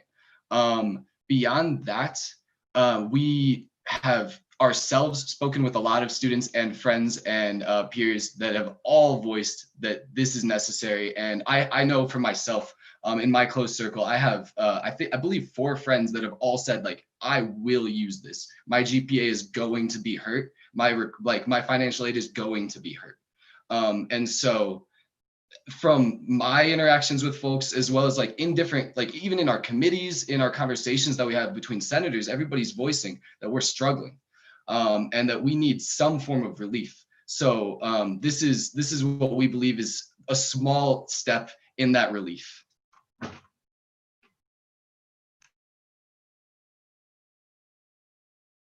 And I would like to yield to Director of Academics, Mitchell. Yeah, that's great. Thank you. So yeah, I was just going to provide some background information on in terms of the pass-fail things that have been talked about already. Unfortunately, I'm not at my house. I don't have my notes with me, but I can just go off the top of my head. Yesterday, I was flying back to Denver, but I was able to catch the back half of faculty council. And I'm lucky enough to be able to sit on that committee and listen in on that conversation. It was talked about at the end as the first time it's been mentioned to the broader faculty council community. That is the first time it's been brought up in the larger university sense. Initially, there was some talks I had some meetings with Dr. Kelly Long and Blanche Hughes and Ryan Barone recently, and we talked about that as in terms of how it would look for students as well as from an administrative perspective. And initially there was some pushback on that based on the sense of there's many underlying issues that come up with this. Since then, that was probably a good month or so ago, 6 weeks. There was some initial pushback, but I think now it seems to be that there's some point of a turnaround where most faculty are more on board than some others in that community. That being said, I don't know if it's going to be passed. Personally, I don't have any voting power in that, so I can't really go to and say this is what I think should happen. That being said, they will talk about it. The chair of faculty council, Sue Doe, wanted to put out that it's very time sensitive. To get this to the registrar's office, they did say it was possible. As in spring term, it was put on the ballot in March or so, or April, I believe. And that was able to do, so you will be able to look at that past your grades, and you should be able to determine to choose that service or not. However, this semester it's very time sensitive in that it needs to be done by Friday. And so that in itself is not necessarily something that I can do or that we as students can do. That's more of an administrative perspective. However, it has been started to be talked about. And honestly, I think it's split down the middle in a sense of people that are for or against the proposal. There's a lot of things that have been talked about losing eligibility for financial aid if you do choose the pass-fail system. There's some discrepancy in that last night as well. But in regard, there's also some complications with how it will look moving forward with graduate schools and whatnot. And that's, again, it's up to subject to change. But I think right now that's kind of the way the administration feels. So I guess in the next coming days, we will see. Hopefully we'll hear by early next week, but there's been no vote yet. And no one has said anything regarding moving forward with this. However, Sue Doe will probably send out an email in the next few days regarding information about that. So if anybody has any of the questions or want me to elaborate a little bit more, please let me know. Or you can just email me. Either way, I'll be happy to get back to you. Awesome. Thank you, Mitchell. Hey, so friends, we're all out of time. I just want to be mindful of that. So I don't see any more raised hands. Senator Torres, do you yield? I do yield. Okay. I do. Thank you. Thank you, Mitchell. Thank you, Rossler. Sorry, I do first and last names alternate. It's totally random, so apologies if it seems crazy. Lillian, thank you. Thank you for being here and all the work you all are doing. I'm going to go ahead and send this to University Affairs. And well, I should clarify, Chair Rossler, are you okay if we waive that debate? Given I would suspect a resounding consensus, but things that can be discussed next reading. Is that all right? Definitely. Yeah, no, sweet, thank you. Sounds great. If you have any questions, reach out to Rossler between now and the next 7 minutes before the meeting wraps up, 10 minutes if we're hopefully optimistically, but yeah, reach out to them privately if you have any questions. And yeah, thanks again. So we'll keep things moving here. As the author of the Senate bylaws, I intend to remove this from the agenda. It was discharged from University Affairs, but I want to remove it from the agenda for 2 reasons. I think the night is getting very late, and I think we should wrap up soon. Also, I want to highlight that the points that Senator Senator Dixon. I'm so sorry. I'm just list every name that's not yours. Speaker Dixon. Just for quick information, you would want to do that as chair, not as author, because removing it from the agenda means you're not going it's a different. You're removing it from the Senate floor. What we want to do is table it. So you'd want to table it as chair. That way we can come back to it next week. Yeah, great question. Great point. Okay. And just to clarify, Chair Hazelton, do we need to vote on that if I want to table it as chair? No, I believe that's up to your discretion. Okay, I'll trust you on that one. I believe that is Uh, correct as well. I was going to ask, does Chief Justice Daley agree? Okay, Senator Hill here. I would entertain a motion for unanimous consent to table the Senate bylaws in the interest of time. Is there any can somebody make that? Yeah, Motion for unanimous consent. there we go. Is there no second? Sorry, we don't need a second. Is there any dissent to that, to removing it from the agenda? Okay, very good. And I do want to just highlight Senator Ojeda, Senator Field, Senator Osterhout. So many of you have brought up crucial points, Associate Cruz-Arzola, about equity, right, about inclusion, about systemic issues. I recognize that, and I do think that we need to have a place somewhere in our agenda where we can talk about these issues maturely, right, and talk about how we're advancing as an institution. So I want to open that space. I don't know exactly what that looks like, but I also want to hold it for that reason, so that we can make an on-the-floor amendment proposing some aspect of the agenda would reflect that, where we can have a specific window where I don't get to yell at you for germane or decorum or anything, where you could talk about it fully. Okay, so that's what I want. Reach out to me. I'm planning to connect with Ojeda on Friday, hopefully. Reach out to me if you want to be a part of that conversation. I'm also going to present it to Senate leadership and see what we can do. So with that, I'm going to keep moving in our agenda on to reports. In the interest of time, can we keep this very short? Is that a fair request for everyone involved? Okay, I do want to just clarify consent agenda. We never officially approved it, so the minutes from last meeting need to be approved. Is there any dissent to approving the consent agenda? Okay, wonderful. No guest speakers. We've already done gallery input. Executive reports.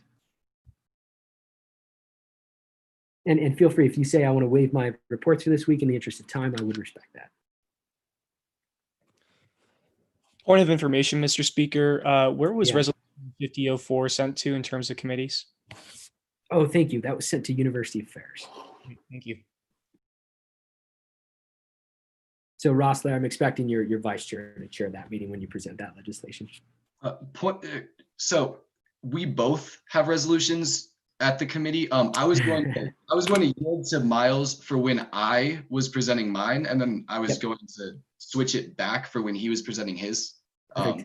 Yeah. Okay. Sweet. Yeah, Sweet. that I works. don't know if you had to chair the whole meeting if I did, like if I was presenting, but okay. Sweet. Yeah. No, that's good. All right. Seeing no executive reports, judicial reports. Christian, sorry, I was just waiting for them to finish talking. Executive. Oh, yeah. Yeah, go ahead. Sorry, I didn't see your raised hand there. Go ahead. Awesome. Yeah, I'm just filling in on behalf. Because of everything that we've gone through today, we're just going to keep it to one report, keep it really short. And yeah, we just kind of want to keep you guys rolling, get you guys home because we know it's late. So most of the work that we're doing as a whole, that's really inclusive, is this work on this U+2 ballot initiative. We feel like that would be a key victory for the whole ASCSU as a whole this year. So that's really a big goal for us right now. And then continued work on peer mentor programs, a lot of which is leading into winter break. So we'll see where we go with everything because we're not really sure what the status of everything is right now. But we'll just kind of keep the projects that we've been working on going until we hear further notice. So yeah, thank you guys. Thank you so much. And judicial reports. Yield. Yeah, thank you. Judicial reports. All right, seeing none. Move on to committee reports. Chair Hazelton, Internal Affairs. Hello. Wonderful night. So really quickly, Internal Committee is currently writing a constitutional amendment to add special committees, specifically caucuses, into the Constitution. It's very exciting. So if you want to get the ground running on that, please come to Internal Committee. That's been our top priority. It's a lot. It's a learning experience for all of us. I've never written a constitutional amendment, so this will be my first, and we're all having a good time.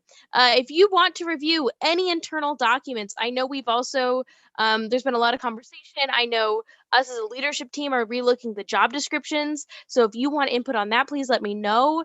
I am your go-to gal for all things internal documents. So if you have any questions, comments, concerns about internal documents, please let me know. I would love to have that conversation with you. I would love to be used as a resource for you. So yeah, that's about it. Next week, we will be going over, obviously, as you've seen, we'll be going over the winter bylaws and hopefully finishing up that constitutional amendment.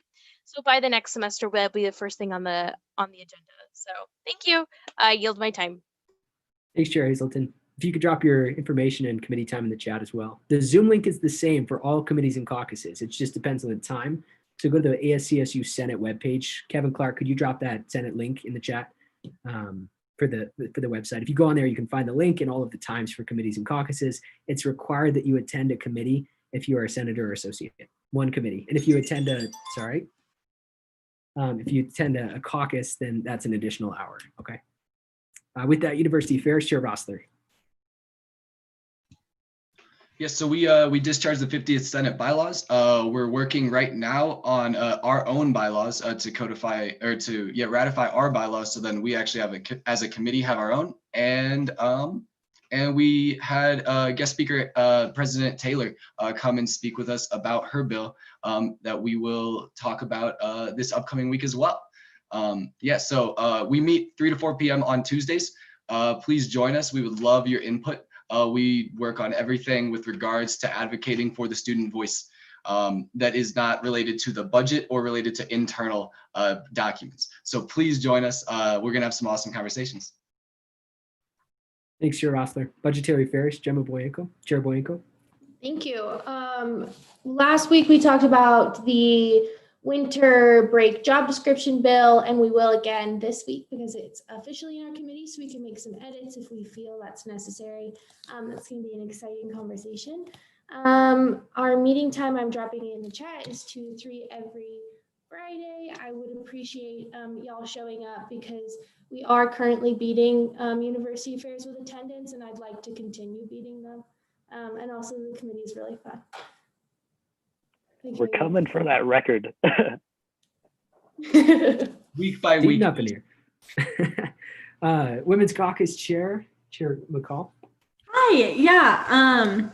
Last session that we had, we talked about drafting some legislation regarding Title IX. And in preparation for that, tomorrow we're going to have a really, really exciting meeting. We're meeting with the director of the WGAC, Monica, and she's going to come give us like a little talk about Title IX and things like that, what's going on over there. So anybody who has any questions about that, wants to learn more, wants to just hear from an SDPS office, I'd love to see you there. We meet tomorrow at 3:30. And another plug is that the week after next, we're having a lady named Audrey from the Title IX office come. So we have a lot of stuff like that coming up. And I would really, really love if you guys could participate and come to Women's Caucus for an extra hour. So I'd appreciate that a lot. Thank you. I yield. Thanks, Chair McCall. And Diversity and Inclusion Caucus, newly elected Chair Diego Tovar. And if you could announce who else was elected, that'd be wonderful.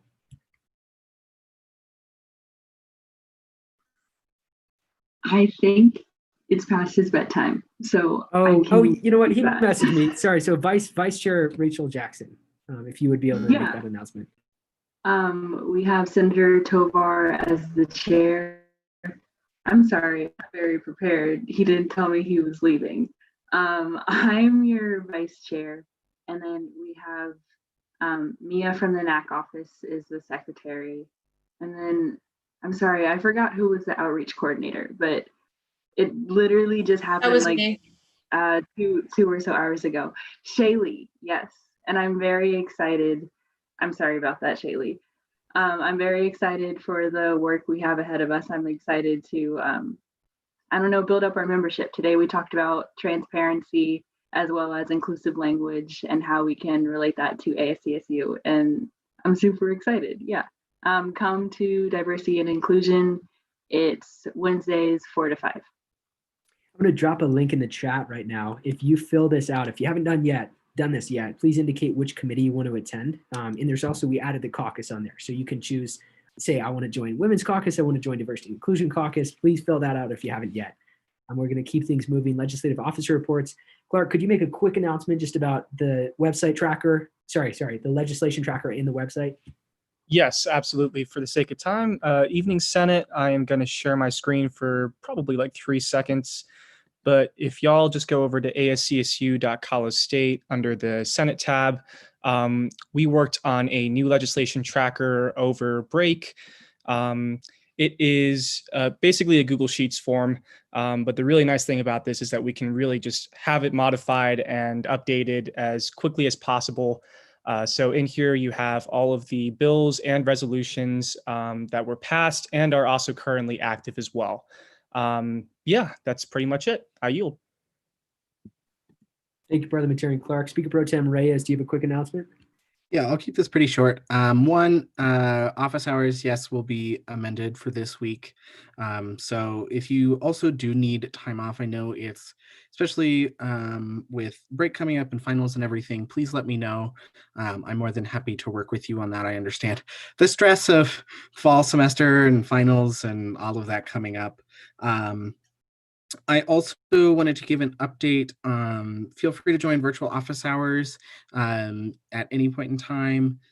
We are still kind of working on the schedule, but it should be 10 to 2 Monday through Friday.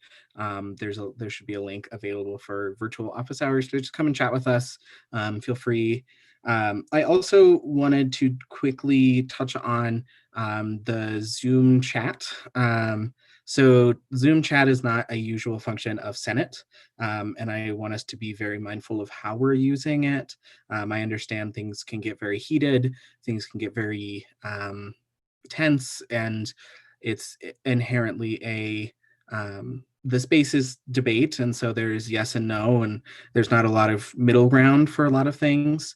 And so I just want us to be mindful of, we are putting things out there, not just for the group here, and it's really easy to hide behind a computer and think about, those aren't real people and I'm not seeing them. And so I just want us to be mindful that we are real people. There is people behind the computer that have real emotions and are impacted by what goes on in Senate and in the chat. And part of decorum is keeping that chat free from debate or from discussion, mostly just for information. So in the Senate chambers, we would not have a chat. So if we do need to go back to not having a chat in order to maintain decorum, that's something we can explore. I don't want to do that. I think it's very helpful. But I think from what we've seen tonight, it's very important that we just keep in mind how we are presenting ourselves to the public and to our fellow students. Thank you, Reyes. With that, I want to advance to Senator and Associate Senator reports. If we could keep this relatively quick, just legislation that's in the queue that we need to be aware of, primarily, or if you have things that you want to work on next semester, but just keep it as short as possible. Senator Robinson. Yeah, I'll keep this very short. University affairs, those resolutions are coming up. If you want to discuss those, please come. It's our last meeting next week, and I desperately want to beat the attendance record. It is a matter of pride. So come, Gemma, we're coming for you. Is that a challenge? Yes, it is. All right, challenge accepted. There we I'm go. defer to my vice chair on this challenge. Yep. Any other announcements?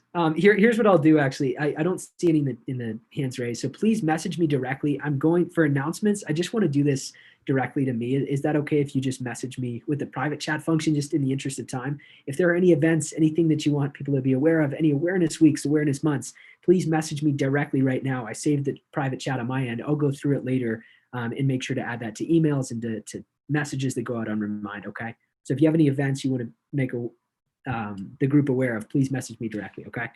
Sound good? And I'll just, for the interest of legitimacy, I seek unanimous consent to waive announcements and do it through the private chat function. Is there any dissent to that? Okay, wonderful. All right, ending roll call, which we agree.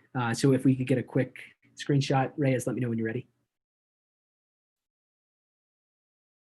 Okay, smile, everyone. I'm smiling in my mask. All right, thank you all. Awesome.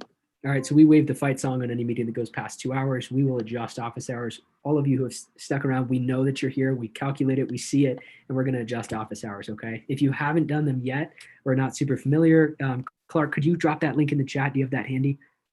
You know what? Actually, I just found it here. I'm going to drop it in the chat for office hours. Make sure you do them. And with that, I'm going to convene the 9th session of the 50th Senate of ASCSU. You all are amazing.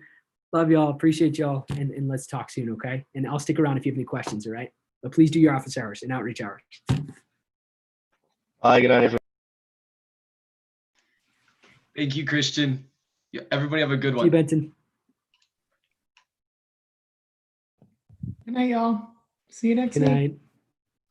Stay safe, everybody. Good night. See you, Ben. Adios. Is next week the last session of the semester? Oh yeah, okay. For those of you who are still on, can you stick around just for a second? I didn't mention, so President McConnell is going to be with us next week, and so is Mayor Wade Troxel, Blanche Hughes, Lynn Johnson, Mark Barker. Lori Lynn is probably going to be there. Tony Frank is sending a message ahead of time to celebrate Antiveros. It's going to be crazy. There are like 40 people that have RSVP'd, of like administrators, like top upper echelon folks. So please show up and engage. We're celebrating Mary Antiveros for 45 years of her career. So I'll send out an announcement to remind or something. I meant to say that. So spread the word if you get the chance, all right?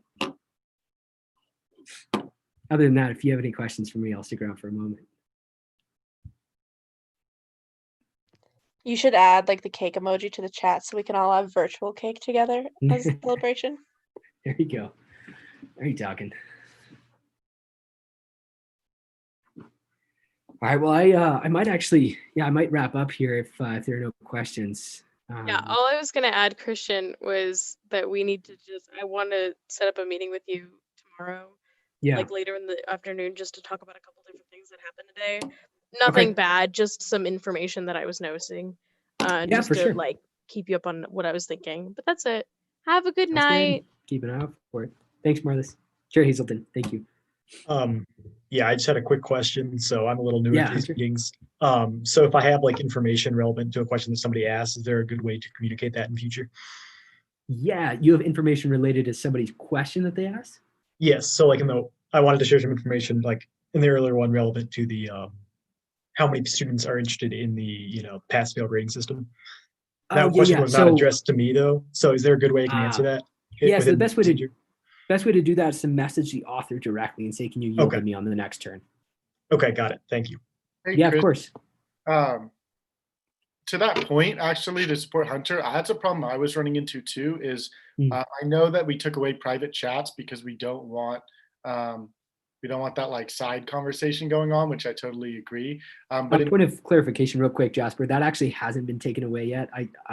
It was in effect this meeting. I was not able. Oh, were you not able to? We can't message anyone except for you and Tristan. Oh, okay. So never mind. It is. Sorry. Which Oh, I I get understand to take away side chatter, but it means, I don't have any means of reaching out to people from this versus like in the past, I could walk up to them after Senate and say, hey, can I get your contact information? But I have no way except knowing their name anymore. So I've like messaged you a few times being like, how do I contact a senator? But there's no way to come in contact with anyone.